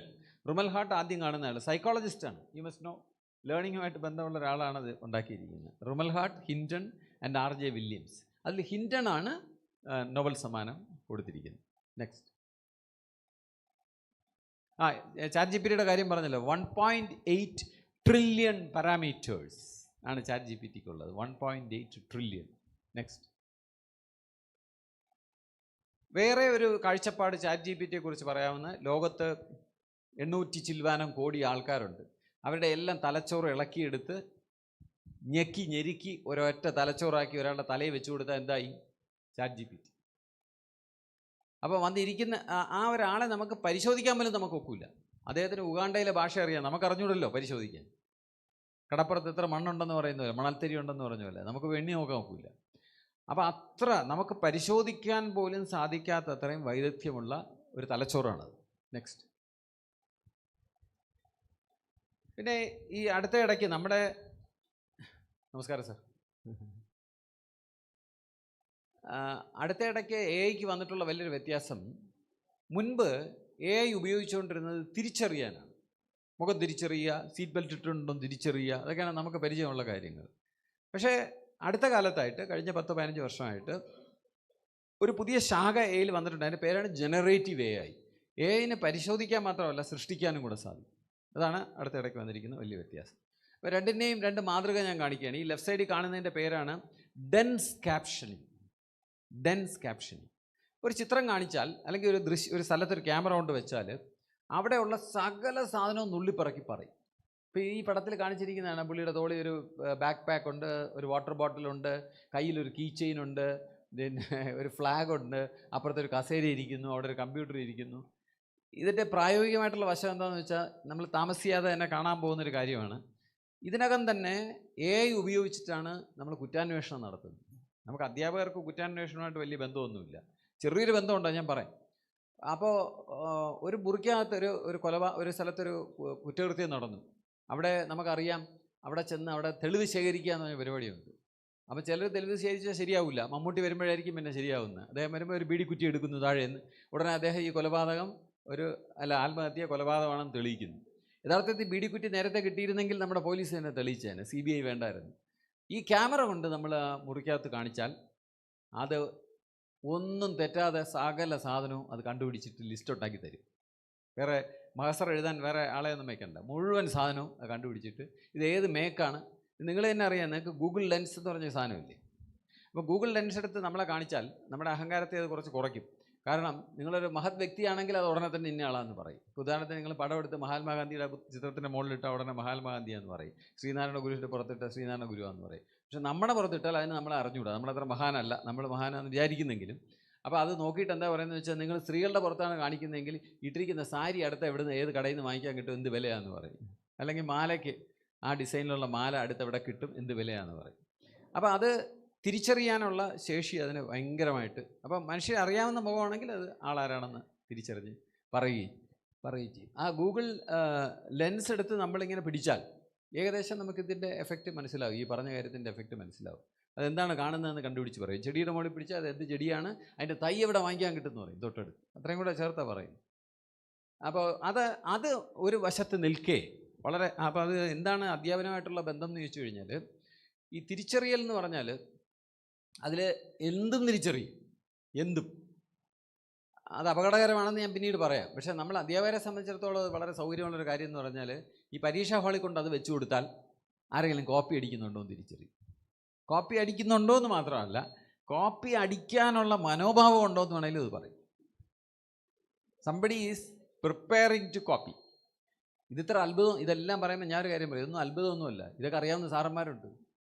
അവനെ കണ്ടപ്പോഴേ ഞാൻ ശ്രദ്ധിച്ചു, ക്ലാസ്സിൽ കയറിയപ്പോഴേ എനിക്കറിയായിരുന്നു അവൻ കോപ്പി അടിക്കാൻ ഇന്ന് തയ്യാറെടുത്താണ് വന്നതെന്ന്. കള്ള ലക്ഷണം നേരത്തെ ഉണ്ടായിരുന്നു. അങ്ങോട്ടും ഇങ്ങോട്ടും നോക്കുകയും ഞാൻ നോക്കിയ ഉടനെ കണ്ണെടുക്കുകയും അങ്ങനെ പറയുന്നവരുണ്ട്. അതേ സാധനമാണ് എ ചെയ്യുന്നത്. ഇത് കുറെ കൂടെ പെർഫെക്റ്റ് ആയിട്ട് ചെയ്യുന്നു എന്ന് മാത്രമേ. അപ്പോൾ അതിൽ നിന്ന് മാറിയിട്ട് ഇപ്പോൾ പുതിയ ഒരു കാര്യം എന്ന് പറഞ്ഞാൽ നമുക്കറിയാം, ChatGPT തന്നെ അതിൻ്റെ ഉദാഹരണമാണ്. AI is able to not only analyse but synthesise. AI is not only able to recognise but also generate. അതാണ് ജനറേറ്റീവ് AI എന്ന് പറഞ്ഞ വാക്കുകൊണ്ട് ഉദ്ദേശിക്കുന്നത്. ഈ കാണുന്ന ചിത്രം നിങ്ങളെല്ലാം ഇഷ്ടംപോലെ വരയ്ക്കുന്നവരാണ്. നിങ്ങളിതൊക്കെയാണ് വരയ്ക്കുന്നതെന്ന് എനിക്ക് അറിഞ്ഞുകൂടാ. എനിക്കിവർ രണ്ടുപേരും തമ്മിൽ കണ്ടാൽ കൊള്ളാൻ തോന്നി. യേശുദേവനും ശ്രീബുദ്ധനും 500 വയസ്സ് വ്യത്യാസമുണ്ട്. 500 വയസ്സിന് മൂപ്പാണ് ശ്രീബുദ്ധൻ. പക്ഷേ എന്തായാലും അവർ തമ്മിൽ കണ്ട് ഷേക്ക് ഹാൻഡ് കൊടുക്കുന്ന പടം വരയ്ക്കാൻ പറഞ്ഞപ്പോൾ അത് വരച്ചതാണ് ഈ കാണിച്ചിരിക്കുന്നത്. നിങ്ങളൊക്കെ എനിക്ക് വേണ്ടി ദിവസവും വരയ്ക്കുന്നുണ്ടായിരിക്കും. പുറത്ത് കാണിക്കാൻ കൊള്ളാവുന്ന പടമാണോന്ന് അറിഞ്ഞുകൂടാ. പക്ഷേ എല്ലാവർക്കും പരിചയമുള്ള സാധനങ്ങളാണ് ഇതൊക്കെ. നെക്സ്റ്റ്. ഈ ഒരു ആശയം കൂടെ മനസ്സിലാക്കിയിരുന്നത് നന്നായിരുന്നു. ഇത് ഞാൻ എൻ്റെ അതിലെ ഗവേഷണത്തിൽ നിന്ന് എനിക്ക് മനസ്സിലായ അകക്കണ്ണുകൊണ്ട് കാണാൻ സാധിച്ചൊരു കാര്യമാണ് ഞാൻ നിങ്ങളുടെ ഷെയർ ചെയ്യുന്നത്. ഒരു AI ക്യാമറ ഇവിടെ കൊണ്ട് വെച്ചാൽ അതെല്ലാവരുടെയും മുഖം തിരിച്ചറിയും. പക്ഷേ യഥാർത്ഥത്തിൽ അത് നമ്മുടെ മുഖം കാണുന്നേ ഇല്ല. അത് കാണുന്ന നമ്മുടെ മുഖമേ അല്ല. ഇപ്പോൾ ഇവിടെ ഒരു കോഴിയുടെ പടം കാണിച്ചിട്ടുണ്ട്. ഈ കോഴിയുടെ പടം എന്ന് പറഞ്ഞാൽ ഒന്നാമത്തെ കാര്യം, അതിന് പാട്ടും ചിത്രവും ചലച്ചിത്രവും ഒന്നുമില്ല. കമ്പ്യൂട്ടറെ സംബന്ധിച്ചിടത്തോളം കമ്പ്യൂട്ടർ ക്യാമറ പിടിക്കുന്നത് എന്താണെന്ന് ചോദിച്ചാൽ സംഖ്യകളെയാണ്. നിങ്ങളുടെ മുഖത്ത് ക്യാമറ കൊണ്ടുവച്ചാൽ നിങ്ങളുടെ മുഖത്ത് ഓരോരോ ചെറിയ ചെറിയ ചതുരങ്ങളായിട്ട് തിരിച്ചിട്ട് ആ ഓരോ ചതുരത്തിലും ബേസിക് കളേഴ്സ് RGB അത് എത്ര തീവ്രതയോടെ ഉണ്ടെന്നാണ് അളക്കുന്നത്. അളന്നു കഴിഞ്ഞാൽ നിങ്ങളുടെ ഓരോ ശരീരത്തിലെ ഓരോ ചെറിയ പോയിന്റിലും 3 സംഖ്യ മാത്രമേ അകത്ത് റെക്കോർഡ് ചെയ്യുന്നുള്ളൂ. നമ്മുടെ സൗന്ദര്യമൊന്നും അത് എടുക്കുന്നില്ല, അത് കാണുന്നില്ല, അതിനറിഞ്ഞൂടാ. It is only numbers. മനോഹരമായ യേശുദാസിൻ്റെ പാട്ട് റെക്കോർഡ് ചെയ്ത് വെച്ചാൽ can you believe it is only numbers. There is nothing there, വേറെ ഒന്നുമില്ല. അപ്പോൾ ഈ കോഴിയുടെ പടം എന്ന് പറയുമ്പോൾ കോഴി എന്ന് പറഞ്ഞൊരു സാധനമേ ഇവിടെ ഇല്ല. It is only A set of numbers. ആ നമ്പർ തന്നെ നമ്മൾ സ്ക്രീനിൽ അതേ നമ്പേഴ്സ് എടുത്ത് അതേ പ്രകാശമുള്ള വെളിച്ചം സ്ക്രീനിൽ പായിച്ചാൽ നിങ്ങൾക്ക് ആ പടം തിരിച്ച് കാണുന്നതായിട്ട് തോന്നും. അത്രേ ഉള്ളൂ. കമ്പ്യൂട്ടറിനകത്ത് പടമില്ല. പക്ഷേ ഈ കോഴിയുടെ പടം ഒരു AI ക്യാമറയ്ക്ക് കൊടുത്താൽ AI ക്യാമറ കാണുന്നത് കോഴിയേ അല്ല, ആ സംഖ്യയേ അല്ല അത് കാണുന്നത്. പകരം ഈ കാണുന്ന ചിത്രങ്ങളാണ് കാണുന്നത്. ഇതെന്താണെന്നുള്ളത് മനോഹരമായ ചോദ്യമാണ്. കോഴിയുടെ ആന്തരിക അവയവം വല്ലതും ആണോ? അതിൻ്റെ ലിവറോ കുടലോ വല്ലതും ആണോ? അങ്ങനെയാണ് നമ്മൾ സംശയിക്കാൻ ധാരണ. കാരണം നമ്മളിപ്പോൾ സ്കാനിങ് യന്ത്രത്തിൽ പോയി കഴിഞ്ഞാൽ നമ്മുടെ ശരീരത്തിൽ പുറത്ത് കാണാത്ത തലച്ചോറിൻ്റെ പല സ്ലൈസായിട്ടൊക്കെ കാണാം. അങ്ങനെ വല്ല ആണോ? അല്ല. എന്താണെന്ന് ഇപ്പോൾ ചുരുക്കി ഈ സെമിനാറിനിടയ്ക്ക് ഇപ്പം പെട്ടെന്ന് നമുക്ക് ചുരുക്കി പറയാമെന്ന് വെച്ച് കഴിഞ്ഞാൽ കോഴിയുടെ ചിത്രത്തിൽ അന്തർലീനമായിരിക്കുന്ന നിഗൂഢ ചിഹ്നങ്ങളാണ്. നിഗൂഢ ചിഹ്നങ്ങളാണ്. ഇതിനെ നമുക്ക് എന്താണെന്ന് പറയാൻ ഒക്കില്ല, പക്ഷേ ഇതിനെ നമുക്ക് പഠിക്കാനും ഇതിനെ ഉപയോഗിക്കാനും ഒക്കും. ഈ നിഗൂഢ ചിഹ്നങ്ങൾ കോഴിയെ തിരിച്ചറിയാൻ ഉപയോഗിക്കാൻ സാധിക്കും. ഈ ചില നിഗൂഢ ചിഹ്നങ്ങളുടെ പ്രത്യേകത, ഉദാഹരണത്തിന് നടുക്ക് കാണുന്ന 2 ചിഹ്നങ്ങൾ, ഒരു പക്ഷേ 2 ചതുരങ്ങൾ, കോഴി അങ്ങോട്ടും കൊണ്ട് തിരിഞ്ഞാലും ആ ചിത്രം മാറില്ല. കോഴി എങ്ങനെ നിന്നാലും ആ ചിത്രം അങ്ങനെ തന്നെ നിൽക്കും. അതുപയോഗിച്ചാണ് അത് കോഴിയാണോ എന്ന് തിരിച്ചറിയുന്നത്. അതുകൊണ്ടാണ് കോഴിയുടെ വലിപ്പം വലുതായാലും ചെറുതായാലും നിറം മാറിയാലും എല്ലാം അതിൽ മാറാതെ നിൽക്കുന്ന ഹിഡൻ സിഗ്നൽസ് ഉണ്ട്. അത് കണ്ടുപിടിക്കാനായിട്ട് AI ക്യാമറയ്ക്ക് സാധിക്കും. ഇതും എങ്ങനെ ചെയ്യുന്നു എന്ന് ചോദിച്ചാൽ ഏറ്റവും ലളിതമായ ഗുണനവും സങ്കലനവും മാത്രം ഉപയോഗിക്കുന്ന ഒരു മാത്തമാറ്റിക്കൽ പ്രോസസ്സ്. കോൺവല്യൂഷൻ എന്നാണ് അതിനെ പറയുന്നത്. ഇത് ഉപയോഗിക്കുന്ന AIനെ തന്നെ പറയുന്ന കോൺവല്യൂഷൻ ന്യൂറൽ നെറ്റ്വർക്ക് എന്നാണ് പറയുന്നത്. കോൺവല്യൂഷൻ ഗുണിക്കുകയും കൂട്ടുകയും ചെയ്യുന്നത്, വേറെ ഒന്നുമില്ല. അതുപയോഗിച്ചിട്ടാണ് ഈ ചിത്രങ്ങളെ ഉണ്ടാക്കുന്നത്. ആ ചിത്രങ്ങളിലൂടെ നിഗൂഢമായിട്ടുള്ള ചിഹ്നങ്ങൾ ഒരു ഇതിൽ. അപ്പോൾ ഇത് നമ്മൾ പറയില്ലേ, ചിലർ ഒരു മഹാഗുരു നമ്മൾ നേരത്തെ ഇവിടെ വാക്ക് ഉപയോഗിച്ചു. മഹാഗുരുവിൻ്റെ മുന്നേ ഒരുപാട് നടന്നു പോവുക. അദ്ദേഹം ഒരാളെ വിളിച്ചു നിർത്തിയിട്ട് പറയുകയാണ്, നീ ഒരു മഹാനാവാൻ പോവുകയാണ്, അല്ലെ നിനക്ക് വലിയ ഭാവിയുണ്ടെന്ന് പറയുന്നു. അവരെങ്ങനെ പറഞ്ഞു? ബാക്കി ആർക്കും കാണാത്ത ചിഹ്നം അയാൾക്ക് കാണാൻ സാധിച്ചു എന്നുള്ളതാണ്. അപ്പോൾ അങ്ങനെ കഴിവുണ്ടോ ആർക്കെന്ന് എനിക്ക് അറിഞ്ഞുകൂടാ, ഞാൻ ഒരു ഉദാഹരണത്തിനൊക്കെ പറഞ്ഞു എന്നുള്ളത്. അപ്പോൾ AIക്ക് ലേണിങ്ങുമായിട്ട് ബന്ധപ്പെട്ട് നമുക്ക് ഒരുപാട് കാര്യങ്ങൾ പുതുതായിട്ട് പഠിക്കാൻ, AIയുടെ ലേണിംഗ് സിസ്റ്റവുമായിട്ട് ബന്ധപ്പെട്ട് നമുക്ക് പഠിക്കാനായിട്ടുള്ള സൂചനകളാണ് ഞാനിവിടെ നൽകുന്നത്. ഇതെല്ലാം നമുക്ക് ചെയ്യാൻ പോകുന്ന കാര്യങ്ങളാണ്. നെക്സ്റ്റ്. ഇതെല്ലാം നിങ്ങൾക്ക് അറിയാം. റെയിൽവേ സ്റ്റേഷനിൽ കൊണ്ട് ഇങ്ങനെ വെച്ച് കൊടുത്താൽ, അല്ലെങ്കിൽ ഇവിടെ ഒരു ക്യാമറ കൊണ്ട് വെച്ചാൽ, ഇവിടെ എല്ലാവർക്കും ആധാർ കാർഡ് ഇല്ലേ? ആധാർ കാർഡ് ഇല്ലാത്തവരെങ്ങനെ കൊണ്ട് കൈ പൊക്കിക്കും? ഉണ്ടെങ്കിൽ ആധാർ കാർഡുമായിട്ട് ലിങ്ക് ചെയ്താൽ ഒരു ക്യാമറ ഇങ്ങനെ കൊണ്ട് വെച്ചാൽ ഈ ക്ലാസ്സിൽ ഇരിക്കുന്ന എല്ലാവരുടെയും പേര്, ഡേറ്റ് ഓഫ് ബർത്ത്, അഡ്രസ്സും കൂടെ പ്രിൻറ്റ് ചെയ്ത് ഒരു സെക്കൻഡ് മതി. അപ്പോൾ നമ്മൾ തലേദിവസം വരെ കെട്ടിക്കൊണ്ടിരുന്ന ഹെയർ സ്റ്റൈൽ മാറ്റിയാലോ, തലയിൽ തട്ടമിട്ടാലോ, ഊരിയാലോ, മീശ പഠിച്ചാലോ ഒന്നും രക്ഷയില്ല, അത് കണ്ടുപിടിക്കും. കാരണം എന്താണ്? മീശ നോക്കിയല്ല നമ്മളെ തിരിച്ചറിയുന്നത്, വസ്ത്രം നോക്കിയല്ല തിരിച്ചറിയുന്നത്. പകരം എന്ത് നോക്കിയാണ്? നിഗൂഢ ചിഹ്നമാണ്, നമ്മുടെ ഓരോരുത്തരെ പറ്റിയുള്ള നിഗൂഢ ചിഹ്നമാണ് അത് കണ്ടുപിടിക്കുന്നത്. അപ്പോൾ നമുക്ക് രക്ഷപ്പെടാൻ നോക്കില്ല. നമ്മൾ എവിടെ പോയി നിന്നാലും ഇങ്ങനെ ക്യാമറ കൊണ്ട് വെച്ചാൽ ഉടനെ കണ്ടുപിടിക്കാൻ സാധിക്കും. നെക്സ്റ്റ് നമുക്ക് എയുടെ ആപ്ലിക്കേഷനിലോട്ട് ഞാൻ പോകുന്നില്ല. പിന്നെ ഞാൻ ഒരു കാര്യം മാത്രം പറയാം. ഈ എന്നും പഠിക്കുന്നു പറഞ്ഞാൽ നല്ല സ്വഭാവമല്ല, എന്നും ചെയ്യാൻ കഴിവുള്ളത് നല്ല കാര്യമല്ല. അത് വളരെ ഗുരുതരമായ പ്രത്യാഘാതം ഉണ്ടാക്കുന്ന കാര്യമാണ്. ഒരു ഉദാഹരണം, കമ്പ്യൂട്ടർ നമ്മുടെ മുഖത്ത് നോക്കിയിട്ട് നമ്മൾ കള്ളം പറയുന്നുണ്ടോ എന്ന് പറയാൻ സാധിക്കും. ഇത് തന്നെ വലിയ ദുരന്തമാണ്. ഞാനതിനെപ്പറ്റി പറയുന്നത്, നമ്മൾ സത്യാനന്തര കാലം എന്ന് പറയാറുണ്ട്. ഇപ്പോഴത്തെ കാലത്ത് കള്ളമാണ് കൂടുതൽ പ്രചരിക്കുന്നത്, സത്യത്തിൻ്റെ കാലം കഴിഞ്ഞു. സത്യം പറഞ്ഞാൽ കള്ളത്തിൻ്റെ കാലം കഴിഞ്ഞാലാണ് നമ്മൾ സൂക്ഷിക്കേണ്ടത്. സത്യം നമുക്ക് അഡ്ജസ്റ്റ് ചെയ്യാം. കള്ളം ഇല്ലാത്ത കാലത്ത് നമുക്ക് വളരെ ബുദ്ധിമുട്ട് വരും. കാരണം ഇപ്പോൾ ഈ ടോക്ക് തന്നെ കഴിഞ്ഞിട്ട് ആരുടെയും വോട്ട് ഓഫ് താങ്ക്സ് പറയാൻ പറഞ്ഞാൽ ഇത് എത്ര ബോറിംഗ് ആണെങ്കിലും നിങ്ങൾ എന്ത് പറയും?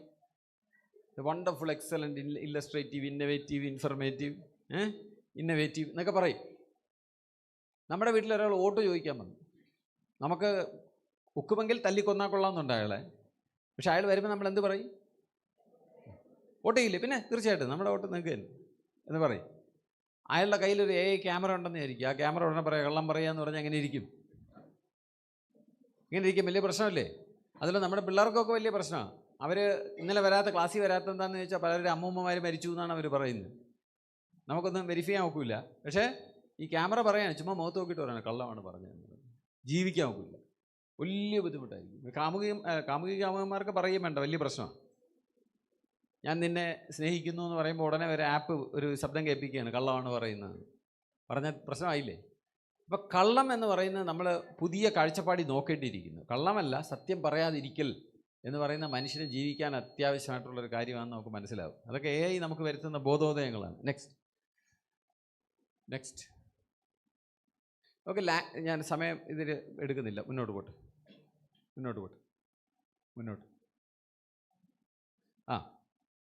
എടുത്ത പ്രിൻസിപ്പൽ പറഞ്ഞിട്ട് നെഗറ്റീവും കൂടെ പറയണമെന്ന് പറഞ്ഞു. ആദ്യമേ പറഞ്ഞേക്കാം. നമ്മൾ മനുഷ്യൻ AI ഉപയോഗിക്കാൻ ഇപ്പോൾ ഭയങ്കരമായിട്ട് തുടങ്ങിയിരിക്കുകയാണ്. ഒരു എക്സൈറ്റ്മെൻറ്റോട് കൂടി, തുടക്കത്തിലെ എക്സൈറ്റ്മെൻറ്റോട് നമ്മൾ ഉപയോഗിച്ചുകൊണ്ടിരിക്കുകയാണ്. ഇതിനെ എങ്ങനെയാണ് കമ്പയർ ചെയ്യേണ്ടതെന്ന് വെച്ചാൽ, വിലയിരുത്തേണ്ടതെന്ന് വെച്ചാൽ, ഇതിന് മുമ്പ് നമുക്ക് ടെക്നോളജി ഇതുവരെ ചെയ്തുകൊണ്ടിരുന്നത് എന്താണെന്ന് വെച്ചാൽ, പലപ്പോഴും it helped us to avoid work using muscles. Muscle ചെയ്തുകൊണ്ടിരുന്ന ജോലിയെല്ലാം യന്ത്രത്തിന് കൊടുത്തു. ദോശയുടെ മാവ് അരയ്ക്കുന്നത് യന്ത്രം ഏറ്റെടുത്തു, നടക്കുന്നത് കാറും ബസ്സും ഓട്ടോറിക്ഷയും ഏറ്റെടുത്തു, അല്ലേ? വീശുന്നത് ഇപ്പോൾ ഇവിടെ ഫാനൊക്കെ ഇട്ടിരിക്കുന്നു. ഇല്ലായിരുന്നെങ്കിൽ നമ്മളിപ്പോൾ എല്ലാവരും എന്ത് ചെയ്തുകൊണ്ടിരുന്നേനെ? ഇങ്ങനെ ഇരുന്നേനെ. ഇങ്ങനെ ഇരിക്കുമ്പോൾ എന്ത് സംഭവിക്കും? കൈ ചലിക്കും, കയ്യിന് കുറച്ചും കൂടെ ആരോഗ്യം കാണും. അതാണ് അതിൻ്റെ വ്യത്യാസം. അപ്പോൾ അതെല്ലാം നമ്മൾ യന്ത്രത്തിന് അടിയറവ് വെച്ചുകൊണ്ട് എന്ത് സംഭവിച്ചു? 35 വയസ്സാകുമ്പോഴത്തേക്കും നടക്കാൻ വേണ്ടി നടക്കേണ്ടിയിരിക്കും.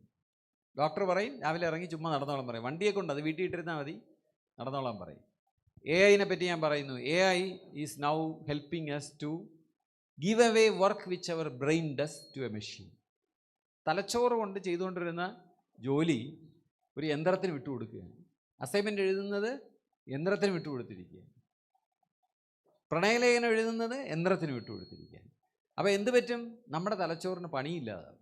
തലച്ചോറിന് പണിയില്ലാതാകുമ്പോൾ എന്ത് പറ്റും? ശരീരം പോലെ തന്നെ തലച്ചോറും വ്യായാമം, മാനസിക വ്യായാമം, ശാരീരിക വ്യായാമവും മാനസിക വ്യായാമവും ഉണ്ടെങ്കിലേ മനുഷ്യന് അവനുള്ള ഹെൽത്ത്, അതുകൊണ്ട് മാത്രം ഹെൽത്തി ആയിരിക്കണം എന്നില്ല, ഹെൽത്ത് മെയിൻറ്റെയിൻ ചെയ്യാനും ആഹ്ലാദം ഉണ്ടായിരിക്കാനും സാധിക്കുക. നമ്മൾ ആഹ്ലാദഭരിതരായിട്ടിരിക്കണമെങ്കിൽ, ജീവിതം അരസികമായി പോകാതിരിക്കണമെങ്കിൽ നമ്മുടെ ശരീരവും മനസ്സും പ്രവർത്തിച്ചുകൊണ്ടേയിരിക്കണം.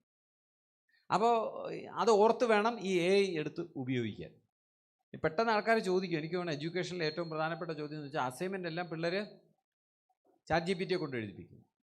അധ്യാപകർ അസൈൻമെൻറ്റിനെ ChatGPT തന്നെ അപ്ലോഡ് ചെയ്തിട്ട് അതിൻ്റെ ഒരു കമൻറ്റ്, ഒരു ഗ്രേഡും കമൻറ്റും കൂടെ പറയാൻ പറയുന്നു. ഇത് ശുഭകരമാണോ എന്ന് ചോദിച്ചാൽ തീർച്ചയായിട്ടും അല്ല.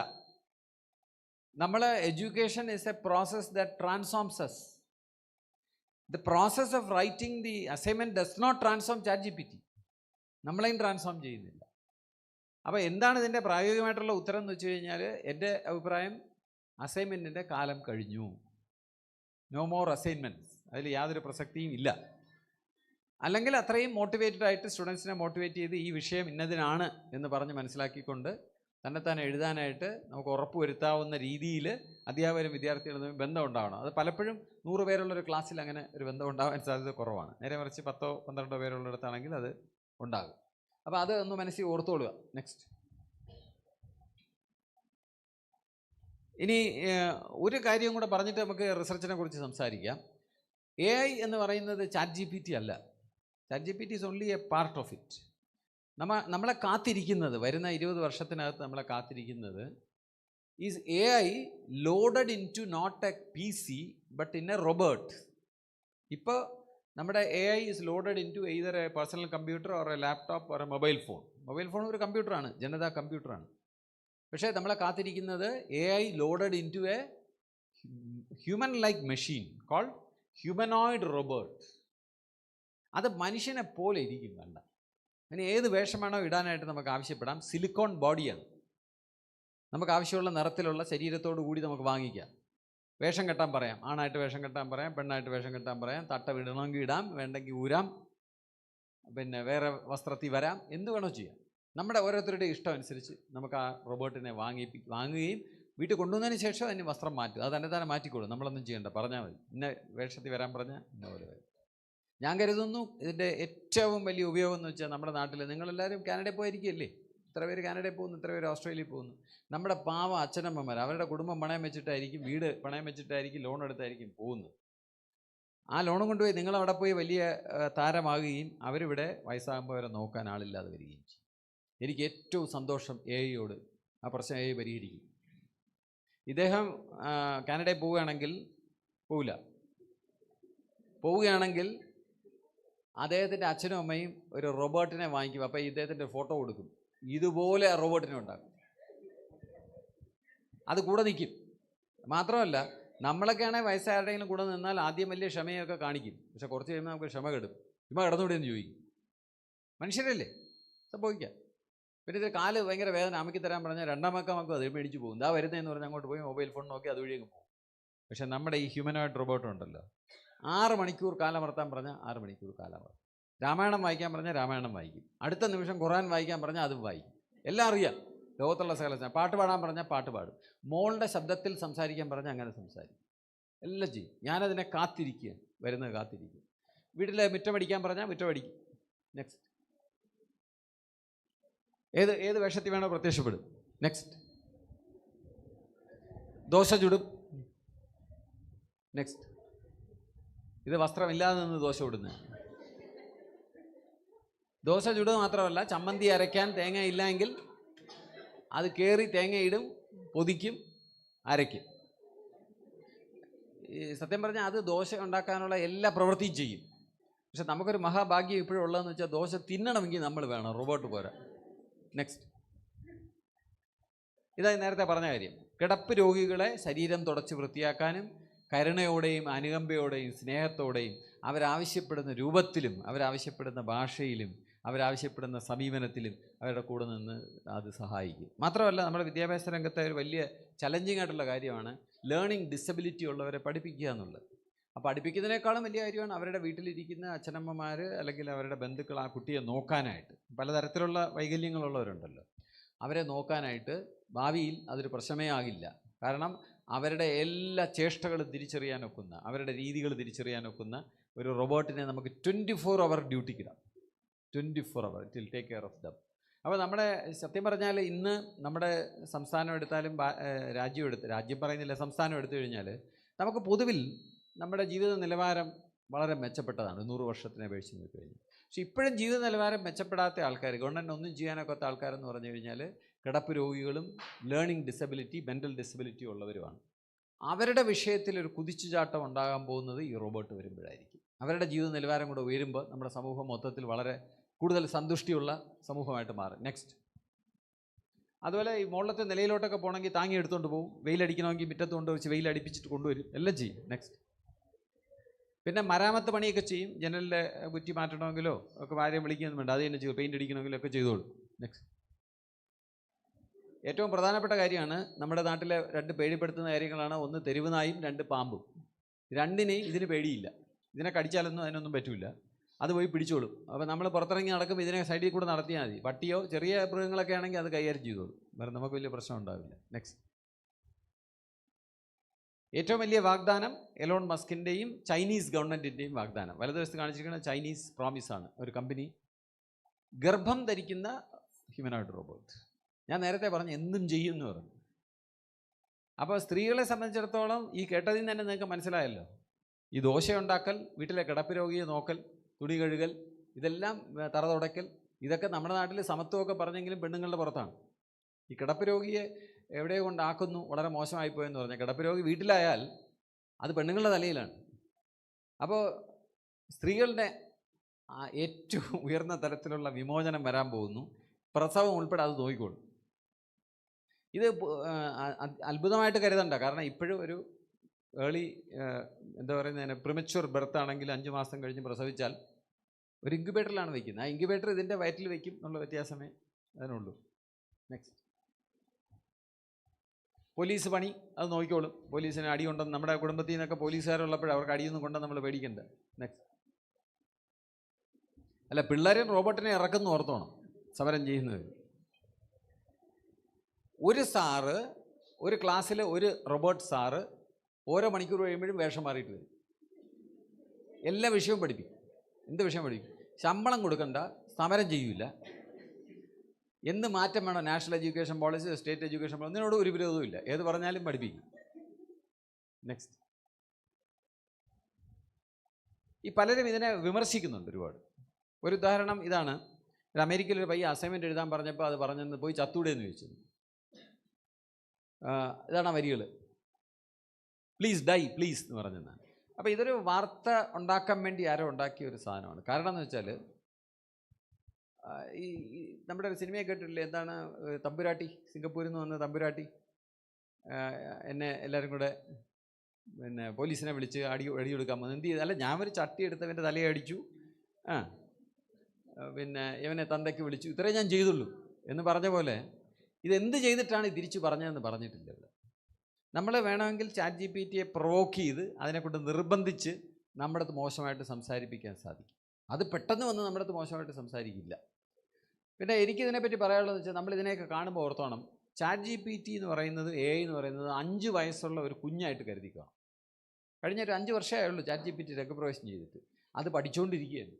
നിങ്ങൾ ചോദിക്കുന്ന ഓരോ ചോദ്യവും അതിൻ്റെ പഠനത്തിനുള്ള സാധനമായിട്ട് മാറുകയാണ്. അപ്പോൾ അതിങ്ങനെ പഠിച്ചുകൊണ്ടിരുന്നിട്ട് അത് ഇനി മെച്ചപ്പെട്ടുകൊണ്ടേയിരിക്കും. ഒരു 10-20 വർഷം കഴിയുമ്പം പറയാനൊക്കാത്ത രീതിയിൽ അത് മനുഷ്യ വൈഭവത്തിനെ കടത്തി വെട്ടും. ഇപ്പോഴേ തന്നെ കടത്തി വെട്ടിയിട്ടുണ്ട് ഒരുപാട് മേഖലയിൽ. അപ്പോൾ എനിക്ക് ചൂണ്ടിക്കാണിക്കാനുള്ള 5 വയസ്സുള്ള കുട്ടി ആരുടെങ്കിലും പോയി ചാവാൻ പറയുമോ? ആ ചാവുന്നതിനെക്കുറിച്ച് സംസാരിക്കുമോ?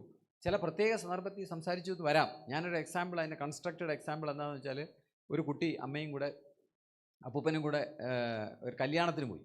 ഞാനിപ്പോൾ ഒരു കല്യാണത്തിന് പോയിട്ടാണ് വന്നത്. ആ കല്യാണം കണ്ടപ്പോൾ കുട്ടിക്ക് ഭയങ്കര ഇഷ്ടപ്പെട്ടു. അപ്പോൾ കുട്ടി അപ്പൂപ്പൻ്റെ അടുത്ത് ചോദിച്ചു, അപ്പൂപ്പ എനിക്ക് കല്യാണം കഴിക്കണം എന്ന് പറഞ്ഞു. അപ്പൂപ്പൻ പറഞ്ഞു, അയ്യോ നിനക്കിപ്പോൾ കല്യാണം കഴിക്കാക്കൂല, അതൊക്കെ അപ്പൂപ്പ മരിച്ചിട്ടേ കല്യാണം കഴിക്കാക്കൂല. അപ്പോൾ ആ കുട്ടി ചോദിച്ചു, അപ്പൂപ്പ ഇപ്പോൾ ഒന്ന് മരിക്കാമോ എന്ന് ചോദിച്ചു. അപ്പോൾ 5 വയസ്സുള്ള കുട്ടിയും അങ്ങനെ ചോദിക്കാം, ഒരു പ്രത്യേക സന്ദർഭത്തിൽ അങ്ങനെ ചോദിക്കാം. അതുപോലെയാണ് ഇത് ചോദിച്ചതെന്നാണ് ഞാൻ കരുതുന്നത്. അതുകൊണ്ട് വിമർശനം ആകാം, പക്ഷേ ഈ AI മോശമാണ്, ഞാനൊരു ചോദ്യം കൊടുത്തവൻ പറഞ്ഞില്ല എന്നൊക്കെ ഉള്ള കാര്യങ്ങൾ ഒരു 5 വയസ്സായ കുട്ടിയെ വിലയിരുത്തുന്ന പോലെ കരുതിക്കൊണ്ടായി. അതിനൊന്നും പ്രസക്തിയുണ്ട്. 5 വയസ്സായ ഞാൻ എപ്പോഴും പറയാം, എൻ്റെ കുഞ്ഞുമോള് എന്തെങ്കിലും പറഞ്ഞാൽ നോ എന്ന് പറയണത് ആ പറഞ്ഞ വരി മുഴുവൻ റിപ്പീറ്റ് ചെയ്തിട്ടാണ്. വന്ന് ദോശ തിന്നു എന്ന് പറഞ്ഞാൽ അത് മറുപടി പറയുന്നത് വന്ന് ദോശ തിന്നു വേണ്ട എന്നാണ് പറയുന്നത്. അപ്പോൾ നമ്മളതിനെ തിരുത്തുകയാണോ, നമ്മൾ ആദ്യം ചെയ്യുന്നത് ചിരിക്കുകയാണോ? നമ്മളത് കേട്ട് വളരെ ഒരു ആഹ്ലാദത്തിൽ നമ്മൾ ചിരിക്കുകയാണ് ചെയ്യും. നെക്സ്റ്റ്. അപ്പോൾ റിസർച്ചിനെ കുറിച്ച് കുറച്ച് കാര്യങ്ങൾ പറയാം. ശരിക്കും ഇത്രയും വിഷയങ്ങൾ ഒരു ലെക്ചറിൽ നമുക്ക് ചെയ്യാനൊക്കില്ല, എങ്കിലും റിസർച്ച് സ്കോളേഴ്സ് ഉണ്ട് ഇവിടെ, അല്ലാത്തവരും ഉള്ളതുകൊണ്ട് ഞാൻ പറയാം. റിസർച്ച് എന്ന് പറഞ്ഞാൽ ഏറ്റവും കാച്ചിക്കുറുക്കി പറഞ്ഞ 5 വാക്കുകളിൽ ഞാനതിനെ ഒതുക്കും. Look, ask, guess, test, talk. 5 വാക്കേ ഉള്ളൂ. Look, ask, guess, test, talk. ആ ലുക്ക് എന്ന് പറഞ്ഞാൽ കുറച്ചുകൂടെ വിശാല അർത്ഥത്തിൽ കാണണം. ലുക്ക് എന്ന് പറഞ്ഞാൽ കേൾവിയും കൂടെ ഉദ്ദേശിച്ചിട്ടുണ്ട്. നിരീക്ഷിക്കുക, ചോദ്യം ചോദിക്കുക, ചോദ്യത്തിൻ്റെ ഉത്തരം ഗസ് ചെയ്യുക, അതിനെ പരീക്ഷിക്കുക, അതിനെപ്പറ്റി സംസാരിക്കുക, സംവാദം നടത്തുക. ഇതാണ് ക്ലാസിക്കൽ സയൻറ്റിഫിക് മെത്തേഡ് എന്ന് പറഞ്ഞാൽ. അതിന് വേറെ പദങ്ങളൊക്കെ ഉപയോഗിച്ച് നമുക്ക് പറയാം, ഹൈപ്പോത്തിസിസ് എന്നൊക്കെ പറയാം. ഞാനതൊന്നും ഉപയോഗിക്കുന്നില്ല. ഞാൻ പകരം look, ask, guess, test, talk. ഈ ലുക്ക് എന്ന് പറഞ്ഞത് നമുക്ക് ഒരു ഗവേഷണ പ്രബന്ധം വായിക്കുന്നതാവാം, വേറൊരാൾ ചെയ്ത ഗവേഷണ പ്രബന്ധം വായിച്ചിട്ട് അതിൽ നിന്ന് ചോദ്യങ്ങൾ ഉയർത്തുന്നതാകാം, പുറത്തോട്ട് നോക്കിയിട്ട് കാണുന്നതിനെപ്പറ്റി ചോദ്യങ്ങൾ ഉയർത്തുന്നതാകാം. ചിത്രശലഭങ്ങൾക്കെല്ലാം ഭയങ്കര നിറമാണ്, കാക്കയ്ക്ക് കറുപ്പ് നിറം മാത്രമേ ഉള്ളൂ, എന്തിനാ ചിത്രശലഭത്തിന് ഇത്രയും നിറം എന്ന് ചോദിക്കുന്നത് ലുക്ക് ആൻഡ് ആസ്കിൻ്റെ എക്സാമ്പിളാണ്. ശ്രീബുദ്ധൻ ആദ്യമായിട്ട് പുറത്തോട്ടിറങ്ങിയപ്പോഴത്തേക്കും ആൾക്കാർ ദുരിതപ്പെടുന്നത് കണ്ടു. അപ്പോൾ അദ്ദേഹം എന്ത് ചെയ്തു? അദ്ദേഹം ഒരു ചോദ്യം ചോദിച്ചു, what is the cause for all this miseries in this world? C V Raman ഒരു ദിവസം വേറെ ജോലിയൊന്നുമില്ലായിരുന്നു, മുകളിലോട്ട് നോക്കിയപ്പം പെട്ടെന്ന് ശ്രദ്ധിച്ചു. നമ്മൾ ശ്രദ്ധിച്ചിട്ടുണ്ടെങ്കിലും അദ്ദേഹം പെട്ടെന്ന് ശ്രദ്ധിച്ചു, ആകാശം നീല നിറമാണ്. എന്തുകൊണ്ടാണ് ആകാശത്തിന് നീല നിറം എന്ന് അദ്ദേഹം ചോദിച്ചു. എഡ്വേർഡ് ജെന്നർ വലിയ പ്ലേഗിൻ്റെ വസൂരിയുടെ കാലത്ത്, സ്മോൾ പോക്സിൻ്റെ കാലത്ത് അദ്ദേഹം ജനലിൽ കൂടെ നോക്കുമ്പോൾ റോഡിലൊക്കെ ശവങ്ങൾ ചത്ത് കിടക്കുക, ആരും അടുത്തോട്ട് പോകുന്നില്ല. അങ്ങനെ കിടക്കുന്ന സ്ഥലത്തൂടെ ഒരു കുട്ടി പാല് വിൽക്കാൻ കൊണ്ടുപോകുന്നു അതിൻ്റെ ഇടയിൽ കൂടെ.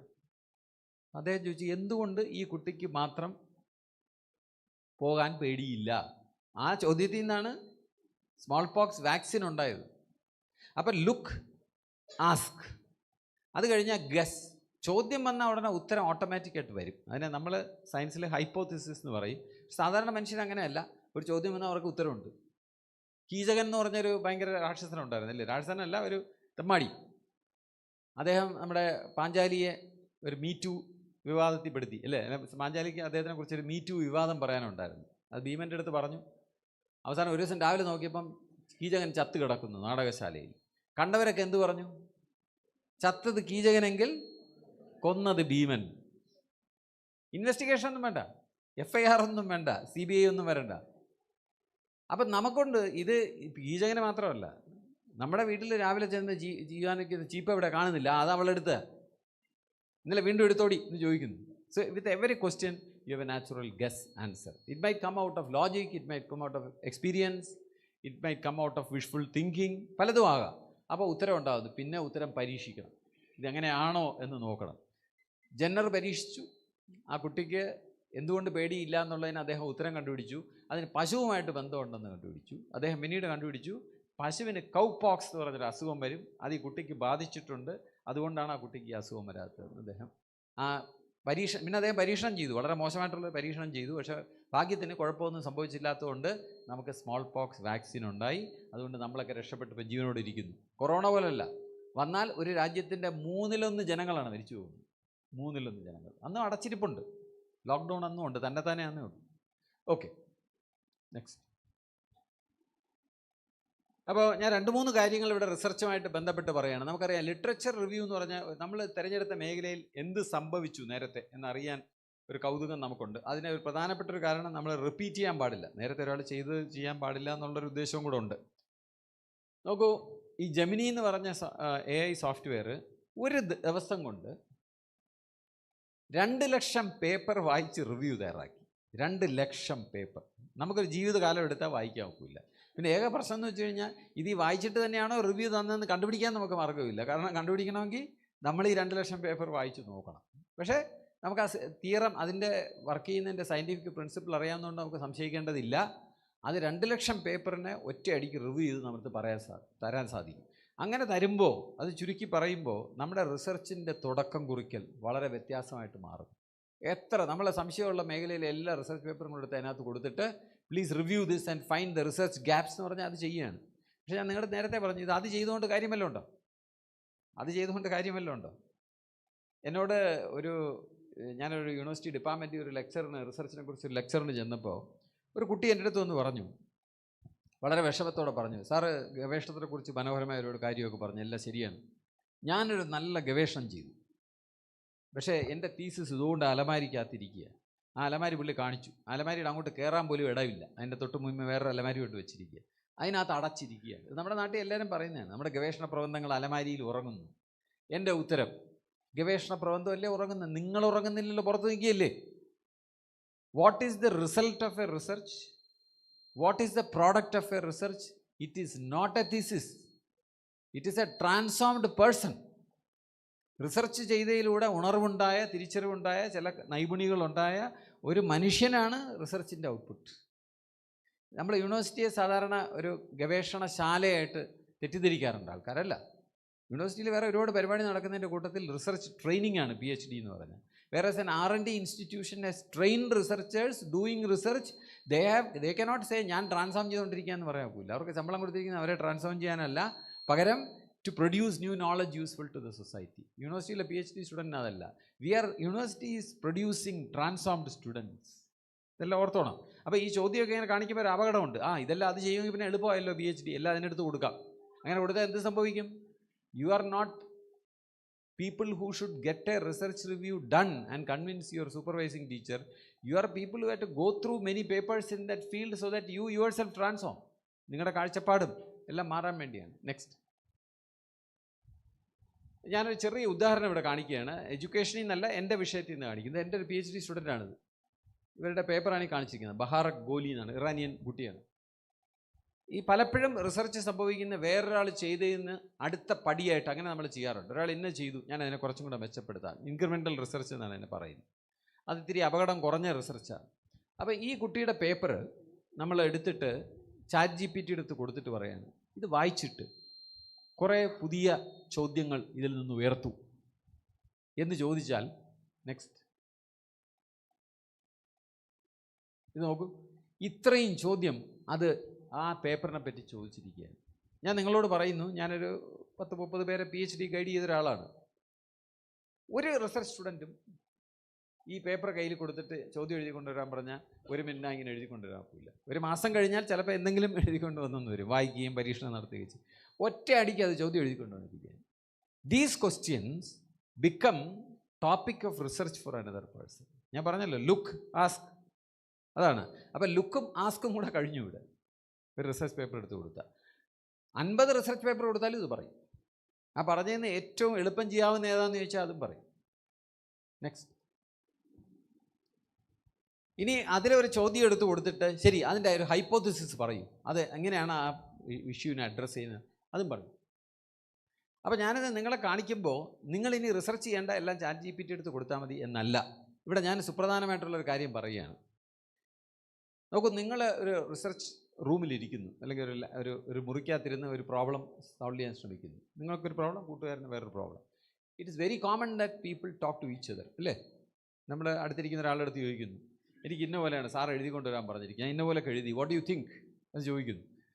അവർ കുറച്ച് കാര്യം പറയുന്നു. അപ്പോൾ നമുക്ക് ചില ഉണർവുണ്ടാകുന്നു, നമ്മൾ ചില പുതിയ കാര്യം കൊണ്ട് എഴുതി ചേർക്കുന്നു. ചിലപ്പോൾ അവർ പറഞ്ഞതും എഴുതി ചേർത്തതിരിക്കും.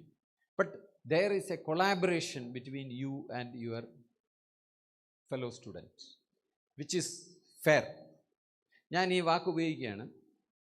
Google or all things that we learned earlier, statistical tools, അതെല്ലാം ടൂൾസാണ്, ഉപകരണമാണ്. ChatGPT is a collaborator. ChatGPT is not a tool. It is a collaborator. അതിനെപ്പറ്റി ഒരു വാക്ക് പറയുന്ന ആ വാക്ക് നമുക്ക് അത്രയും പ്രചാരത്തിലുള്ളതല്ല. Google does not have agency, ChatGPT has agency.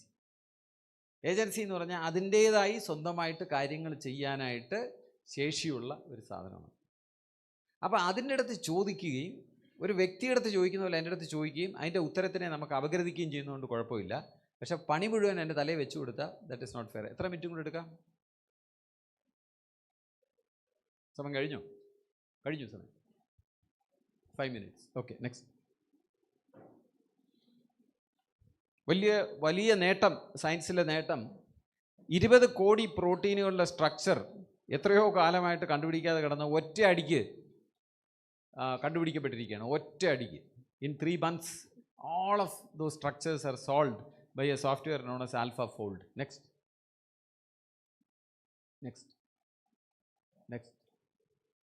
അതുപോലെ പുതിയ പദാർത്ഥങ്ങൾ സൃഷ്ടിക്കുക എന്നുള്ള സയൻസ് ആൻഡ് ടെക്നോളജിയുടെ വലിയൊരു കാഴ്ചപ്പാടാണ്.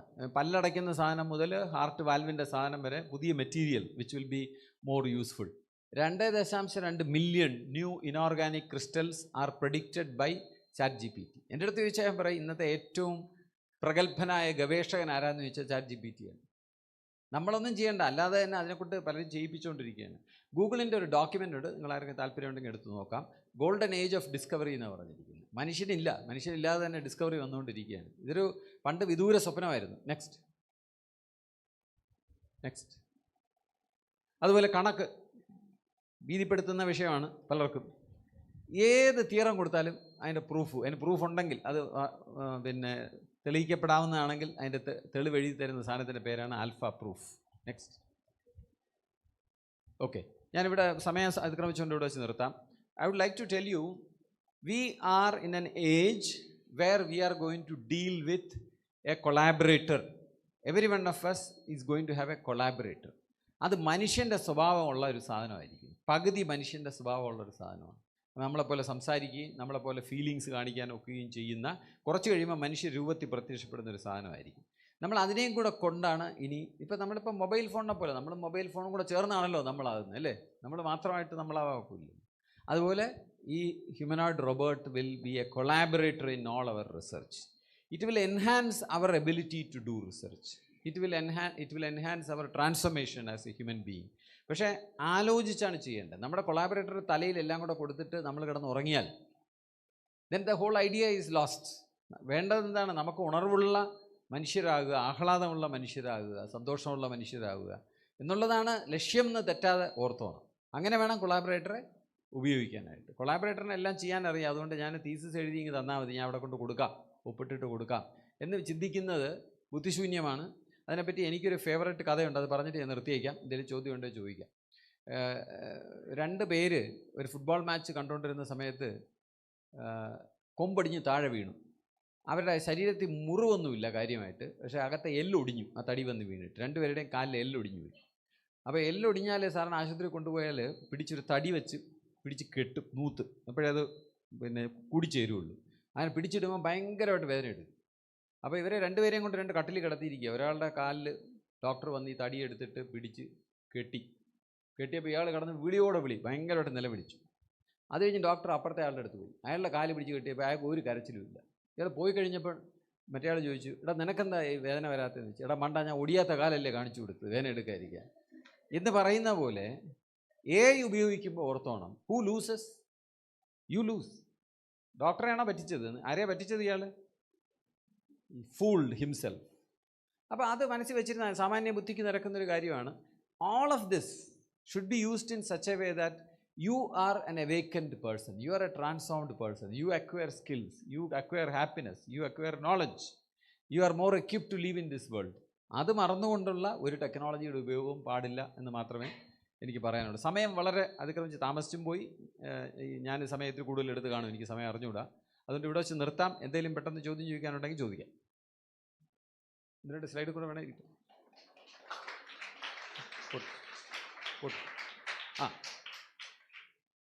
ഒരെണ്ണം കൂടെ പറയാം. ഇത് വന്നാൽ ജോലിയെല്ലാം കൊണ്ടുപോകുന്ന ഒരുപാട് ഇത് കേട്ട് കാണുമല്ലോ നിങ്ങൾ, ഭീതി. അതൊരു വലിയ പ്രശ്നമാണ് നിങ്ങളെ സംബന്ധിച്ച്. നമ്മൾ റിട്ടയർ ചെയ്തവർക്കൊന്നും പ്രശ്നമില്ല, നിങ്ങൾക്ക് പ്രശ്നമാണ്. എല്ലാ പ്രശ്നത്തിനും കേരളത്തിൽ ഒരു പരിഹാരമേ ഉള്ളൂ, ഈ കാണിച്ചിരിക്കുന്നത് സമരം. അപ്പോൾ അങ്ങനെ വരുമ്പോൾ ഓർത്തോളുക, ഇപ്പോഴേ പ്ലക്കാർഡ് എഴുതി വെച്ചോളുക, 50% ജോലി മനുഷ്യർക്ക് എന്ന് പറഞ്ഞ് സെക്രട്ടറിൻ്റെ മുമ്പിൽ ചെന്ന് നിന്നാൽ മതി, ഈ പ്രശ്നം നമുക്ക് പരിഹരിക്കാം.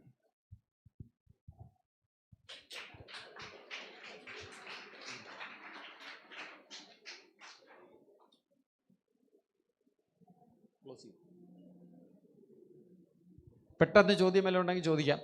പലർക്കും പോകാൻ സമയമായെന്ന് തോന്നുന്നു.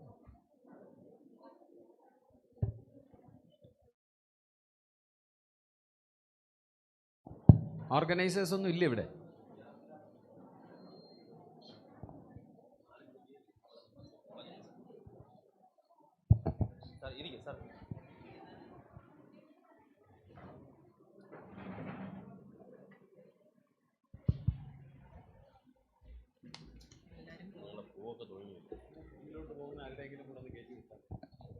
Thank you, Professor Dr. Achyut Shankar S. Nair, for your engaging and thoughtful session.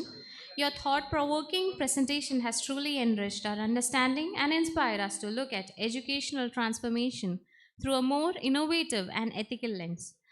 To express our collective gratitude for this enlightening session, we have with us Dr. Betty Sunny, Assistant Professor St. Jacob's Training College, Menamkulam. With great pleasure, I now invite Dr. Betty Sunny to deliver the vote of thanks to our resource person. Ma'am, please.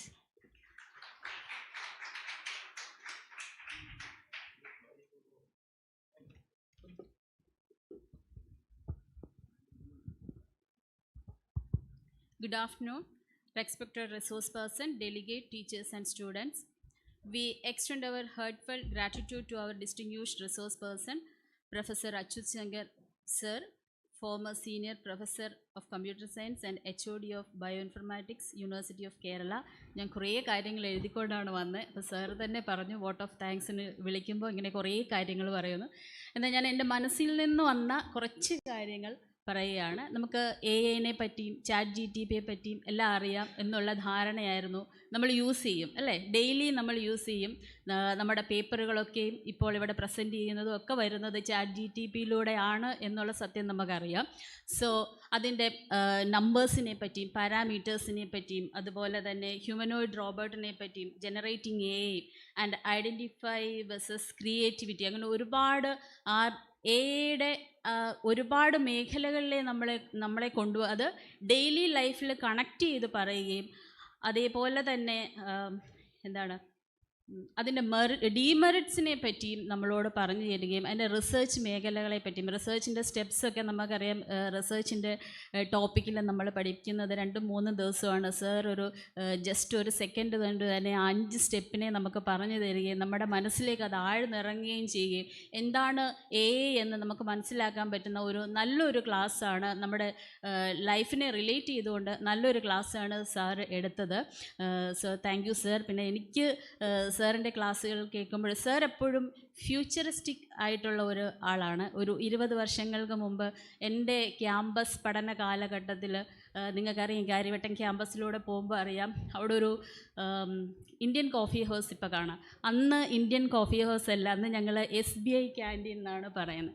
അന്ന് വൈകുന്നേരങ്ങളിൽ അവിടെ പോകുമ്പോൾ അതിനു മുമ്പ് ഇന്ന് എന്ന് പറയുമ്പം teacher എന്ന് പറയുന്നത് എന്താണ്, ഫ്രണ്ട്, ഫിലോസഫർ, ഗൈഡ് എന്നുള്ളൊരു കോൺസെപ്റ്റാണ്.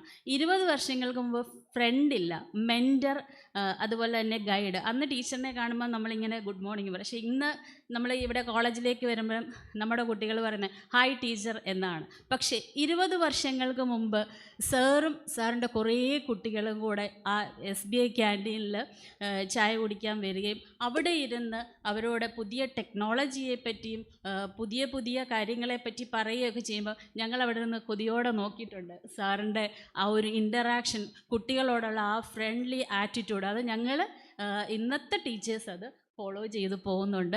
അതുപോലെ തന്നെ നമ്മൾ ഇന്നിപ്പം ഒരു 3-4 സ്റ്റുഡൻസ് ഉണ്ടെങ്കിൽ അവരുടെ ഫ്യൂച്ചർ അവർ സ്പെൻഡ് ചെയ്തണമെന്ന് വിചാരിക്കുന്നത് എവിടെയാണ്? ഫിൻലൻഡിലും ജർമ്മനിയിലും സ്വീഡനിലും ഒക്കെയാണ്. 20 വർഷങ്ങൾക്ക് മുമ്പ് സാറിൻ്റെ സ്റ്റുഡൻസിനെ സാറ് സ്വീഡനിലേക്ക് ഫ്യൂച്ചർ സ്റ്റഡീസിലേക്ക് വിടുകയും അവിടെ അവർ നല്ല രീതിയിൽ ഒരു ഫ്യൂച്ചർ സ്റ്റഡീസിനെ പറ്റി ചിന്തിക്കാൻ പോലും അല്ല, ഒരു അബ്രോഡ് ഒരു സ്റ്റഡീസിനെ പറ്റി ചിന്തിക്കാൻ പോലും പറ്റാത്ത ആൾക്കാരെ സാറ് അവിടേക്ക് വിടുകയും അവരുടെ ആ ഒരു സ്വീഡനിലെ നല്ല നല്ല യൂണിവേഴ്സിറ്റികളിലെ പ്രൊഫസേഴ്സായിട്ട് നൽകുന്ന ഡോക്ടർ ബിന്ദു, അതുപോലെ തന്നെ ബിജു VC, ഇവരെയൊക്കെ ഞാനിവിടെ ഓർക്കുകയാണ്. അപ്പോൾ അവർക്ക് അത്രയും നല്ല ഭാവി, അതായത് സാറിനോട് കൂടെ നിൽക്കുന്ന സാറിൻ്റെ കുട്ടികളെ അവരുടെ ഉന്നമനത്തിന് വേണ്ടി സാർ അത്രയും പ്രയത്നിക്കുന്ന ഒരു വ്യക്തിയാണ്. സോ ഹൃദയത്തിൻ്റെ ഭാഷയിൽ ഞങ്ങളുടെ ഈ ഒരു സെക്ഷൻ മനോഹരമാക്കി തന്നതിന് സാറിന് ഞങ്ങളുടെ കോളേജിൻ്റെ പേരിലും ഏരിയയുടെ പേരിലുമുള്ള നന്ദി അറിയിക്കുന്നു. Thank you.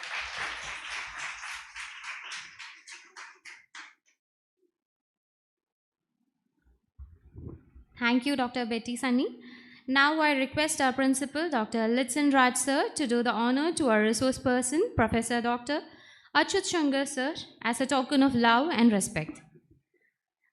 I request Professor Dr. Achuthankar sir to receive our honor. Sir, please.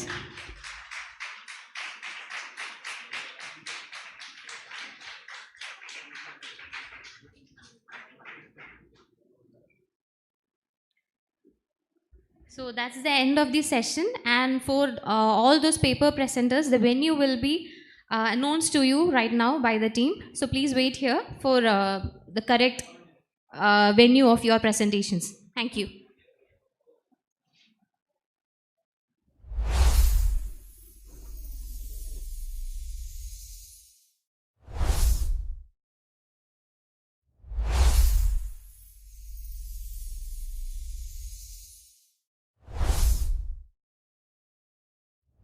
Rajendran, Sneha Rajan, Nawab Ahmad NM, Shruti T, Zara V. Liza. First venue auditorium. Once more, Rakhi A. Rajendran, Sneha Rajan, Nawab Ahmad NM, Shruti T, Zara V. Liza. Auditorium.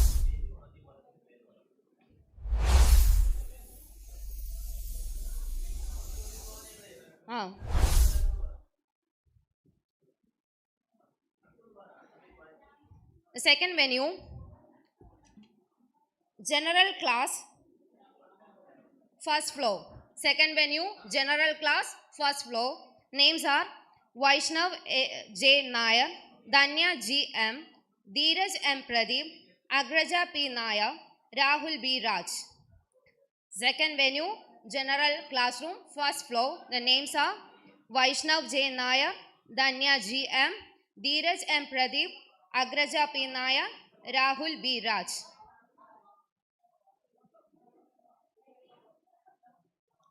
Third venue, smart classroom. Third venue, smart classroom. The name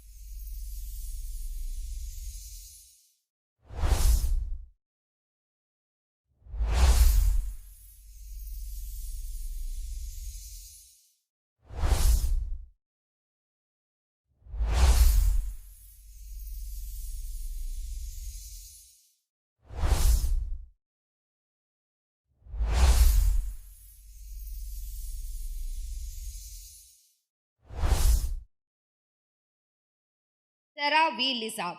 Once more, Rakhi A. Rajendran, Sneha Rajan, Nawaf Ahmad N.M., Shruti T., Sarah V. Lisa. First, I like to welcome Sneha Rajan to present the paper. Thank you.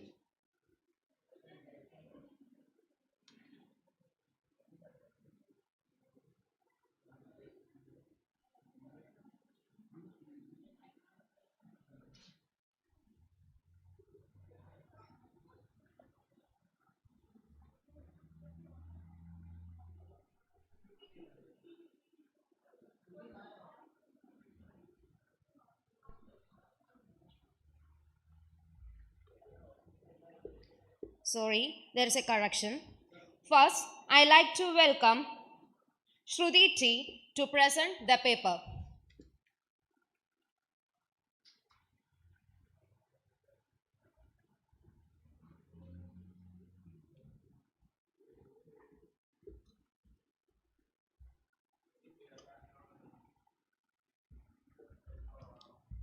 ഞാൻ MEd കഴിഞ്ഞ ആളാണ്.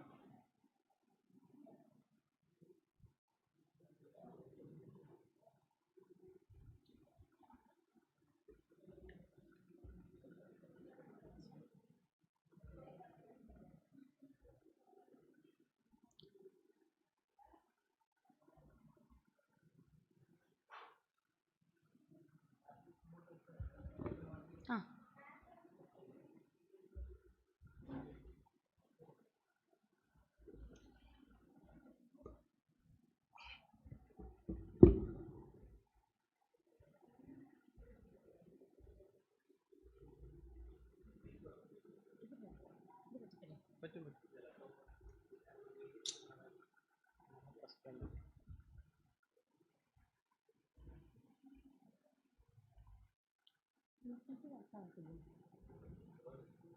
വർക്കാവില്ല.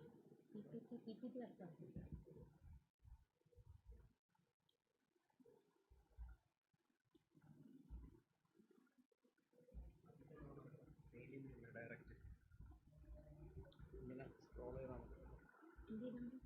മേലോട്ടാക്കിയാണ്.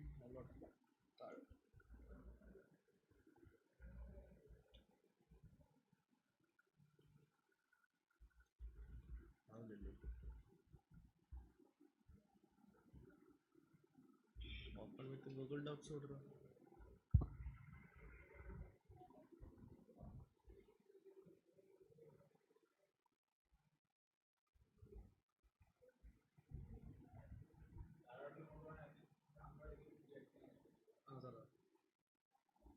വരും.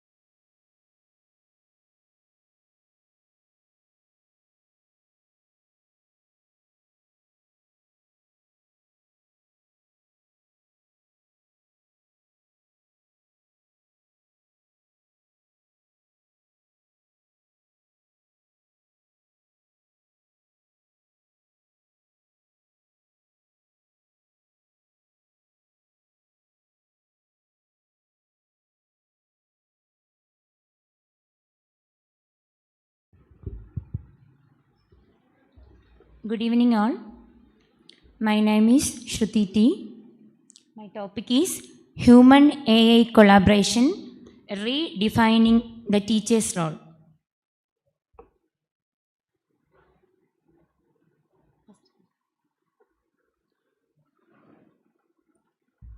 നമ്മുടെ resource person Achyuta Shankar സാറിൻ്റെ നമുക്ക് കിട്ടുന്ന ഒരു ആശയത്തിൽ നിന്നാണ് എൻ്റെ ടോപ്പിക് എന്നാണ് എൻ്റെ വിശ്വാസം.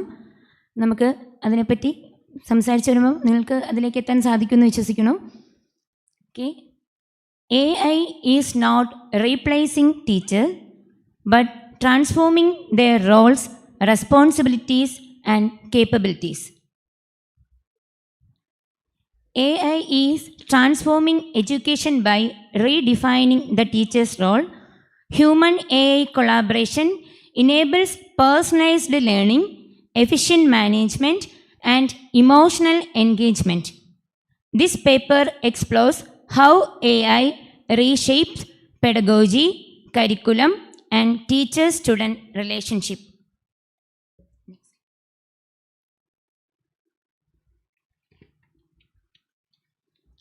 AI has revolutionized education by shifting teachers' role from knowledge providers to facilitators. Human AI collaboration combines human creativity and empathy with machine intelligence and analytics.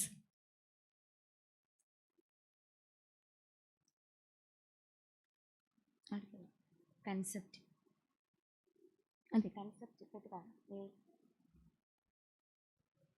Human AI collaboration enhances education by combining human insight with AI efficiency.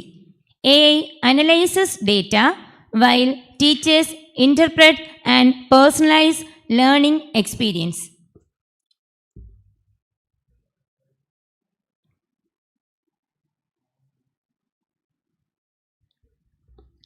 Evolution of teacher's role. Traditional role: knowledge provider and authority figure. Digital shift: integration of technology into classrooms. AI integrated role: learning architect and mentor. Area of human AI collaboration: personalized learning, intelligent tutoring system, automated assessment, curriculum development, emotional analytics, administrative efficiency. Benefits of AI collaboration for teachers. Enhanced decision making. Time optimization. Automation of respective tasks allows teachers to focus on meaningful interaction with students. Professional growth. AI tool provide feedback on teaching method, enabling continuous professional development. Inclusivity. AI enables differentiated learning, supporting students with disabilities or varied learning style. Global connectivity. Virtual AI platforms connect teachers and learners globally and expanding cross-cultural educational changes. Challenges and educational concern. Data privacy and security. AI system collect extensive data on students. Protecting this data from misuse or misuse is major concern. Bias and inequality. Professional resistance. Digital divide.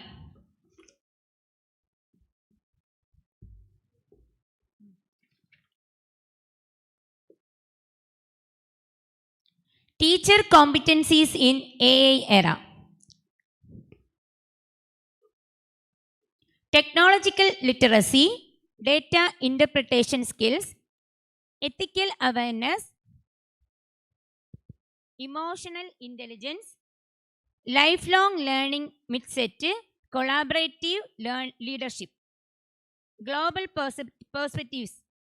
Finland AI literacy in teacher education. In India, platforms like Disha Byju's, USA, predictive analytics and personalized learning. China, AI monitoring tools and ethic concern.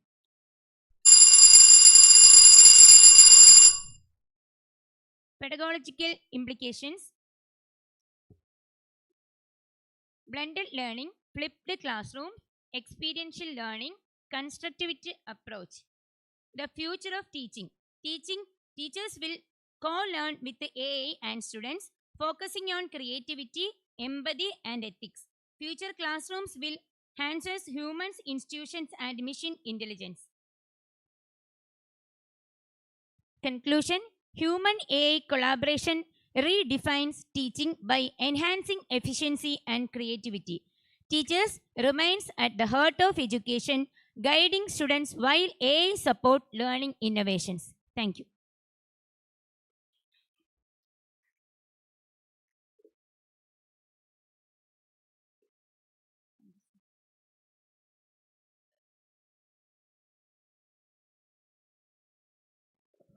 So what are the upcoming changes that we have to bring in the teacher education field in order to utilize the possibility of meaningful collaboration of human intervention and AI?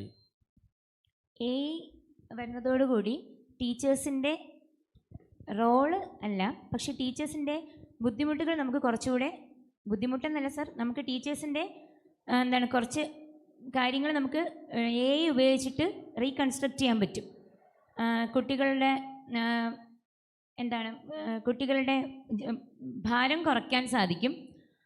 ടീച്ചേഴ്സിൻ്റെ role മറ്റൊരു തരത്തിൽ നമുക്ക് enhance ചെയ്യാൻ പറ്റും.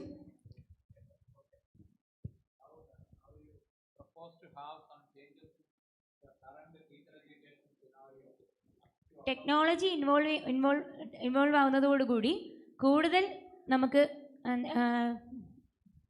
കുറച്ചുകൂടെ ഒരു learning atmosphere കുറച്ചുകൂടെ നിലവാരം ഉയർത്താൻ പറ്റും. വർക്ക് ചെയ്യുന്ന പ്ലാറ്റ്ഫോമിനെ കുറച്ചുകൂടെ നല്ല രീതിയിലേക്ക് കൊണ്ടുവരാൻ സാധിക്കും. അതിന് എന്തെങ്കിലും ഒരു എക്സാമ്പിൾ പറയാൻ പറ്റുമോ? നമ്മളിപ്പോൾ ക്ലാസ് റൂമിൽ തന്നെ നമ്മൾ AI യൂസ് ചെയ്യുന്നതോടുകൂടി സാറ് നേരത്തെ പറഞ്ഞതുപോലെ തന്നെ ടീച്ചേഴ്സിൻ്റെ നമുക്ക് ഒരു ടീച്ചറിനെ വെച്ച് തന്നെ നമുക്ക് ഒരുപാട് കാര്യങ്ങളെ ഒരു ടീച്ചർ കൊണ്ട് തന്നെ നമുക്ക് ഒരുപാട് സബ്ജക്ട്സ് പഠിപ്പിക്കാൻ സാധിക്കും. അതിന് കുറച്ചുകൂടെ ഒരു ഹ്യൂമണിന് കൊടുക്കുന്നതിനേക്കാൾ കൂടുതൽ വൈഡായിട്ടുള്ള റേഞ്ചിലൊരു ടീച്ചറിന് AI ടീച്ചറിന് കാര്യങ്ങൾ പ്രസൻറ്റ് ചെയ്യാൻ സാധിക്കും. പിന്നെ AIയുടെ ഇംപ്ലിമെൻറ്റേഷൻ വരുമ്പോൾ കുട്ടികൾക്ക് കുറച്ചുകൂടെ ക്ലാസ്സിൽ പ്ലാറ്റ്ഫോമിനകത്ത് കുറച്ചും കൂടി നല്ല ടീച്ചർ കൊടുക്കുന്ന ഐഡിയയേക്കാൾ കൂടുതൽ കുട്ടികൾ കണ്ടും നേരിട്ട് എക്സ്പീരിയൻസ് ചെയ്ത് മനസ്സിലാക്കാൻ സാധിക്കുന്ന രീതിയിലുള്ള മാറ്റങ്ങൾ വരും. Thank you. Thank you, Shruti. Next, I like to welcome Sneha Rajan of MA English from Government Arts College, Taikat, to present the paper.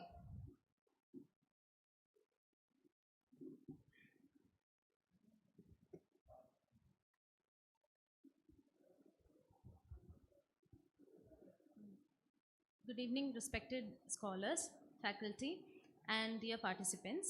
Today, I, Sneha Rajan, will be presenting my paper titled Reconceptualizing English Education Through Ethical Integration of Artificial Intelligence in Language Pedagogics. This study mainly focuses on the strengthening of English language pedagogy while using AI, and also by considering or safeguarding ethics as well as humanistic values. So the paper basically argues that artificial intelligence, when critically consolidated into English language, can apparently accelerate language pedagogy by individualizing learning, augmenting feedback, and reshaping the whole curriculum. As we all know, a global language serves as a lingua franca, especially when it is used to bridge the communication gap between people from different backgrounds or ethnicities. So English stands as the closest approximation to a global lingua franca, which therefore is very clear that studying or proficiency in English is of utmost importance. It opens innumerable opportunities in front of a student or a learner. And this is where ELT becomes important, or English language teaching becomes important. So in a 1995 global consultation exercise initiated by English 2000, which is a British Council project, people professionally involved in ELT were asked about the future of English language. One of the statements was, the global market for English language teaching and learning will increase over the next 25 years. Over 93% agreed or strongly agreed to this statement. In this era of modern technologies, AI plays a huge role in the field of education, precisely English education. AI aids in creating personalized learning experiences by adapting lessons to fit each student's needs, helping them understand better. Tools such as chatbots and virtual tutors make learning interactive and fun. At the very same time, real-time feedback and adaptive assessments also reduce the burden or anxiety faced by students as well as teachers too. It helps in assessment and further calculative and highly laborious procedures. AI-powered platforms like Duolingo, LinguaTalk, Pronounce AI, Grammarly, etc. help strengthen core language skills. That is LSRW, listening, speaking, reading, writing. All of these skills can be enhanced through AI. Virtual pronunciation trainers like Elsa Speak and Bold Voice help with the right pronunciation and phonetics, articulation, etc. AI goes a step further by introducing generative AI or Gen AI, which has the ability to create something new.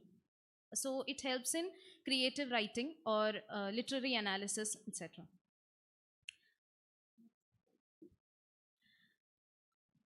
The integration of AI into English education is authenticated by various pedagogical frameworks like communicative language teaching or TPA-CK.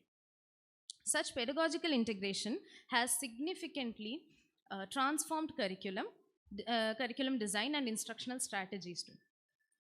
It offers dynamic, interactive, and personalized learning experiences.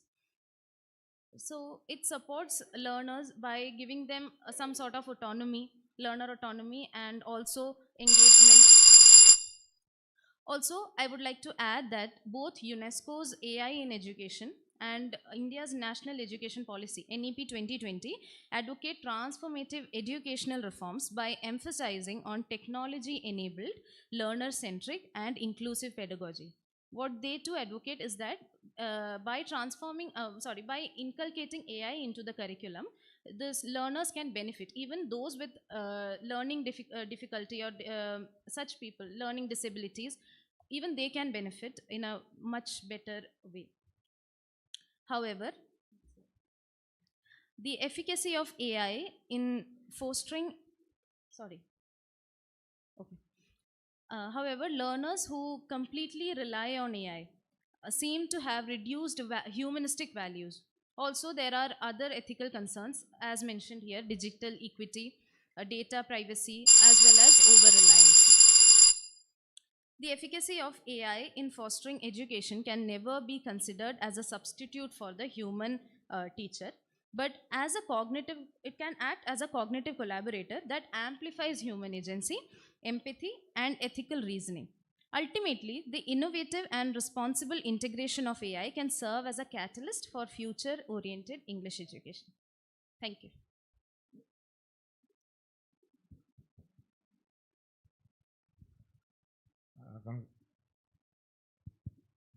Congratulations, Sneha Rajan from the Faculty of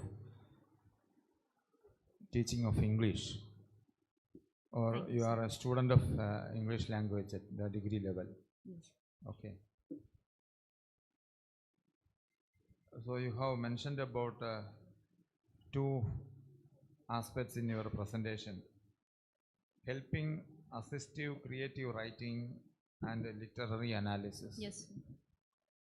Can you illustrate these two arguments, that AI, how it will assist creative writing? Creative writing from one person to another person is a particular unique one. Yes. The creativity that you may be expressing may be entirely different from another person, even though the same persons have different experiences. Then how this AI could be utilized to assist the creative, unique creative expression of a single person or single person, individuals? Sir, what I feel is that we should take AI as a cognitive collaborator. So, what ideas we have, sometimes we feel deficit of words. We cannot completely express what we feel or what we have in our mind into words. So we have this difficulty. We face this difficulty of putting the what is in our mind into words. So what I feel is that if we are conveying what our thoughts and our opinions about a particular topic into that chat GPT or something AI tool, it can what to say, it can structure the whole thing or whole idea that can be. The meaning of creativity with respect to the originality will be lost. You can say, you have to say it as assisted creativity or something like that.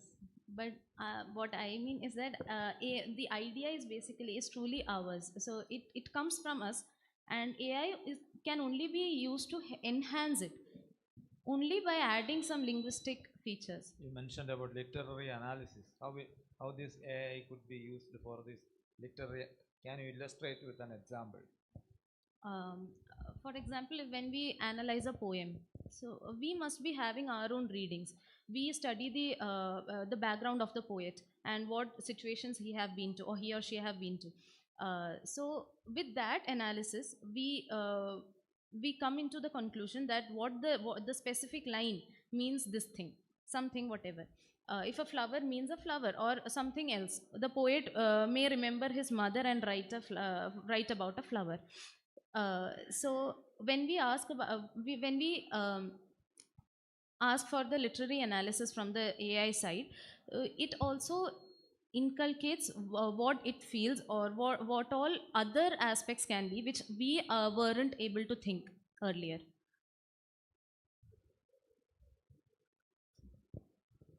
Thank you.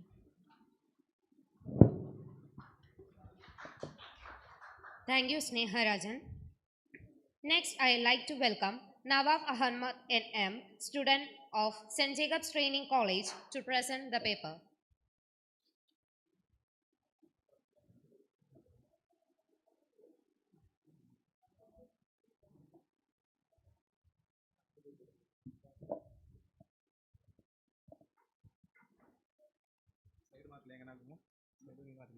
Hello.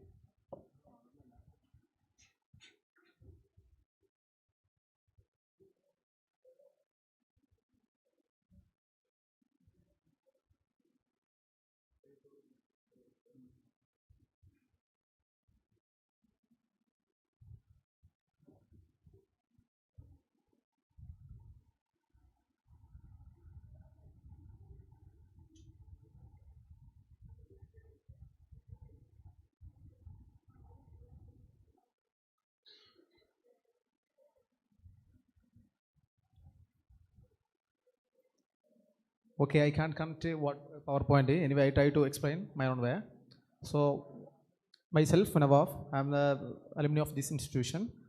Then now my topic title, a study on awareness and perception of teachers awareness and perception on AI tools in education. Sorry?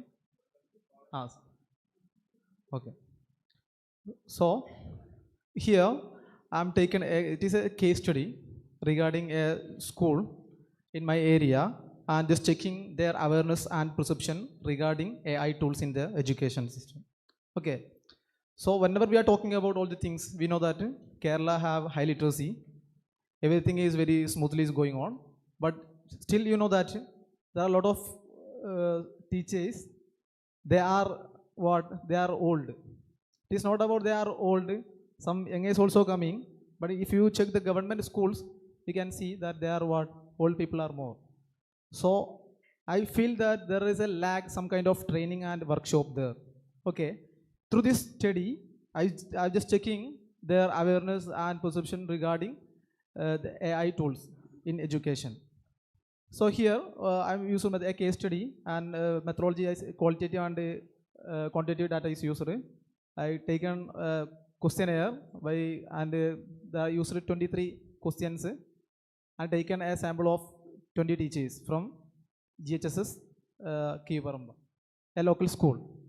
So from this, I can the main objective of my study you can see is checking the awareness and perception of the teachers regarding AI tools. So what I'm trying to say, the PowerPoint is screen is not possible to show. That is why I explain my own way. I use some kind of questions regarding to understand their awareness and their perception regarding AI tools and education. From what I finding is that from the this case study, I can understand that the 90% of the teacher in this school they are well aware. They have high awareness regarding AI tools, but they lag some kind of application level, some kind of advanced AI tools. They are lagging due to lack of training. Then another major finding is that their perception is also around 60% is there. Their positive perception is there regarding AI tools using in education system. But the main thing, the 40 teachers are lagging these things. So here I also added another questionnaire regarding why they are lagging this kind of things means I can understand that they are lagging the training and workshop regarding AI tools, using AI tools. So here what is my suggestion is that the government policy makers and the institution, they need to implement some kind of workshop or training for all these government institutions or teachers in the government institution. And we also, from that school I can understand that from my observation they are lagging some kind of internet availability and infrastructure support from that particular school. Then another finding is that the old teachers are lag more as compared to young teachers regarding using AI tools. Okay, that's it. Thank you.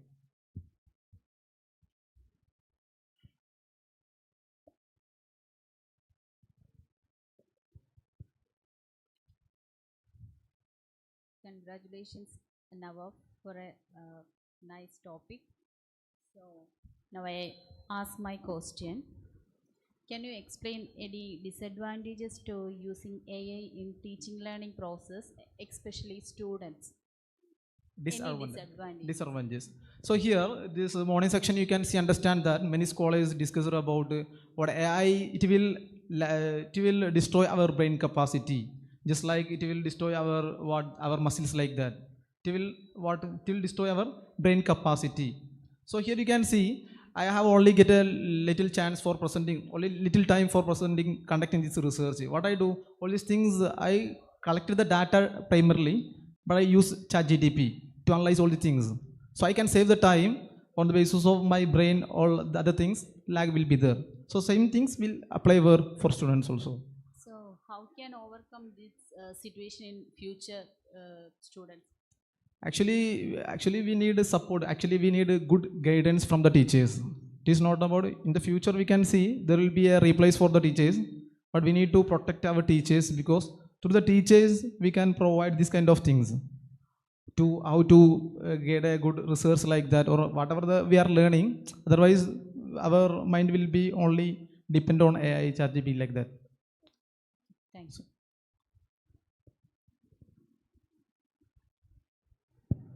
Congratulations, Nawaf, for presenting a paper based on some field-based analysis. Thanks. Is it the outcome of your B.Ed project work? No. I finished B.Ed, but it is just a case study. Okay. What is the inspiration for going for this? Actually, he's a former student of this institution. Okay. Actually, why I done this, because I'm very interested with doing PhD. That is why I did this small work. Making a groundwork. Yeah. I know that there are a lot of mistakes will be there. No, I'm not thinking about the mistakes. The sample size seems to be very small. Okay. You are converting that 20 into percentage. Yes. So, and you are saying it as a case study also. So you are saying it as a case study that may have some other kind of dimensions. Okay. You are saying sample is very small. Yeah, sample is very small. Okay. But anyway, as a preparatory work, that is enough. Because only 10 days, that is why. Okay. I know that now. Very good. Thank you, sir. Thank you so much. Thank you, Nawaf. Next, I like to welcome Sarah V. Liza, B.Ed student of St. Jacob's Training College, to present the paper.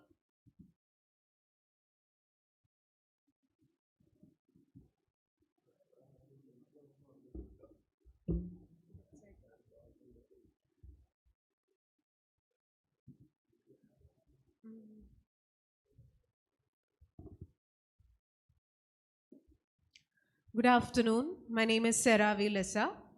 I'm presenting the paper, Personalized Learning Through AI, Supporting Students with Learning Disabilities. It's a combined effort of Dr. Swapna P. and me. The field of education is among the first to be affected whenever there's a change in society, be it gradual or sudden.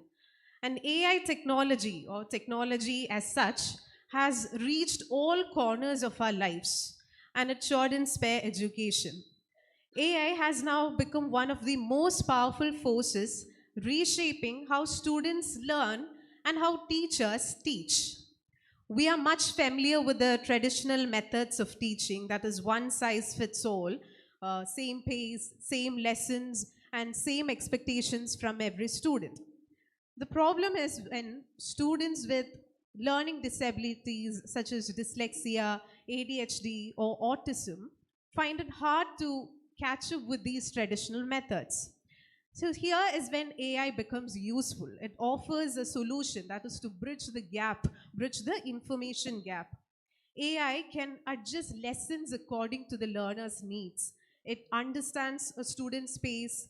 When the student finds it hard to understand or process a question, where they actually struggle, what is their pace, and so on. And it modifies its portions or lessons accordingly.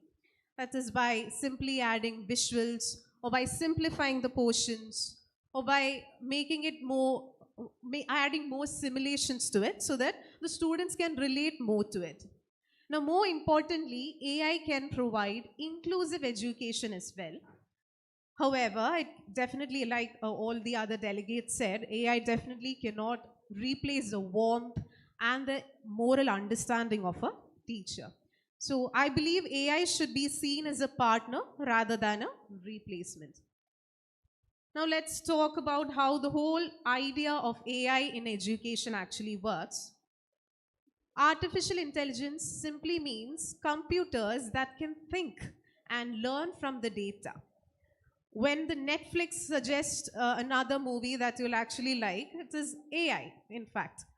Now, when it comes to schools like they understand the difficulties. The AI can understand the difficulties of a student. A personalized version ആയിരിക്കും. ഓരോ സ്റ്റുഡൻറ്റിനും അവരുടെ ആവശ്യങ്ങൾക്കനുസരിച്ചുള്ള ഒരു personalized method ആയിരിക്കും. AI will be following such methods.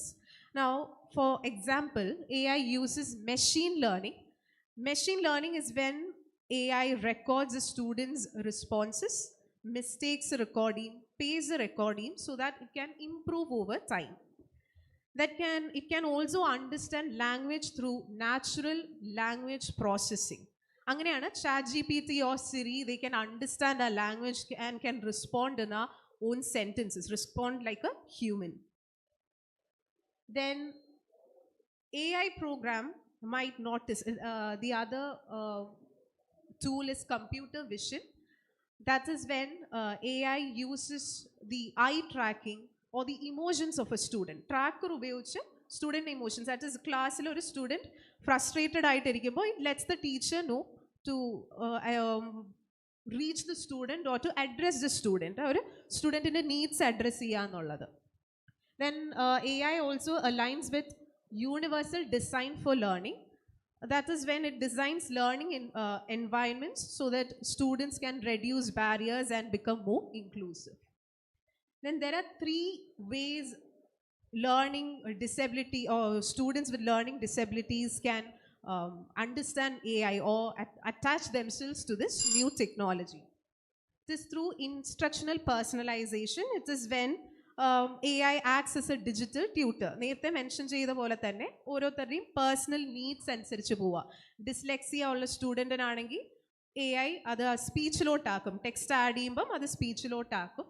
അല്ലെങ്കിൽ pronunciation അതിനപ്പം feedback കൊടുക്കും. ADHD ഉള്ള സ്റ്റുഡൻസിനാണെങ്കിൽ വലിയ portions smaller task ആയിട്ട് കൊടുക്കും. ഇറ്റ് ഗെയിമിഫൈസ് ഇറ്റ്, അതായത് ഗെയിംസും റിവാർഡ്സും കൊടുത്ത് കുറച്ചുകൂടി ഇൻട്രസ്റ്റിംഗ് ആക്കും. ദെൻ ഓട്ടിസം സ്റ്റുഡൻസിനാണെങ്കിൽ ടെക്സ്റ്റിന് കാട്ടും വിഷ്വൽ ലെസൺസ് ആയിരിക്കും കൂടുതൽ കൊടുക്കുക. Then assistive support and diagnostic analytics, that is ഒരു ഹെൽപ്പിംഗ് ഹാൻഡ് കൊടുക്കുക. AI ഒരു സപ്പോർട്ട്, ഒരു മോറൽ സപ്പോർട്ട് കൊടുക്കുക. ദെൻ ടീച്ചേഴ്സിനെ ഹ്യൂമൻസിനെ ഡിറ്റക്ട് ചെയ്യുന്നതിനെക്കാട്ടും മുമ്പ് AIക്ക് ചില കാര്യങ്ങൾ ഡിറ്റക്ട് ചെയ്യാൻ with the data already collected. ഒരുപാട് ഡേറ്റ കളക്ട് ചെയ്തിരിക്കുന്ന സെൻറ്റേഴ്സാണ് അതിനെ ബേസ് ചെയ്ത് സ്റ്റുഡൻസിൻ്റെ learning disabilities regulate. Then about the theoretical perspectives in AI and inclusive education, constructivism എന്ന് പറയുന്നത് it is through learning by doing. ടാസ്കുകൾ ഉപയോഗിച്ച് പഠിക്കുക എന്നുള്ളത്. ബിഹേവിയറിസം എന്ന് പറയുന്നത് learning by interacting with the environment. Rewards, feedback, okay, appa then you have done a great job, anganeka koduthu rewards ilude kodukkum. Then humanistic approach, but again teachers can give more of a humanistic support. Then socio-cultural collaboration lude അല്ലെങ്കിൽ social learning lude AI tools support ചെയ്യും. Then benefits, എല്ലാത്തിൻ്റെയും കൂടെ ഒരു conclusion പോലെയാണ്. Individualized instruction, then motivate team students in it, then it is based on data, then more inclusive and accessible. പിന്നെ ഇതിൻ്റെതായ ചാലഞ്ചസ് ഉണ്ട്. Data privacy which teachers need to regulate. Algorithmic bias, misunderstanding വരാം, ഒരു പല രീതിയിൽ അത് AI ഏറ്റെടുക്കാം, എറർ ഫ്രീ അല്ല. Then over reliance on tech, നമ്മൾ കുറച്ചുകൂടെ ഒന്ന് ബുക്സിലോട്ട് കുറച്ചുകൂടെ ഒരു ട്രഡീഷണൽ രീതിയല്ല എന്നാലും ക്രിയേറ്റീവ് തിങ്കിങ് വളർത്താൻ ശ്രമിക്കുന്ന ഈ ഒരു സമയത്ത് കൂടുതൽ റിലയൻസ് വേണ്ട എന്നുള്ള രീതിയിൽ, കൂടുതൽ റിലയൻസ് വരുന്നത് ക്രിട്ടിക്കൽ തിങ്കിങ്ങിനും ക്രിയേറ്റീവ് എബിലിറ്റീസിനും പ്രശ്നം ഉണ്ടാകാൻ സാധ്യതയുണ്ട്. ദെൻ ടീച്ചർ പ്രിപ്പയർനെസ്, ടീച്ചേഴ്സിന് ഇതിൻ്റേതായിട്ടുള്ള ക്ലാസ്സസ് കൊടുക്കണം. Then role of teachers in AI enhance classrooms. ടീച്ചേഴ്സിന് AI കാട്ടും AI ഒരു ടെക്നിക്കൽ സപ്പോർട്ട് കൊടുക്കാമെങ്കിൽ ടീച്ചേഴ്സിന് ഒരു ഇമോഷണൽ സപ്പോർട്ട് കൊടുക്കാം. ബട്ട് ഈ ഒരു ടെക്നിക്കൽ സപ്പോർട്ട് ഈ ഒരു ഇമോഷണൽ സപ്പോർട്ട് ഇല്ലാതെ സാധ്യമാകില്ല. അതിൻ്റേതായ ഒരു പ്രോപ്പർ ഗൈഡൻസ് അത് റെഗുലേറ്റ് ചെയ്ത് വേണം കൊടുക്കാൻ. Then conclusion, AI it is useful.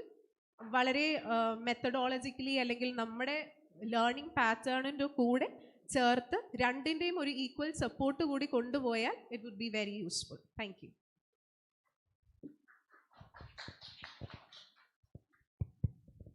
Thank you, Sarah. So, എൻ്റെ ക്വസ്റ്റ്യൻ, ഇപ്പോൾ റീസെൻ്റ് സ്റ്റഡീസ് പറയുന്ന ADHD, ഓട്ടിസം, ചില ഓട്ടിസം ഒക്കെ വരുന്നത് കുട്ടികളുടെ മൊബൈൽ അഡിക്ഷൻ കൊണ്ടാണ് എന്ന് പറയുന്നു. അപ്പം അങ്ങനെയുള്ള കുട്ടികൾക്ക് ഈ AI നമുക്ക് എത്രമാത്രം ആണ് യൂസ്ഫുൾ ആകുന്നത് അവരുടെ സ്റ്റഡീസിന്?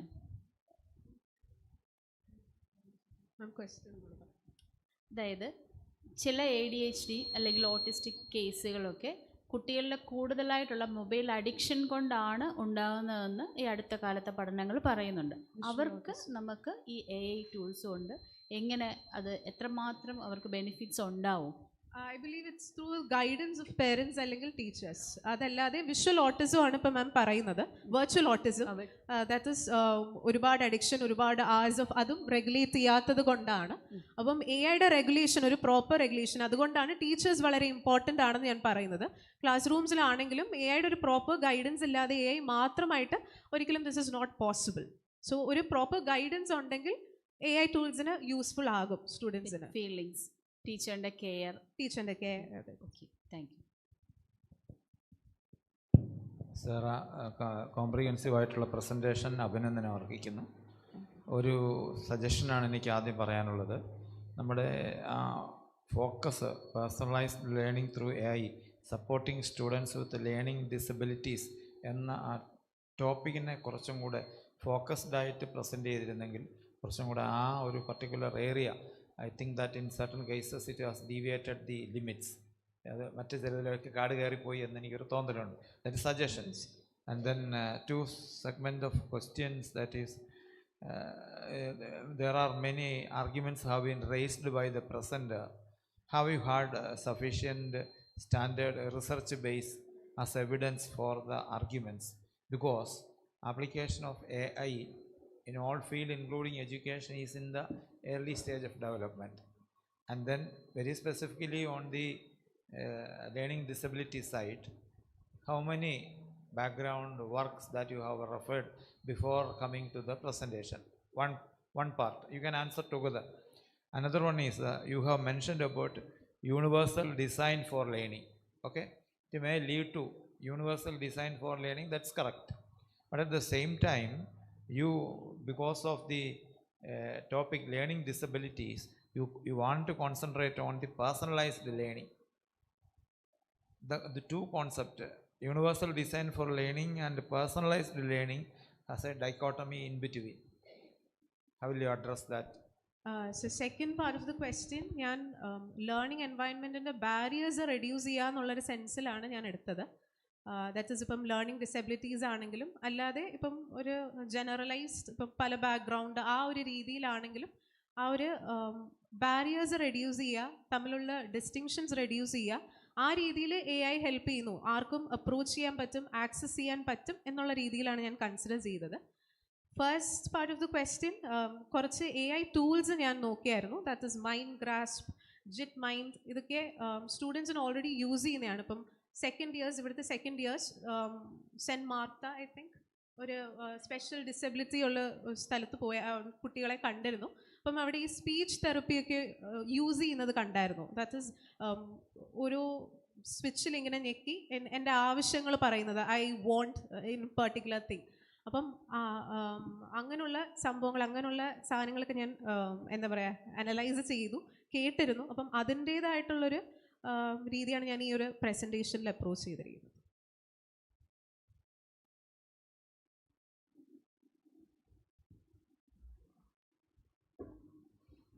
Thank you, Sarah. Thus, we come to the end of today's paper presentation session. We sincerely thank all the presenters for their informative and well-prepared papers, and we also apologize for technical problems. And also, I thank our panelists, Dr. K.Y. Benedict sir and Dr. Betty Sunny ma'am, for their valuable time and evaluation. Thank you all for your active participation. Thank you.